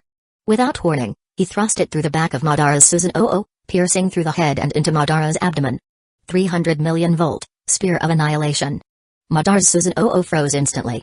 With disbelief etched on his face, Madara looked down at the wound in his abdomen. Confused, he turned to look at Kaito and said, "That's not the Flying Thunder God Jutsu. You've mastered some other spatial teleportation ability? You even set up instant kill traps in advance? How did you manage that?" If it weren't for this ability, there was no way Kaito could have caught him off guard like that. He also glanced at the lightning spear piercing through him. Sensing its overwhelming penetrating and destructive power, Madara murmured in realization, "This isn't ordinary lightning style, is it? No wonder. No wonder." Bang! The next moment, his Susanoo shattered, and the wood clone he'd used disintegrated into a puff of smoke, leaving behind a lifeless wooden statue of Madara Uchiha. Kaito's body began to fall, but with a thought, he teleported back to Uzumaki Mido's side midair. "You brat, we barely got a chance to fight, and you've already ended the battle. Feels like a massive cheat," Uzumaki Mido said, laughing as she dismissed her Nine Tails chakra. "No kidding." At that moment, Naori Uchiha also deactivated his Susanoo and descended, smacking Kaito on the head. "I was all set to have a proper fight with Madara Uchiha to test my strength, but you went and ruined it." Kaito scratched his head with an embarrassed smile. "Well, there's still a chance. We can capture some white Zetsu, interrogate them, and find Madara's real location. Then we can hunt him down. Since he's already made a move against us, we can't just sit back and defend, right? Why not just finish him off directly? Better to strike first than to keep waiting and defending." "Good idea. Let's get to it. The white Zetsu around here have already started fleeing." Uzumaki Mido and Naori Uchiha both agreed. "Remember to capture as many as you can alive and store them in your storage space," Kaito reminded them. "I'll consolidate them all into one space for easier access. These white Zetsu are top-tier sacrifices for the Edo Tensei and perfect materials for human experiments. We can't waste them. We'll need them to resurrect the first and second Hokage later and for researching various KK Genkai." "Got it." Uzumaki Mido and Naori Uchiha nodded in understanding. The next moment, the two of them vanished, reappearing moments later with one white Zetsu each, one pulled from a tree, the other from underground. They both interrogated their captives through soul-searching techniques. Soon enough, they had Madara's location. "So, he's really hiding in the mountain graveyard, huh? Looks like we'll have to pay a visit to the Land of Frost," Naori Uchiha said as he returned to Kaito's side with Mido. Mido nodded and asked Kaito, "What about you? Coming with us?" "Of course."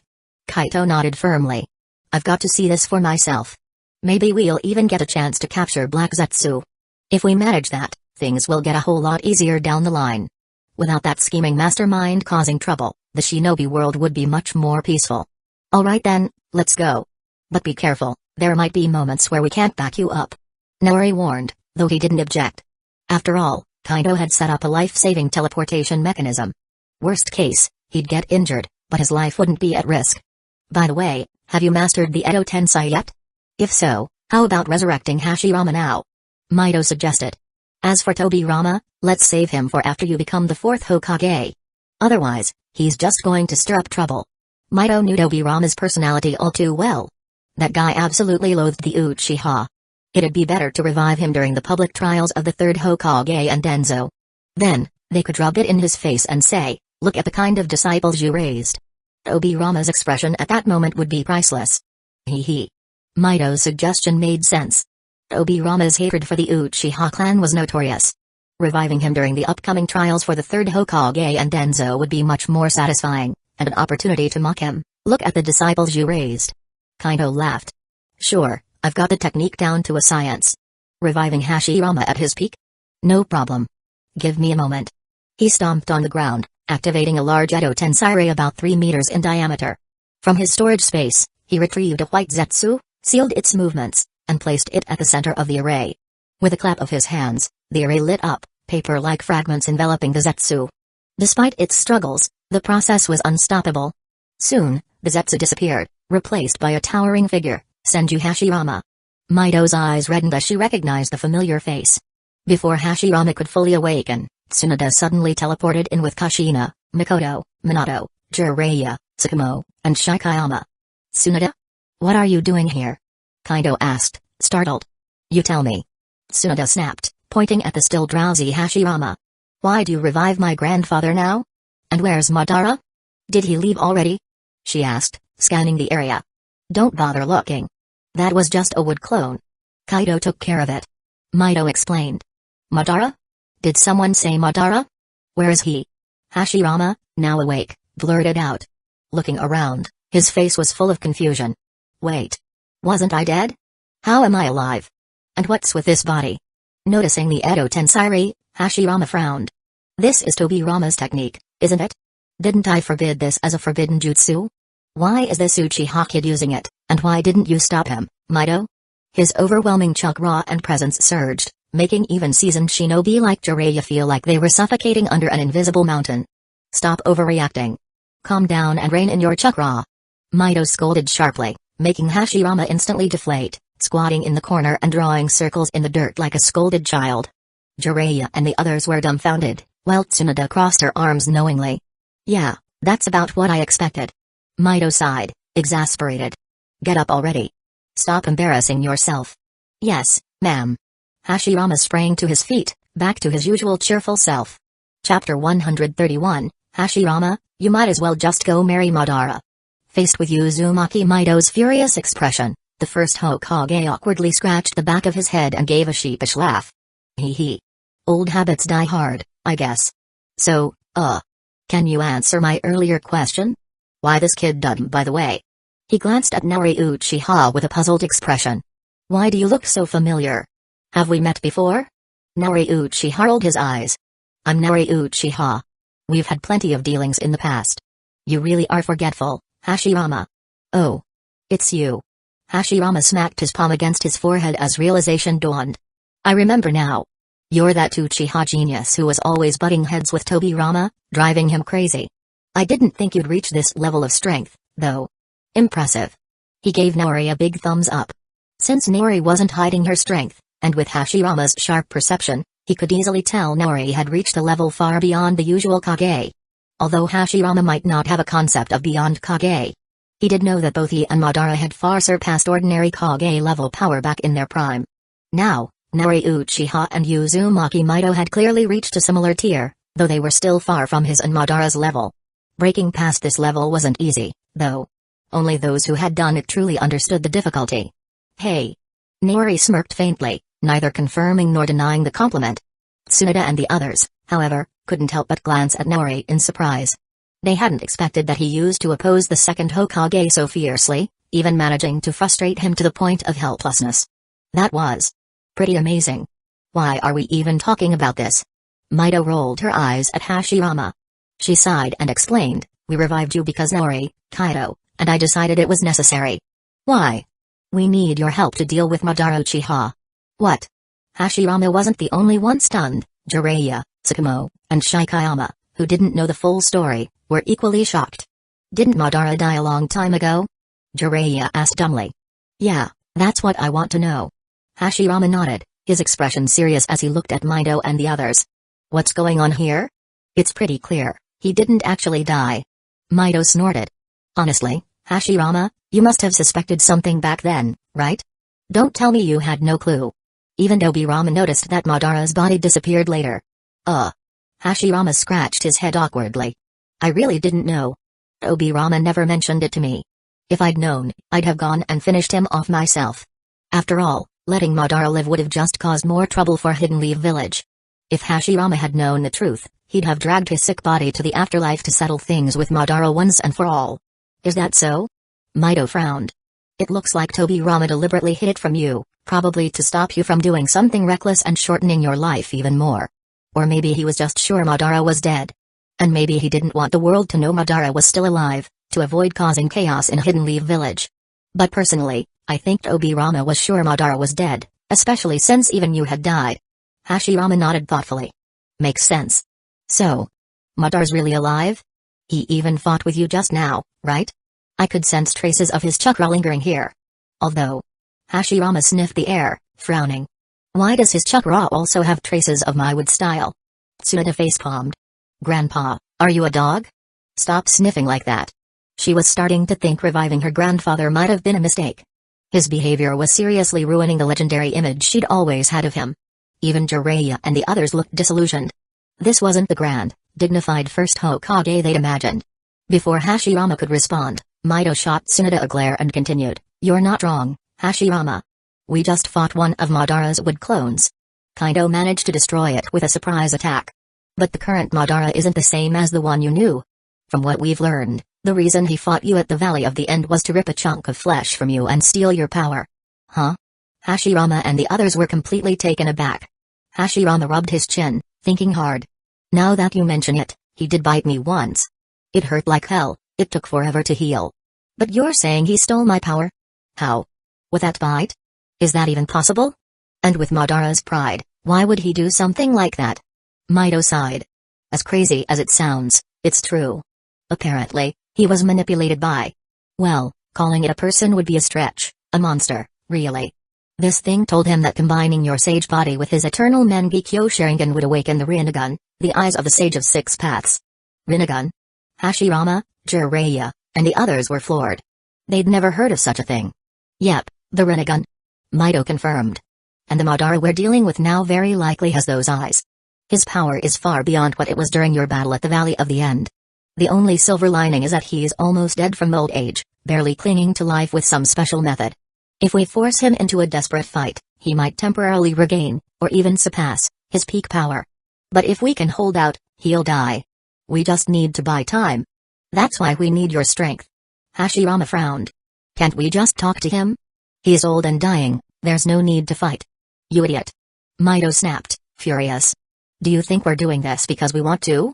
Madara's been scheming in the shadows, starting wars, and plotting to overthrow the ninja world. He even sent that wood clone to kill me, Nori, and Kaido. He won't stop until Hidden Leaf Village is destroyed. If we don't act now, he'll pick us off one by one. She was livid. Even now, Hashirama was still worried about Madara. Hashirama, you might as well just go marry your Madara. You bastard. Even at a time like this, you're still obsessing over him, that damned lunatic. Uzumaki Mito was absolutely fuming. Is that really how it is? Hearing this, Senju Hashirama's playful demeanor vanished. His expression turned grave as he said, "It seems like Madara has completely gone off the deep end. He has no intention of repenting or turning back. He is even more extreme now than he was during the Battle of the Valley of the End. Back then, Madara at least had a sense of honor. He wouldn't resort to sneak attacks, and he'd never target children." Hashirama's tone darkened. And he certainly wouldn't have considered eliminating someone just because their potential and talent posed a threat. Since that's the case, I have to stop him. I'll bring him back to the right path. I can't let him continue to disgrace himself. At this point, the first Hokage turned to Uzumaki Mito and asked seriously, "Where is he now?" To be fair, when Hashirama got serious, he was indeed both charismatic and reliable. Even Jiraiya and the others, who had begun to lose faith in him, felt their admiration for him rekindle. This was his undeniable charm. He should be at the mountain graveyard in the northern region of the Land of Frost. Mito replied, equally serious. "If you've already made up your mind, let's not waste time. We can teleport you there immediately. We don't want to risk him slipping away again." "All right." Hashirama nodded firmly. Then, looking a bit puzzled, he scratched the back of his head. "Wait a second. Teleport me? Who here has learned Obirama's Flying Thunder God Jutsu? And more importantly, you've already placed a marker there? That's impressive." Hearing this, Mito's eyebrow twitched slightly. "More or less. Tsunade, Kaito, Nori, and I have all mastered the Flying Thunder God Jutsu. In fact, in the future, even more people might learn it. It wasn't a lie. Apart from Tsunade, who was a bit of a slacker, the others had indeed mastered the true Flying Thunder God Jutsu, not just relying on their space-time portal abilities to teleport. Even Mido and Nori Uchiha had mastered it. Since signing their contract and frequently traveling between two realms, their innate space-time abilities had been constantly improving. Furthermore, with Kaito refining and simplifying the Flying Thunder God Jutsu, reducing its difficulty, Mido and Nori had managed to learn it with relative ease. After all, learning more techniques is never a bad thing. While the portal was incredibly convenient, the Flying Thunder God Jutsu had its own unique advantages. Especially considering their understanding of Kaito, this child would definitely use the Flying Thunder God Jutsu as a foundation to create even more powerful space-time ninjutsu, possibly even divine-level techniques. When that time came, a solid foundation in the Flying Thunder God Jutsu would be essential to further their mastery of advanced space-time techniques. Better to be prepared than regretful later. Otherwise, they'd waste time starting from scratch. It was the same with the Eternal Life Jutsu. Those who hadn't mastered the foundational life force technique were now stuck watching their companions grow stronger and more gifted by the day, unable to keep up. Oh? Hashirama wasn't privy to these details, but he believed Mido without hesitation. Surprised, he exclaimed, "You all managed to learn it? That's incredible. Especially you, Mido. I remember you didn't have any aptitude for this back in the day." Back then, both Hashirama and Mido had tried to learn Flying Thunder God but failed miserably. So how had she succeeded now? Ahem. Mido cleared her throat and explained, "That's because Kaito improved and refined the technique. He lowered the difficulty and requirements, so we had a chance to master it. We weren't completely lacking in space-time talent. Obirama's original version was just too rough and demanding. You know how he is. His genius and intuition are so high that when he created these techniques, he only designed them to suit himself. As long as he could master them, he didn't care if anyone else could. It's no wonder so many failed to learn his techniques." She wasn't wrong. Whether it was the exploding tags jutsu, Flying Thunder God, Darkness Jutsu, multiple Shadow Clone Jutsu, or Edo Tensei, all of Tobirama's inventions had this issue. Even many of his water-style techniques were inaccessible to most because he minimized the number of hand signs to an extreme. For him, this was optimization. For everyone else? It was raising the learning curve sky high. Take the Water Dragon Bullet Jutsu, for example. Obirama's version required only 3 hand signs, but the standard version required 44. Most ninja couldn't handle the 3-sign version and had to master the 44-sign one first, simplifying it step by step. At least for water-style techniques, Obirama left behind multiple versions and a detailed progression system, so they were still widely taught and used. Hashirama laughed heartily. Haha. That's so typical of Tobirama. Alright, let's not dwell on that. We should get moving before Madara gets away. With that, Mido walked over, placed a hand on Hashirama's shoulder, and said to Tsunade and the others, "You handle the cleanup here. I've already gotten the details from Kaito's shadow clone. You did a great job. Pack up quickly and head back to the front line camp. We'll deal with Madara and return in triumph." With a thought, Mido teleported herself and Hashirama away. Nori Uchiha nodded at Mikoto and the others before vanishing as well. "I'm heading out too." Kaito gave the group a quick nod and disappeared. This left Tsunade, Mikoto, Jiraiya, and the others behind. Well. Jiraiya and Sakamo exchanged awkward glances. "Shouldn't we go help?" "Forget it." Tsunade rolled her eyes. "We're not strong enough to be anything but a hindrance. That's Madara Uchiha we're talking about. He's probably even stronger than he was at his peak. We'd just be asking to die.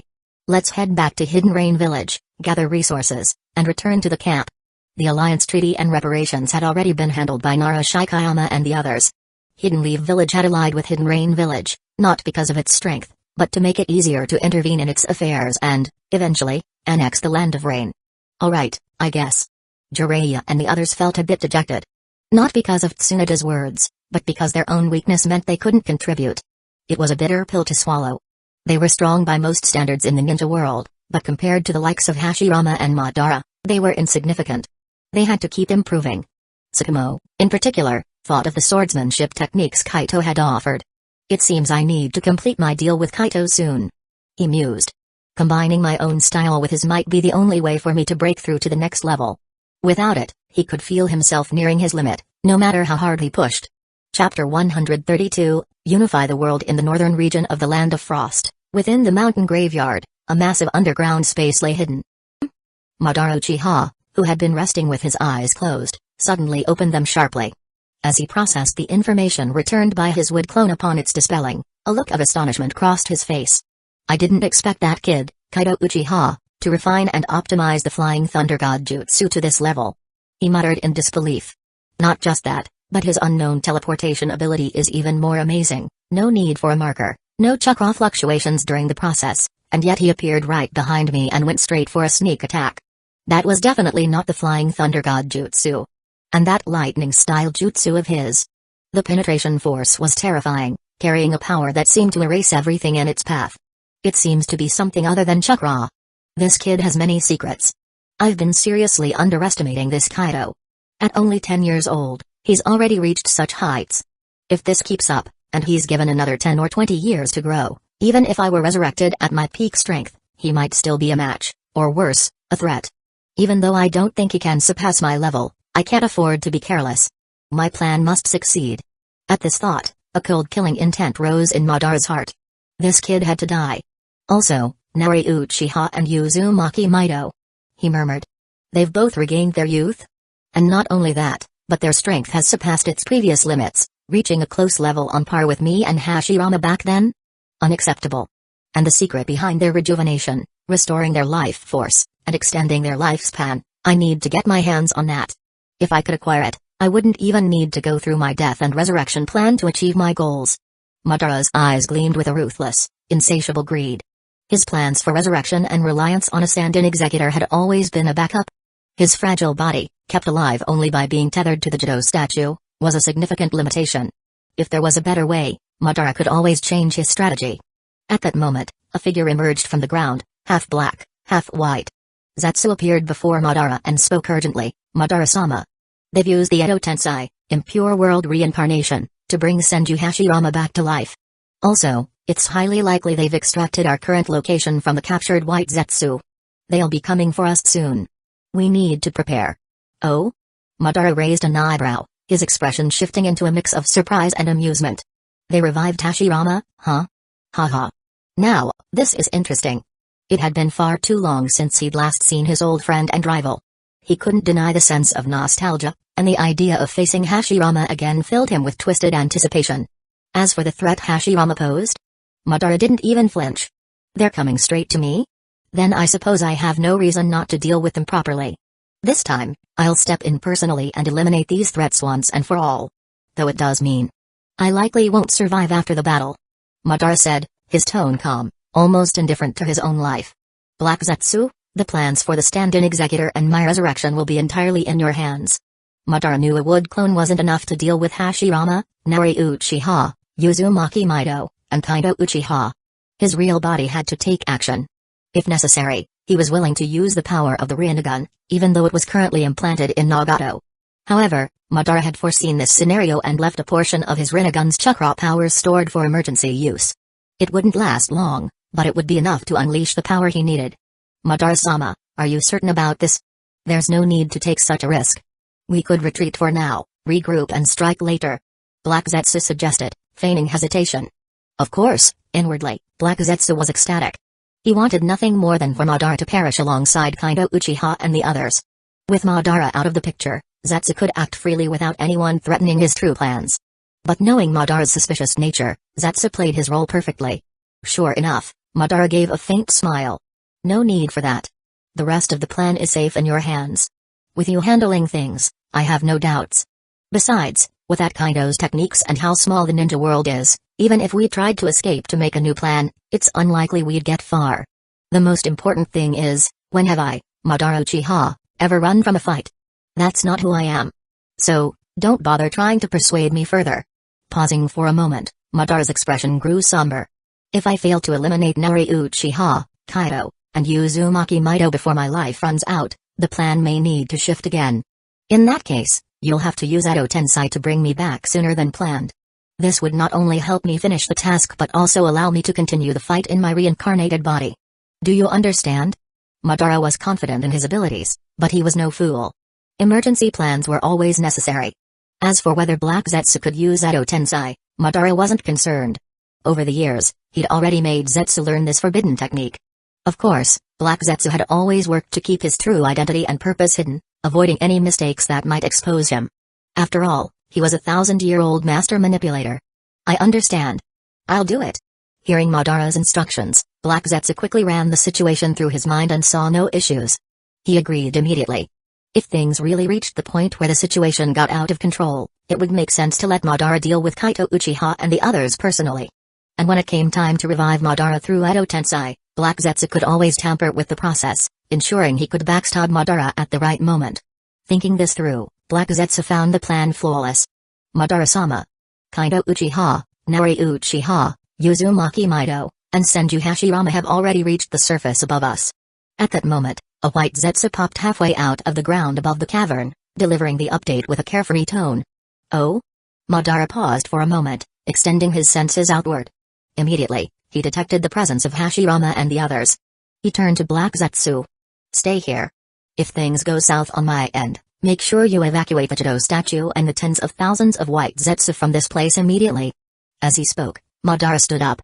From the Jido statue behind him, countless streams of life force flowed through tubes directly into his body.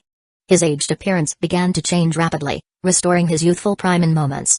The frail, elderly image was replaced by his former commanding and imposing figure. With a slight gesture, he took a step forward, causing the tubes connected to his back to snap and fall away cleanly. Madara then took the armor Black Zetsu handed him, swiftly putting it on. Fully prepared, he grabbed his war fan and said, "Let's go." Yes. The white Zetsu nodded, leading Madara as they sank into the ground. In the blink of an eye, they emerged on the surface above. At that moment, Kaido and Nari Uchiha had activated their Susanoo, while Uzumaki Mido had entered her Nine-Tails mode. The group was preparing to break through the ground and invade the underground base when they suddenly noticed Madara appearing on his own. They all stopped what they were doing for a moment. So, it's the real Madara this time. Kaito muttered as he observed him. Looks like he's ready to fight us to the death.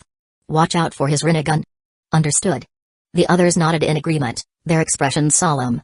Madara. It's been a long time. I never thought you'd fake your death back then and fool me like that. Hashirama spoke, his tone complex as he greeted his old rival. Ha ha ha. Madara's gaze focused entirely on Hashirama. Hearing his words, he couldn't help but laugh heartily. To think they'd actually bring you back to life at a time like this. What a surprise. As for faking my death back then, I had no choice. What can I say? You were just too gullible. And, in that battle, I won. Hashirama's expression darkened at that remark. You're unbelievable. I clearly won that fight, okay? Faking your death doesn't count. Of course, none of that matters now. He added, his tone serious. Madara, what are you planning? Why have you been hiding in the shadows all this time? Despite everything, Hashirama still hoped to persuade Madara to abandon his path of destruction. But it was clear this hope was one-sided. Madara's expression grew cold as he replied, That's none of your concern, Hashirama. You're dead. You should stay in the Pure Land where you belong. The future of this ninja world will be decided by me. Rest assured, my goal has never changed. I only want to bring peace to the ninja world, but in my own way. You rejected my vision of unifying the world back then. You even fought against me because of it. And what was the result? The current state of the ninja world proves you were wrong. Your village system and your idea of distributing the tailed beasts, neither brought true peace to the world. Instead, they escalated the intensity of war. What was once chaotic clan warfare has now turned into massive wars between nations. Over the decades, countless lives have been lost on the battlefield. And children are still sent to fight and die. Face it, Hashirama, your ideals were flawed. Mine were correct. If you had agreed to join me in unifying the world back then, we might have achieved peace long ago. There wouldn't have been the great ninja wars that followed. Madara finished his speech, watching Hashirama's expression shift through a mix of emotions. He felt a sense of satisfaction. These were words he had wanted to say to Hashirama for a long time, and today, he finally got the chance. Ah. After a long sigh, Hashirama looked at Madara with a conflicted expression. Maybe you were right back then. My approach has indeed failed. I couldn't bring lasting peace to the world. Hashirama admitted. But your current plan is completely different from what you originally proposed, isn't it? If you truly wanted peace, you could have returned to Hidden Lee Village and led it to unify the world. Hashirama added, looking over at Kaido and the others. I'm sure they would have supported you in that goal. After all, they're also aiming to unify the world. Huh? Kaido raised an eyebrow, surprised by Hashirama's words. How did you know that? We haven't even told you about any of our future plans yet. Chapter 133, Madara Uchiha against all. You're right, you never mentioned it. Senju Hashirama nodded, his expression complicated. I just felt it. Like a hunch. Can't really explain why, it's more like an intuition. At first, you reminded me a lot of Madara. The same ambition, the same overwhelming confidence. You seemed like someone who could never be content with the present. I can even see traces of that in Mido, your mother, and Tsunoda's current situations. Hashirama looked straight at him. If I'm not mistaken, their changes all trace back to you. Of course, you're also very different from Madara. You're more rational. You have ambitions, power and wisdom. I can feel you'll become a great man in the world. Hearing this, Kaido glanced at the first Hokage in surprise. Whoever said Hashirama was just a simple-minded fool clearly didn't know him. Kaito would slap anyone who dared say that now. This guy wasn't naive, he was hiding his brilliance under a facade of simplicity. His usual cheerfulness didn't mean he was stupid. Most of the time, it wasn't that Hashirama couldn't figure things out, he just didn't bother. When you're strong enough, most problems can be solved with brute force anyway. Wow, gotta hand it to you, first Hokage. Kaido clicked his tongue in admiration. This guy was full of surprises. Ha! Madara Uchiha sneered, shooting a glance at Kaido. You think that brat is like me? Not a chance. At least I don't stoop to cheap tricks, like sneaking up on someone. Humphrey. Clearly, Madara was still salty about how Kaido had ambushed his wood clone earlier, destroying it before it could do anything significant. Excuse me? Kaido was speechless. Do you even hear yourself? We're mortal enemies. You sent a wood clone to kill me and my mother, and now you expect me to fight you head-on? What's wrong with you? Are you seriously okay? Back in the day, when you weren't at your peak, did you face every opponent head-on? If you did, then honestly, the only reason you're alive today is dumb luck. Your enemies must have been idiots. What kind of nonsense was this? If someone's trying to kill you, you use whatever means necessary to take them out first. Morals? Honor? Can you use those in a deadly war? You. Madara was momentarily speechless, frustrated to the point of wanting to cut Kaido in half. Even he realized his earlier words were kind of dumb. Taking a deep breath, he calmed himself, his eyes turning icy as he stared at Kaido. I guess I've been isolated for too long. That was a foolish thing to say. Well, there's no need for more chatter. Today, you're all going to die here. Whether you want to unify the ninja world or not doesn't matter to me, brat. Even if that's your goal, I'll never return to Hidden Leaf Village.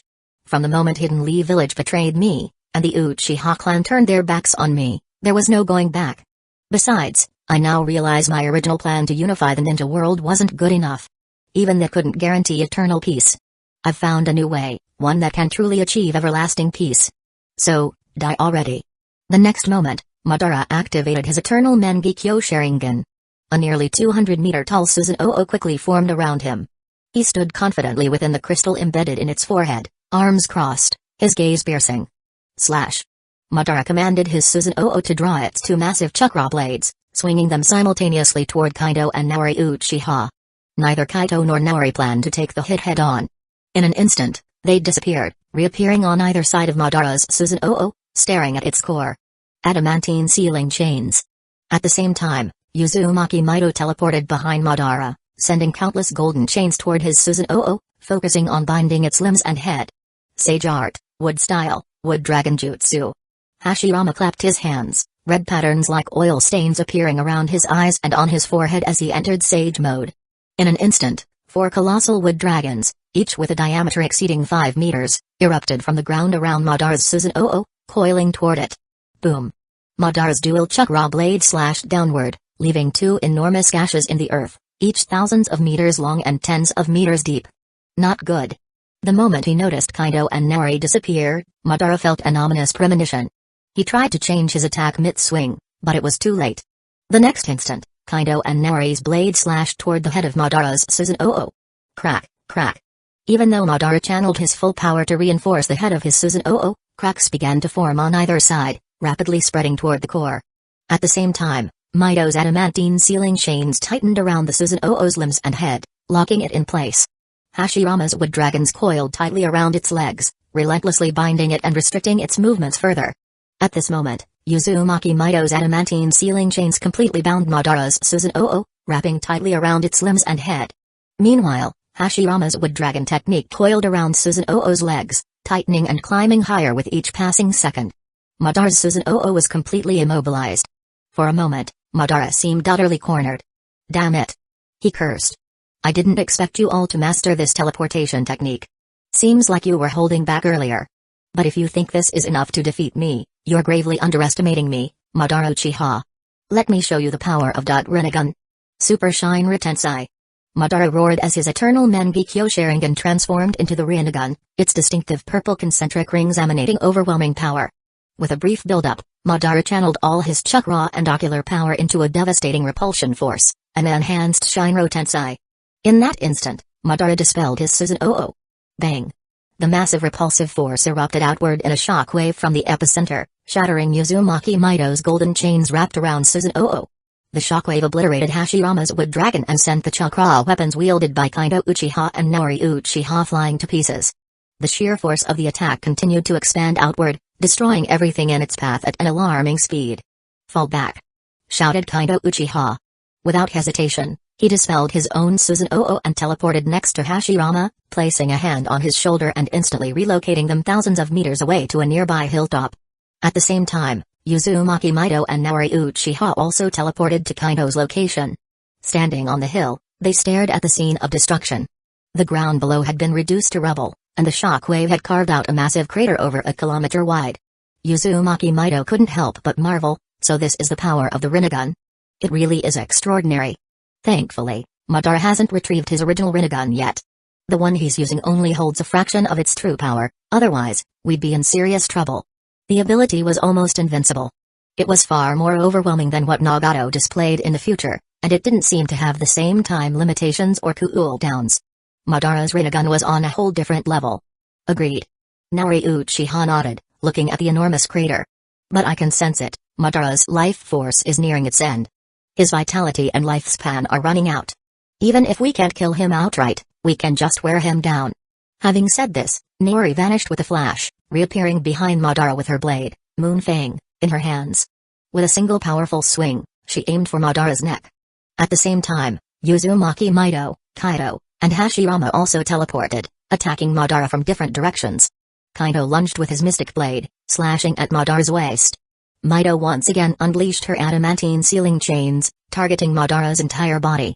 Her chains carried potent sealing effects. If they ensnared Madara, they could potentially seal his chakra completely. "Kaido, you bastard!" Hashirama suddenly yelled as he found himself teleported to a height of nearly 200 meters. The unexpected sensation of freefall made him panic. "You son of a..." Before he could finish cursing, he clapped his hands mid-air. Two wooden roots shot out from his back, rapidly extending toward Madara's legs to restrain him. Madara noticed this and sneered. His Rinnegan glowed as he unleashed another wave of repulsion. Shinra Tensei. A terrifying shockwave erupted, sending Kaido, Mido, and Naori flying. Hashirama's wooden roots were shattered, accelerating his already rapid descent to the ground. Boom! Hashirama's Edo Tensei body slammed into the earth, creating a deep pit. Although he suffered its damage, his body quickly regenerated. Hashirama. But Madara wasn't finished. Fire style, majestic destroyer flame. Limbo, border jail. Madara quickly formed seals and exhaled a massive flaming spear, hurling it toward Kaido.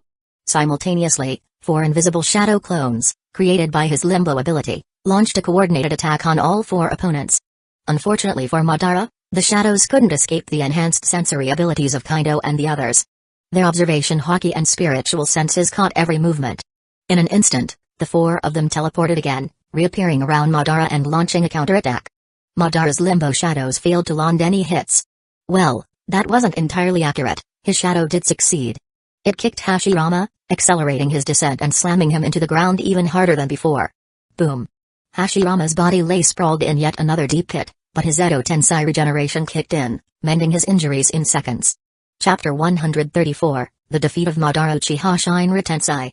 Facing the relentless teleportation and attacks from Kaido and the others, Madara Uchiha was forced to use Shinra Tensei once again, his expression darkening as he barely managed to repel their strikes. However, the backlash of his own power struck him hard. Madara was sent hurtling downward, crashing toward the ground. Damn it! Why isn't the limbo ability working on those three? His mind raced as frustration surged. It's like they can see the limbo clones. How is that even possible? They're supposed to be invisible. Madara was fuming internally, feeling utterly stifled. He had banked on his limbo technique to deal a fatal blow to Kaido and his allies. But now, it was a disaster. This technique, which should have been his trump card, was practically useless against them. Well, not completely useless. At least Hashirama fell for it. But what good was that? Hashirama was already dead, limbo clones couldn't kill him. Madara's real targets were the 3 living threats. If he could eliminate them, dealing with Hashirama afterward would be easy. He knew plenty of sealing techniques to handle a reincarnated corpse. As Madara approached the ground, he used repulsive force to slow his descent, landing smoothly. The next moment, Kaido and his 2 allies reappeared around him, attacking from the front, left, and rear. Madara had no choice but to unleash another Shinra Tensei to repel them. Other strategies. Against opponents who could teleport instantly, they were utterly useless. The 3 attackers gave him no breathing room, no chance to employ any other techniques. All Madara could do was continue using Shinra Tensei, desperately defending himself. Once. Twice. Over and over again. An hour passed, and Madara had lost count of how many times he had repelled Kaido and the others. His patience was at its breaking point. How the hell do they still have so much stamina? Despite being hit by his Shinra Tensei so many times, they showed no signs of fatigue, let alone injury. This is ridiculous. Madara had never felt this frustrated. Despite his near 6 paths level power, he couldn't even bring out a tenth of his true strength. And it was infuriating. At this moment, Kaido launched yet another coordinated assault with his team. Shinra Tensei. Madara instinctively tried to activate the ability again, but to his shock, his Rinnegan's chakra reserves were depleted. Before he could react, wooden tendrils from Hashirama's wood style wrapped around his legs and waist, immobilizing him. Simultaneously, Uzumaki Mido's adamantine sealing chains bound his arms and legs. Kaido and Naori Uchiha then struck decisively, their blades slicing through the air. Slash. Madara's head was severed cleanly from his neck. For a brief moment, Madara's face twisted in shock and disbelief. And then, with frustration and unwillingness still etched on his expression, his soul ascended to the Pure Land.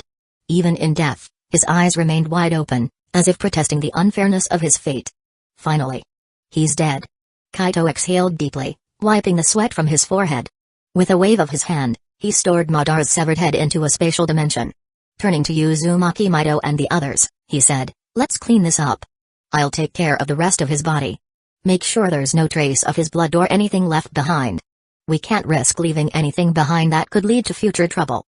While Kaito intended to revive Madara using Edo Tensei, he didn't want Black Zetsu or anyone else interfering. Technically, he could resurrect Madara immediately, but the only sacrifice he had available was a White Zetsu. That wouldn't do. Using a White Zetsu would make Madara too powerful and difficult to control. Instead, Kaido planned to use a lower-tier ninja, perhaps a Jonin or an average Kage-level shinobi, as the vessel. He'd also implant seals to restrict Madara's strength and movements, ensuring complete control. No problem. Uzumaki Mido and Naori Uchiha nodded in agreement, understanding Kaido's concerns. They immediately began clearing away the blood and remains. Hashirama, meanwhile, hesitated as he withdrew his wood style. "Kaido, isn't this a bit extreme? What exactly are you planning to do with his body?" "Nothing shady." Kaido replied calmly. Madara might have left an emergency plan behind, probably tied to his Rinnegan or his cells.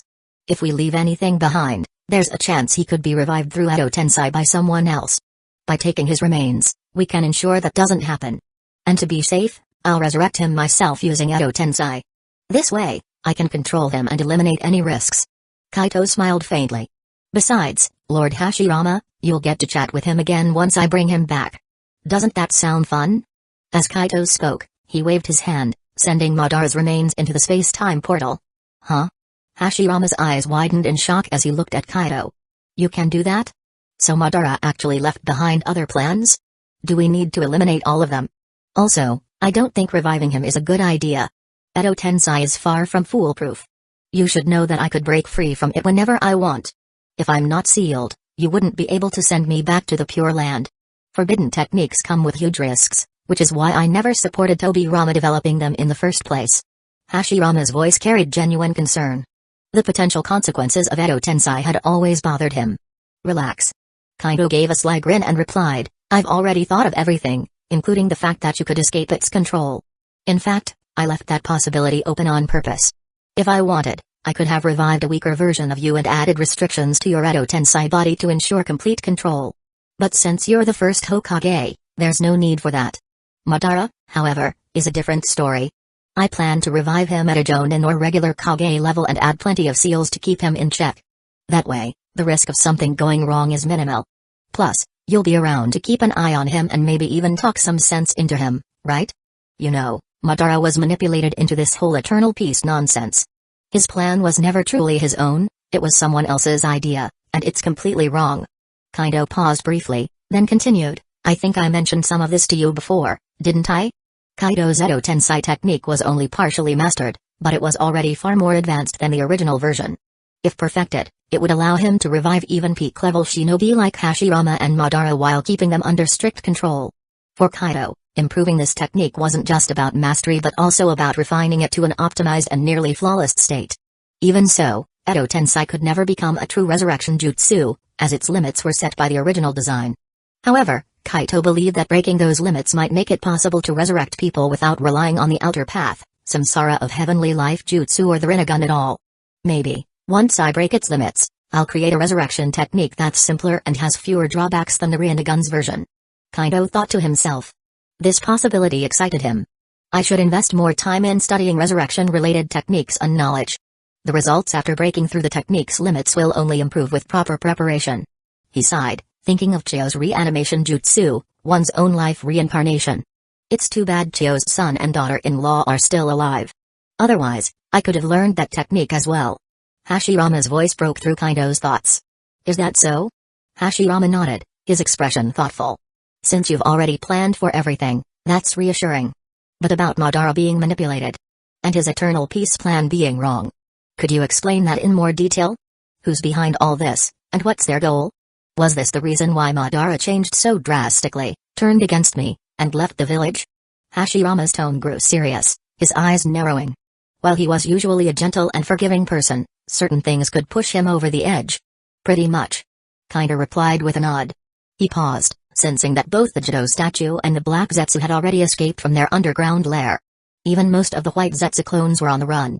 Turning to Hashirama, Kaito said, this isn't the time to go into details. That mastermind and Madara's contingency plans are already on the move. We need to capture more White Zetsu for now. They'll be useful later. As for the specifics about the mastermind, we can discuss that when there's time. Or, if you're curious, you can ask Lady Mido. I've already told her everything, and she knows most of it. With that, Kaido turned to Nari Uchiha and Uzumaki Mido, who had finished cleaning up the battlefield. Lady Mido, Mom, Black Zetsu has fled with the Jido statue. He's also sending out White Zetsu to cover his tracks. Let's capture as many of them as we can. As he spoke, Kaido created many shadow clones. The clones immediately vanished, using Earth-style jutsu to dive underground. Within moments, they appeared in the underground cave system, each stationed at one of its four corners, sealing jutsu, 4 readying formation. 4 towering red pillars of light shot up from their positions. The beams connected, forming a massive rectangular barrier that completely sealed the space. The White Zetsu clones inside, including those who hadn't yet activated their escape protocols, were trapped within the barrier. Moments later, Nari Uchiha, Uzumaki Mido, and Hashirama teleported into the sealed area. Whoa! Hashirama looked at the barrier in awe. Kaido, you've really outdone yourself. You've even mastered sealing techniques to this level? To cast the 4 readying formation single-handedly. Impressive. And your chakra reserves are no joke either. This jutsu requires a ton of chakra. Not bad. Chapter 135, Don't revive Tobirama, he's anti-Uchiha he. It's nothing. I learned it all from Lady Mido. Kaito scratched the back of his head and laughed. Oh? Mido taught you? The first Hokage, Hashirama, turned to Uzumaki Mido with a surprised look. Yeah, right. Mido waved her hand dismissively and said, this kid's just freakishly talented. He picks up anything super fast. It's got little to do with my teaching. Though, I admit, I did teach him a bit about sealing techniques while mentoring Kushina. But Kushina's current sealing skills are nowhere near his level. He's mostly self-taught. In fact, I suspect this kid's sealing technique skills might already surpass mine. He's a little monster, that's for sure. As she spoke, Mido didn't waste any more time. She began performing adamantine sealing chains to capture the White Zetsu. Meanwhile, Nari Uchiha also got to work, summoning Susanoo to grab the White Zetsu one by one and throw them into the spatial void of the time-space gate. Once inside the gate, whether the White Zetsu were activated or not, they were instantly suppressed as time came to a standstill. There was no need to worry about them starving in there, either. Though they weren't exactly human, they still required nutrients and photosynthesis. Honestly, calling them plant people would be more accurate. Huh? Hashirama looked at Kaito in surprise, clapping him on the shoulder. Mito doesn't hand out compliments lightly. Looks like you've got real talent, kid. And with such power at your age, it's no wonder you have big ambitions. Keep it up. I hope the shinobi world really can achieve peace under your leadership. His own methods had failed, but he still held on to hope that Kaito could succeed. War was never a good thing. It definitely will. Kaito smiled confidently. Once this situation is resolved, I'll return to Hidden Leaf Village with the frontline troops and take over as the 4th Hokage. At that point, I'll begin major reforms in Hidden Leaf Village. You'll witness firsthand how I'll develop Hidden Leaf Village into something stronger and better, eventually uniting the entire shinobi world and achieving true peace. So, what do you say? Would you like to stick around and witness it all? Hashirama scratched his head with a smile as he met Kaito's eager eyes. You really want me to stick around to see all this? And you're about to become Hokage already? You're so young. By the way, who's the Hokage right now? What's Tobirama's situation? He's not still alive, is he? If Tobirama were still around, he'd never accept Uchiha becoming Hokage, let alone seeing them grow this powerful. Exactly. Exactly. Kaito nodded repeatedly. I'd love for you to witness the true peace I'm about to bring. So, why don't you stay in the shinobi world for a while longer? If we ever go off track, you can guide and correct us, right? Besides, don't you want to contribute to achieving peace yourself? As for Tobirama, well, he's been gone for over a decade now in a war. There's no point in bringing him up. If you have any questions, once we're back in Hidden Leaf Village, I'll revive him, and you can ask him yourself. Watching Kaito trying to convince Hashirama, Uzumaki Mito and Naori Uchiha exchanged knowing smiles. They both figured that when Hashirama eventually discovered Kaito's real reasons for wanting him to stay, he wouldn't be nearly as cheerful. Is that so? Let me think about it. After all, I am technically dead. Hashirama said hesitantly. And Tobirama? I didn't realize it's been so many years since he passed, and during a war no less. That's just. Sigh. As the elder brother, he felt he hadn't done enough. If he'd listened to Madara back then and chosen to unify the shinobi world, would the great shinobi wars have been avoided? Would Tobirama still be alive? The very reason he had founded Hidden Leaf Village was to prevent young children, like his own brothers, from being sent to war and dying needlessly. Yet even after founding Hidden Leaf Village, he hadn't been able to change that. He really had been wrong all along. Kinda realized he couldn't let Hashirama refuse. He needed him to stay. So, he pressed on, saying, being dead or not isn't really the issue here. Honestly, even if you wanted to return to the Pure Land, I wouldn't let you. Because there's a certain manipulative mastermind, Madara Uchiha's shadowy puppet master, still lurking in the background. That guy's a 1,000-year-old monster, and he's definitely mastered Edo Tensei. If you go back to the Pure Land, I'm worried he'll use Edo Tensei to resurrect you and control you, causing chaos in Hidden Leaf Village and sparking another war in the shinobi world. And that's the last thing I want to see. So not only will I prevent you from leaving, I'm also planning to revive more of Hidden Leaf Village's deceased ninjas. I want to eliminate the possibility of them being resurrected and exploited by enemies. That includes Madara Uchiha. I'd like you to help me manage these revived individuals. What do you think? Kaito needed all the tools he could get to reform Hidden Leaf Village, unify the shinobi world, and then focus on the pirate world. How could he accomplish all that without reviving more people? The bodies created by Edo Tensei were immortal and tireless. They could be worked to the bone without worry. Such useful tools would be a waste if not brought back and used. I'd be failing myself if I didn't make full use of them. Kaito gave a nod to himself. It's perfectly fine to push these tools to their limits without worry. Is that so? Hashirama clearly didn't realize the devious intentions behind Kaito's words. After some thought, he finally nodded solemnly, saying, all right. I agree. I'll stay here for now and assist you. However, once we've dealt with the mastermind behind all this, I hope you'll release everyone we've brought back to life and allow their souls to return to the Pure Land. Otherwise, disrupting the balance of life and death wouldn't be good for the world's natural order. Seeing Hashirama's serious demeanor, Kaito couldn't help but admit that while Hashirama might seem simple-minded at times, his moral compass was incredibly strong when it came to major decisions. Even so, Kaito didn't plan on following Hashirama's wishes entirely. Instead, he intended to devote the next few years to mastering and upgrading the Edo Tensei Jutsu to overcome its side effects. Eventually, he aimed to develop a technique that could genuinely resurrect people, allowing Hashirama and the others to return to life permanently. For now, though, he had no problem feeding Hashirama false hopes. With a nod, he said, "Deal. I respect others' wishes more than anything." In truth, this was the perfect opportunity to raise Hashirama's trust and loyalty, making him an even more valuable ally. By the time the truth came out, it'd be too late for Hashirama to turn back. He'd be stuck working for Kaido forever, an eternal employee. What kind of changes will come with a contract with the undead, I wonder? Kaido couldn't help but muse to himself. Haha. Then it's settled. Hashirama laughed heartily. Truth be told, the idea of witnessing Hidden Leaf Village enter a new era, seeing Kaito unite the ninja world, and bringing peace to the land sounded quite intriguing to him. Oh, by the way. Suddenly, Hashirama remembered something and quickly said, "You mentioned that you're going back to Hidden Leaf Village to take over as the 4th Hokage, and you're planning to resurrect Obirama. I suggest you don't rush to bring him back just yet. Wait until you've fully assumed the role of Hokage and consolidated your authority before reviving him. Otherwise, I'm afraid he might cause trouble. That wouldn't be good. Though I hate to admit it, Obirama has some pretty deep prejudices against the Uchiha. I doubt he'd be happy to see an Uchiha becoming Hokage. I've always disagreed with him on that point. In fact, I think Hidden Leaf Village owes the Uchiha a Hokage. After all, the village was built together by the Senju and the Uchiha." Hashirama sighed, his expression darkening. "Back then, I promised Madara he could be Hokage. But because of Tobirama, I went back on my word. By the time I stepped down, the tension between the clans had already escalated. There was no choice but to let Tobirama take over. And with Tobirama's personality, there was no way he'd let an Uchiha become Hokage. In hindsight, that was a mistake. The Uchiha would never truly integrate into the village as long as they carried that resentment. It was bound to cause trouble. It's not like we could just exterminate the Uchiha, right?" "I understand." Kaito nodded, his impression of Hashirama improving even more. With a smile, he said, "Lady Mido has already reminded me about this.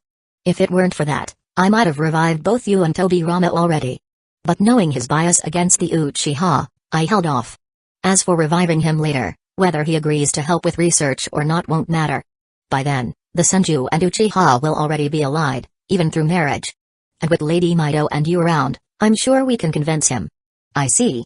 Hashirama nodded in understanding. "If Mido is involved, then I have no objections. Oh, by the way, who was the 3rd Hokage? And what happened to him? Did he sacrifice himself during the war? As a Hokage, leading from the front during wartime wasn't unusual. It wouldn't be surprising if he'd died in battle." "He didn't die in battle," Kaido replied, shaking his head. "The 3rd Hokage was Saratobe Hiruzen, one of Tobirama's students. You should remember him." "Oh. The monkey." Hashirama immediately understood, his brows furrowing. If he didn't die, then something must have gone wrong. What happened? What did he do? Hashirama's sharp instincts instantly picked up on the issue. Kaido then proceeded to explain everything Saratobe Hiruzen and Denzo had done over the years. From embezzling funds to enrich their own families, to suppressing the Senju, targeting other clans' geniuses, persecuting the Uchiha, and conducting forbidden human experiments. They deserve to die. As Hokage and village leaders, this is how they governed Hidden Leaf Village? This is how they treated their comrades? What the hell was Obirama teaching his students? Back then, the monkey and Denzo weren't like this at all. Just what happened after Rhine-Eyed? Hashirama was furious, his face red with anger. This wasn't what being Hokage was supposed to mean. This wasn't what Hidden Leaf Village's leadership was supposed to be. This was worse than their enemies. If Obirama were here right now, Hashirama would have grabbed him by the collar and demanded answers. Hashirama would even beat him, asking him to look at the disciplines he taught. Chapter 136, Hikari Uchiha. After a while, Hashirama managed to suppress his anger and asked Kaido, "So, what's the situation with Saratobi and Denzo right now? Why didn't anyone stop their actions from the start?" Kaito smiled and replied, "The 3rd Hokage and the 4 clans backing him were already subdued and detained by Lady Mido and my mother a few days ago. They're being held in custody, waiting for the front lines to calm down. Once the war is over, we'll conduct a public trial. As for Denzo, he colluded with Hanzo of the Rain Village on the front lines, planning to ambush and kill me, Tsunade, and the elite forces of the Uchiha, Senju, and Uzumaki clans. But we saw through the plot early, turned the tables on them, and directly executed him. Well done." Hashirama clapped his hands, clearly pleased. Traitors conspiring with enemies to harm their comrades deserve nothing less. Kaido continued, As for why Lady Mido and my mother didn't stop the third Hokage's earlier schemes, it's because their health wasn't great back then, and their strength had declined. They weren't at their peak. At that time, the situation wasn't in their favor, so they had to retreat step by step and bide their time. 3 years ago, with my help, they were able to resolve their health issues and extend their lifespans. Over the past few years, their strength has even made a qualitative leap, which allowed us to gradually turn the tide. To avoid unnecessary turmoil and internal conflict in the village, we used the war as an opportunity to expose their flaws and seize them all at once. That's how we changed the situation in the village. Some things just can't be rushed. I see now. Hashirama nodded in understanding. You've done well. People who betray their comrades and harm the village should be dealt with. When I get back to Hidden Leaf Village, I'll make sure to give Saratobi and the others a proper lesson. He paused, mulling something over. He even seemed inclined to reprimand Obirama when the time came. Inside the 4 Red Yang formation, Kaido had left behind over 10,000 white Zetsu clones. Most of them didn't have a chance to take action and were captured and sealed into the space-time gate. Afterward, Kaido and his team searched the area and unexpectedly found a treasure trove of scrolls and research materials Madara Uchiha had taken when he left Hidden Leaf Village, along with highly important ancient texts and a legendary artifact, the Uchiha fan. I never thought we'd recover these. Even I was certain they were lost forever, said Kaido with a grin. It seems Madara was caught off guard by our sudden arrival, and Black Zetsu didn't have time to move these items. Lucky for us. Keep them safe and return them to the clan's library, suggested Naori Uchiha. We should also copy a few sets, just in case. Include all the clan scrolls and records, store a copy in your spatial storage to prevent further losses. And the Uchiha fan, take it and use it yourself. Got it. Kaito nodded with a smile. Suddenly, something in his hand caught his attention. What's wrong? Naori Uchiha asked. Mido and Hashirama also looked over curiously. Mom, take a look at this. Kaito said, handing an ancient text to his mother. It records how, centuries ago, our Uchiha clan created a weapon through extreme means. Its name was Hikari Uchiha. A tragic creation. This weapon was eventually sealed away by the Senju and Saratobi clans. As for the seal's location, this book doesn't specify.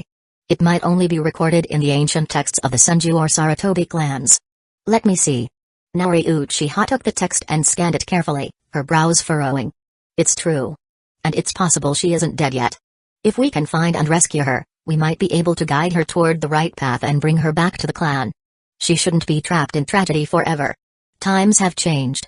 Hikari Uchiha, a Mangekyo Sharingan wielder with incredible talent, had her fate twisted. Whether out of compassion or for the clan's benefit, Naori Uchiha was determined to save her. Turning to Hashirama and Mido, Naori asked, First Hokage, Lady Mido, can I search the Senju archives for information on this seal? If the Senju didn't have records, the Saratobi archives would be the next option. Of course. Mido replied warmly. Feel free to search our archives. If you find nothing, it should be easy enough to access the Saratobi's records. Their entire clan is under supervision now. This girl's life story is indeed pitiful. She shouldn't remain sealed forever. Let's give her a chance at a new life. If you locate the seal, let me know. I'll help you unseal her and guide her toward happiness. What about you, Hashirama? Mido asked. Hashirama's expression turned serious. No objections here. The tragedies of the Warring States era should have ended long ago. Count me in. I'll help you find and unseal her. Thank you both. Naori Uchiha smiled and turned to Kaido. It seems we should thoroughly review all these ancient texts to see if there are other similar cases. Agreed. Kaito said. He was reminded of certain fragments of lore and felt that saving Hikari could lead to a brighter future for her.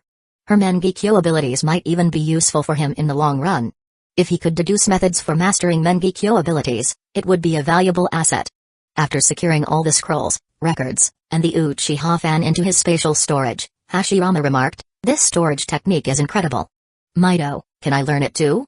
Hashirama, ever the curious type, couldn't hold back. You'd have to ask Kaido about that. Mido Uzumaki said, gesturing toward Kaido. This isn't really a jutsu or sealing technique. Mido explained. It's a special ability Kaido shared with us. But there are certain conditions to qualify for it. Really? Hashirama scratched the back of his head and turned to Kaido with hopeful eyes. Kaido, grinning slyly, replied, Yeah, I don't mind sharing the ability with you, First Hokage. But like Lady Mido said, you'll need to meet some conditions before you can form the contract. What kind of conditions? Don't worry about it for now. Kaido reassured him. As we spend more time together, you'll naturally fulfill the requirements. Once you're ready, I'll let you know. Then you can decide whether to sign the contract. Fair enough. Hashirama said with a nod, though he was visibly eager. How long will it take to meet the conditions? Kaido checked Hashirama's bond score, 65 points. Not bad at all, especially for having only met earlier that day. Hashirama's trusting nature and their current camaraderie had clearly worked in Kaido's favor. Shouldn't take too long. Kaido said thoughtfully. It might be as quick as a couple of weeks, or at most a few months. Hashirama's eyes lit up. That's great. Then it's settled. Looking around, Hashirama asked, is everything here wrapped up? Where are we heading next? Mido responded before Kaido could. Hashirama, you'll come back to Hidden Leaf Village with me. And as for you, Kaido, head back to Hidden Rain Village and gather everyone to return to the frontline camp. Check on the Sand Village situation while you're there. Mido continued. If possible, negotiate a peace treaty, or even an alliance, with them. But if they refuse, don't waste time. Leave Tsunade, Orochimaru, or Sakamo in charge with a portion of the forces, and bring the main troops back to the village. The matter of you officially taking over as the fourth Hokage cannot be delayed any longer. Mido's voice took on a sterner edge as she added, we also can't afford to let other villages like Hidden Clouds Village or Hidden Mist Village exploit Hidden Leaf Village as current power transition. Hopefully, the victory in Hidden Rain Village will give them pause, but if not, we might have to deal with them as well. Kaido nodded. Understood. I'll take care of it. With that, Kaido deactivated the four Red Yang formation and bid farewell to the others before teleporting away. Mido grabbed Hashirama's arm and teleported them back to Hidden Leaf Village, while Nari Uchiha stayed behind for one last sweep of the area. Confirming that Black Zetsu still hadn't returned, she sighed with regret and departed.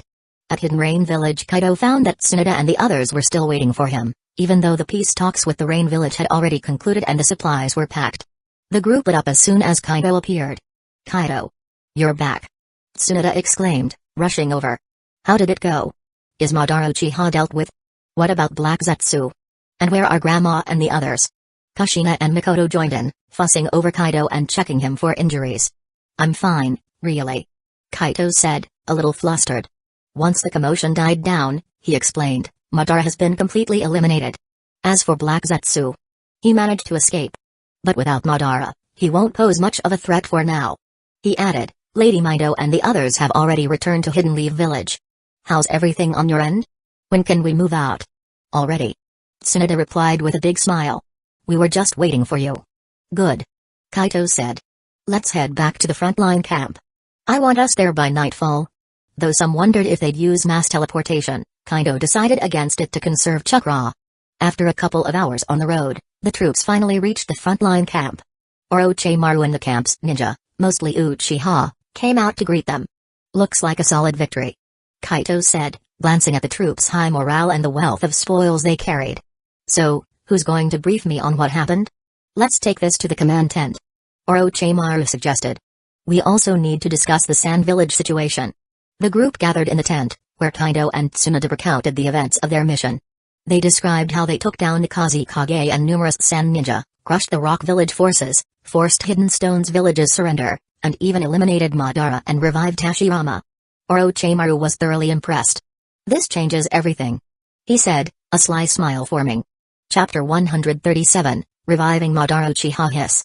At first, Orochimaru couldn't help but suck in a cold breath after hearing what Kaido had done.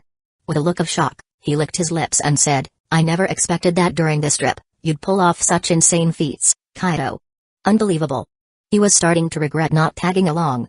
But, is Madara Uchiha still alive? Orochimaru was genuinely stunned. Actually, it wasn't just him. Almost everyone present had the same reaction. About that. You'll learn more in due time. No need to dwell on it now. Kaido said casually, not bothering to explain Madara's situation in detail. It was too much hassle. And honestly, it wasn't something they absolutely needed to know. By the way. Suddenly, an idea popped into Kaido's head. He turned to Orochimaru and asked, there should still be some prisoners from other ninja villages in the camp, right? Do we have any particularly nasty ones, those who've committed heinous crimes? He figured it was best to revive Uchiha. Madara through Edo Tensei as soon as possible. He didn't need to awaken the resurrected Madara yet, but pulling his soul back first would prevent Black Zetsu from making a move. Huh? Orochimaru was slightly taken aback but nodded. We do have a few. But why are you asking about them? I need one. As long as we have one, it's fine. Without further ado, Kaito stood up, placing a hand on Orochimaru's shoulder, and told everyone, Orochimaru and I have something urgent to deal with. You guys discuss the situation with the Sand Village for now. We'll be back soon. With that, Kaito and Orochimaru vanished from the command tent, reappearing outside the prison in the camp. Could you help me pick one of the particularly nasty prisoners? Kaito asked Orochimaru. All right. Orochimaru replied, though he was still trying to process the sudden turn of events. He signaled to the ninja guarding the prison and entered. Not long after, he came out with a rugged, sinister-looking middle-aged Hidden Stones village shinobi who was a chunin. Orochimaru turned to Kaito and asked, here's your guy. Now what are you planning to do? Not here. Kaito said, shaking his head. Let's head to your lab. With a flash of his Sharingan, the Hidden Stones village shinobi was instantly hypnotized and completely under Kaito's control. Placing a hand on Orochimaru's shoulder and another on the prisoners, Kaito teleported them to Orochimaru's underground lab at the front-line camp. Upon seeing the familiar surroundings, Orochimaru shook his head in resignation. Sigh. It's like my base is practically a free-for-all for you. You come and go as you please. This makes me feel so unsafe. Kaito glared at him and said, what do you even need security for? You're under a contract with me.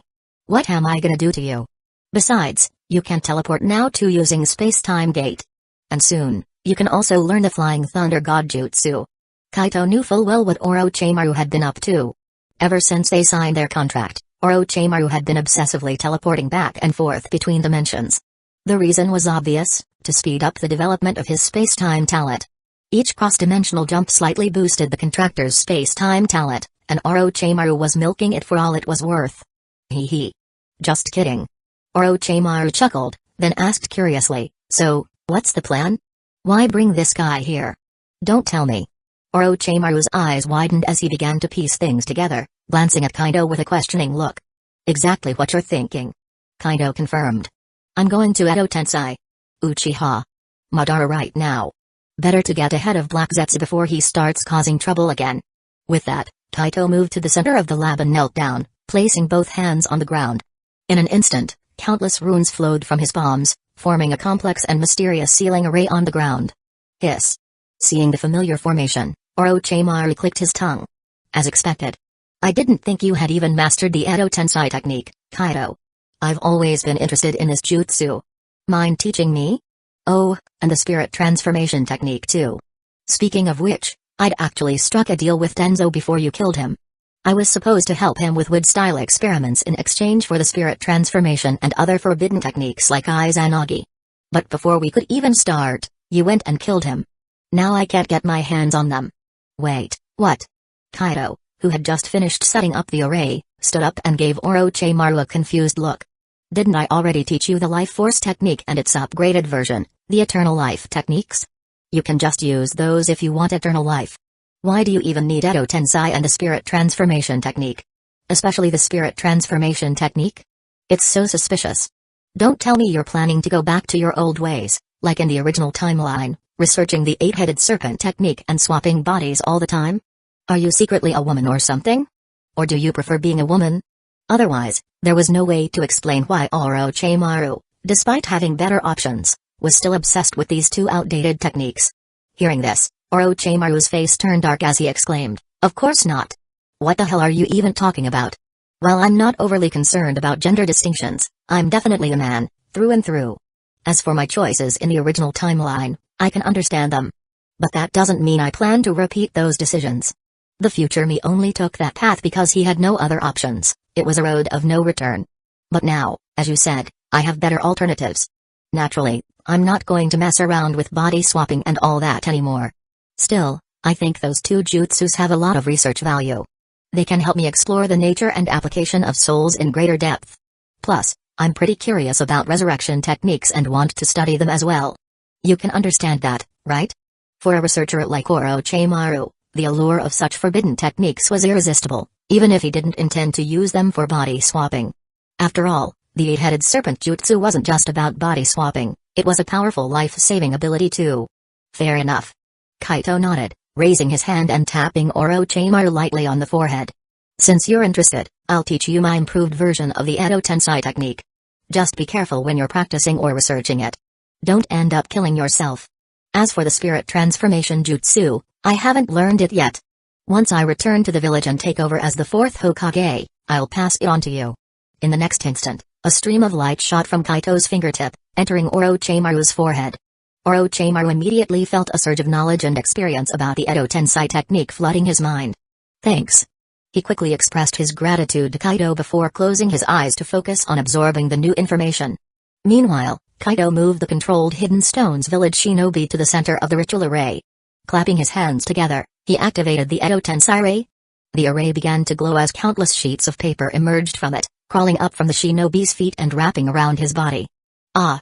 The Hidden Stones village shinobi let out agonized screams as his body was consumed by the technique, and in his place appeared the towering, commanding figure of Madara Uchiha, exuding overwhelming presence.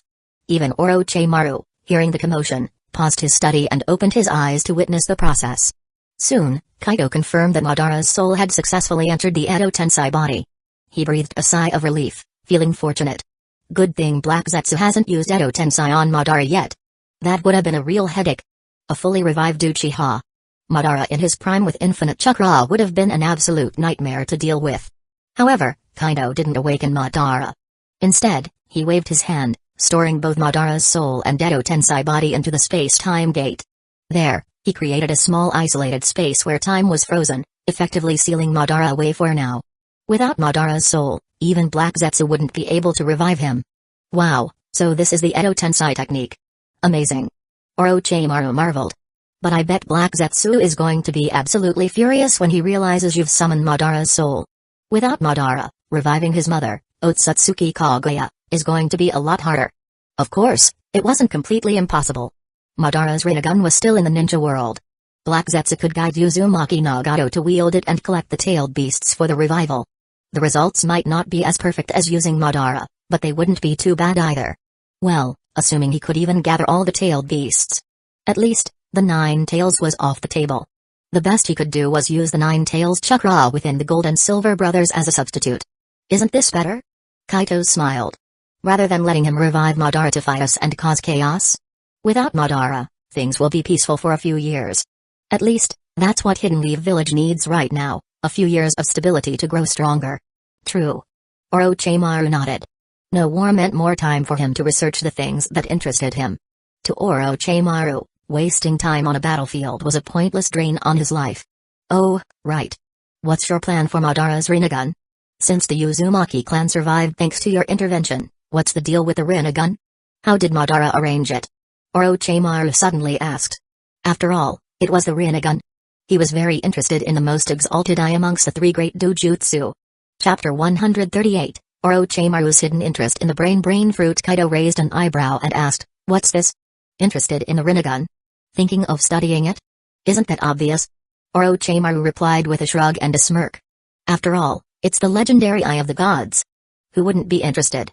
Well, you're going to be disappointed for now. Kaito said, shaking his head slightly. Uzumaki Nagato does exist.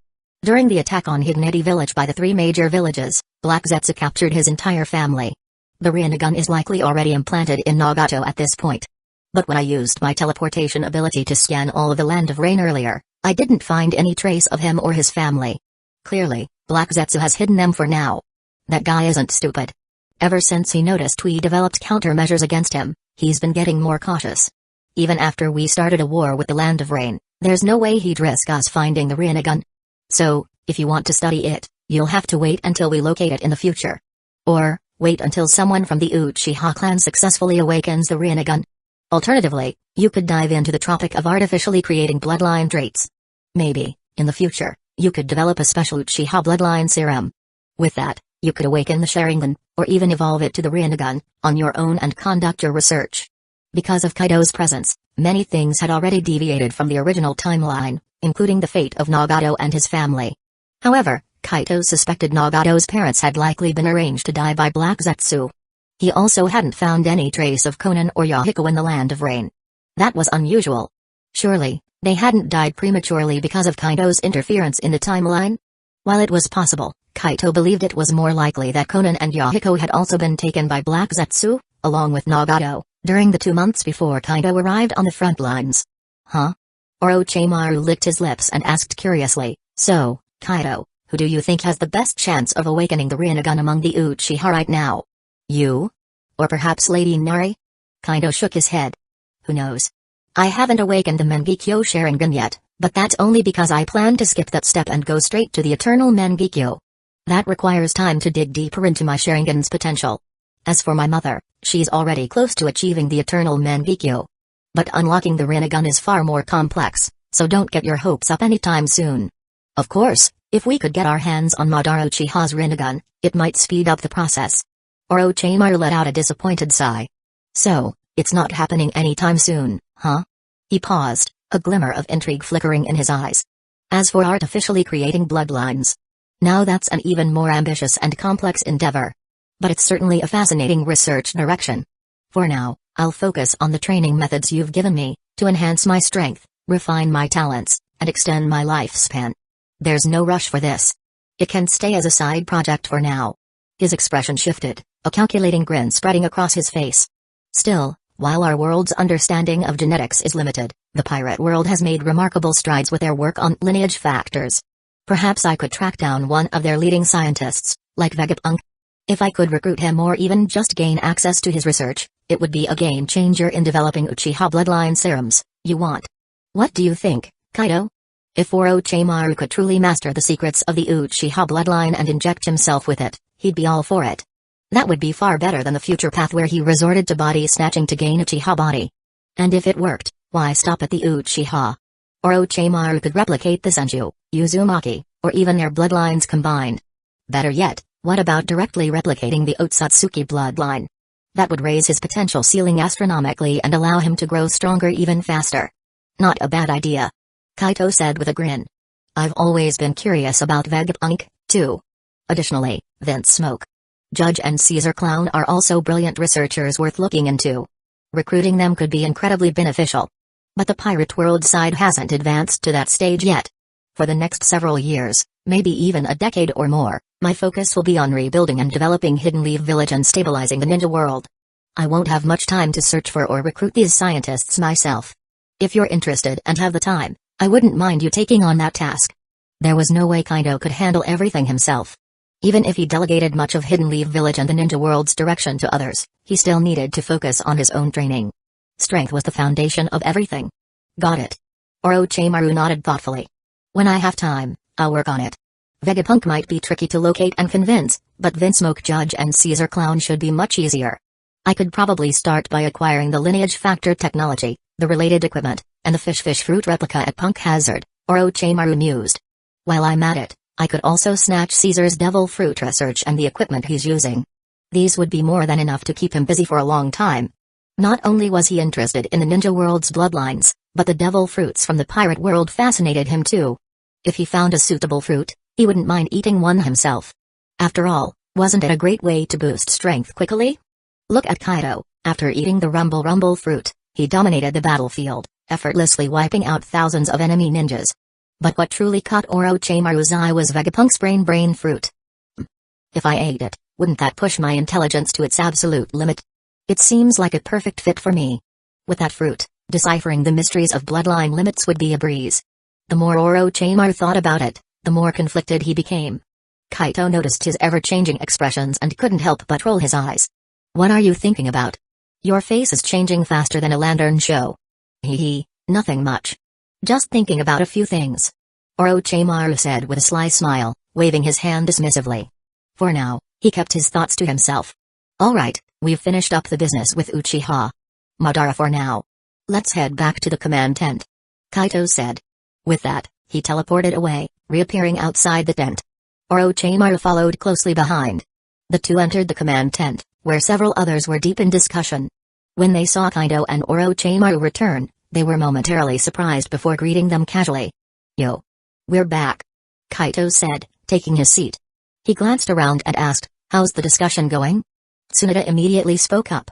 Since we're not clear on the Sand Village's current situation, we plan to send scouts to gather intelligence first. Once we've got a clearer picture, we'll decide what to do. If the Sand Village decides to retreat, we'll send emissaries to discuss re-establishing a peace treaty and alliance to rebuild our relations. But if they still want to fight and seek revenge for the Kazekage and their fallen shinobi, We'll be more than happy to teach them another lesson. Of course. She added, turning to Kaido, given the situation in the village, you could head back first to report and help handle things there. We'll stay here for a few more days to monitor the Sand Village's movements. Once we've assessed their stance, we'll decide whether to return triumphantly or prepare for battle. Whatever happens, you'll be the first to know. If it came to war, they'd undoubtedly need Kaido's strength. Not just because of his power but also because Tsunade wanted him to continue building his reputation and achievements. The more accolades he earned, the stronger his position would be, and the more support he'd gain within the village. This would make his future reforms much smoother. Fine by me. That works. Kaido replied, nodding. He turned to Orochimaru, raising an eyebrow in question. Sounds good to me. Orochimaru said with a grin. Deep down, Orochimaru hoped the Sand Village would be smart enough to back down and sign a peace agreement.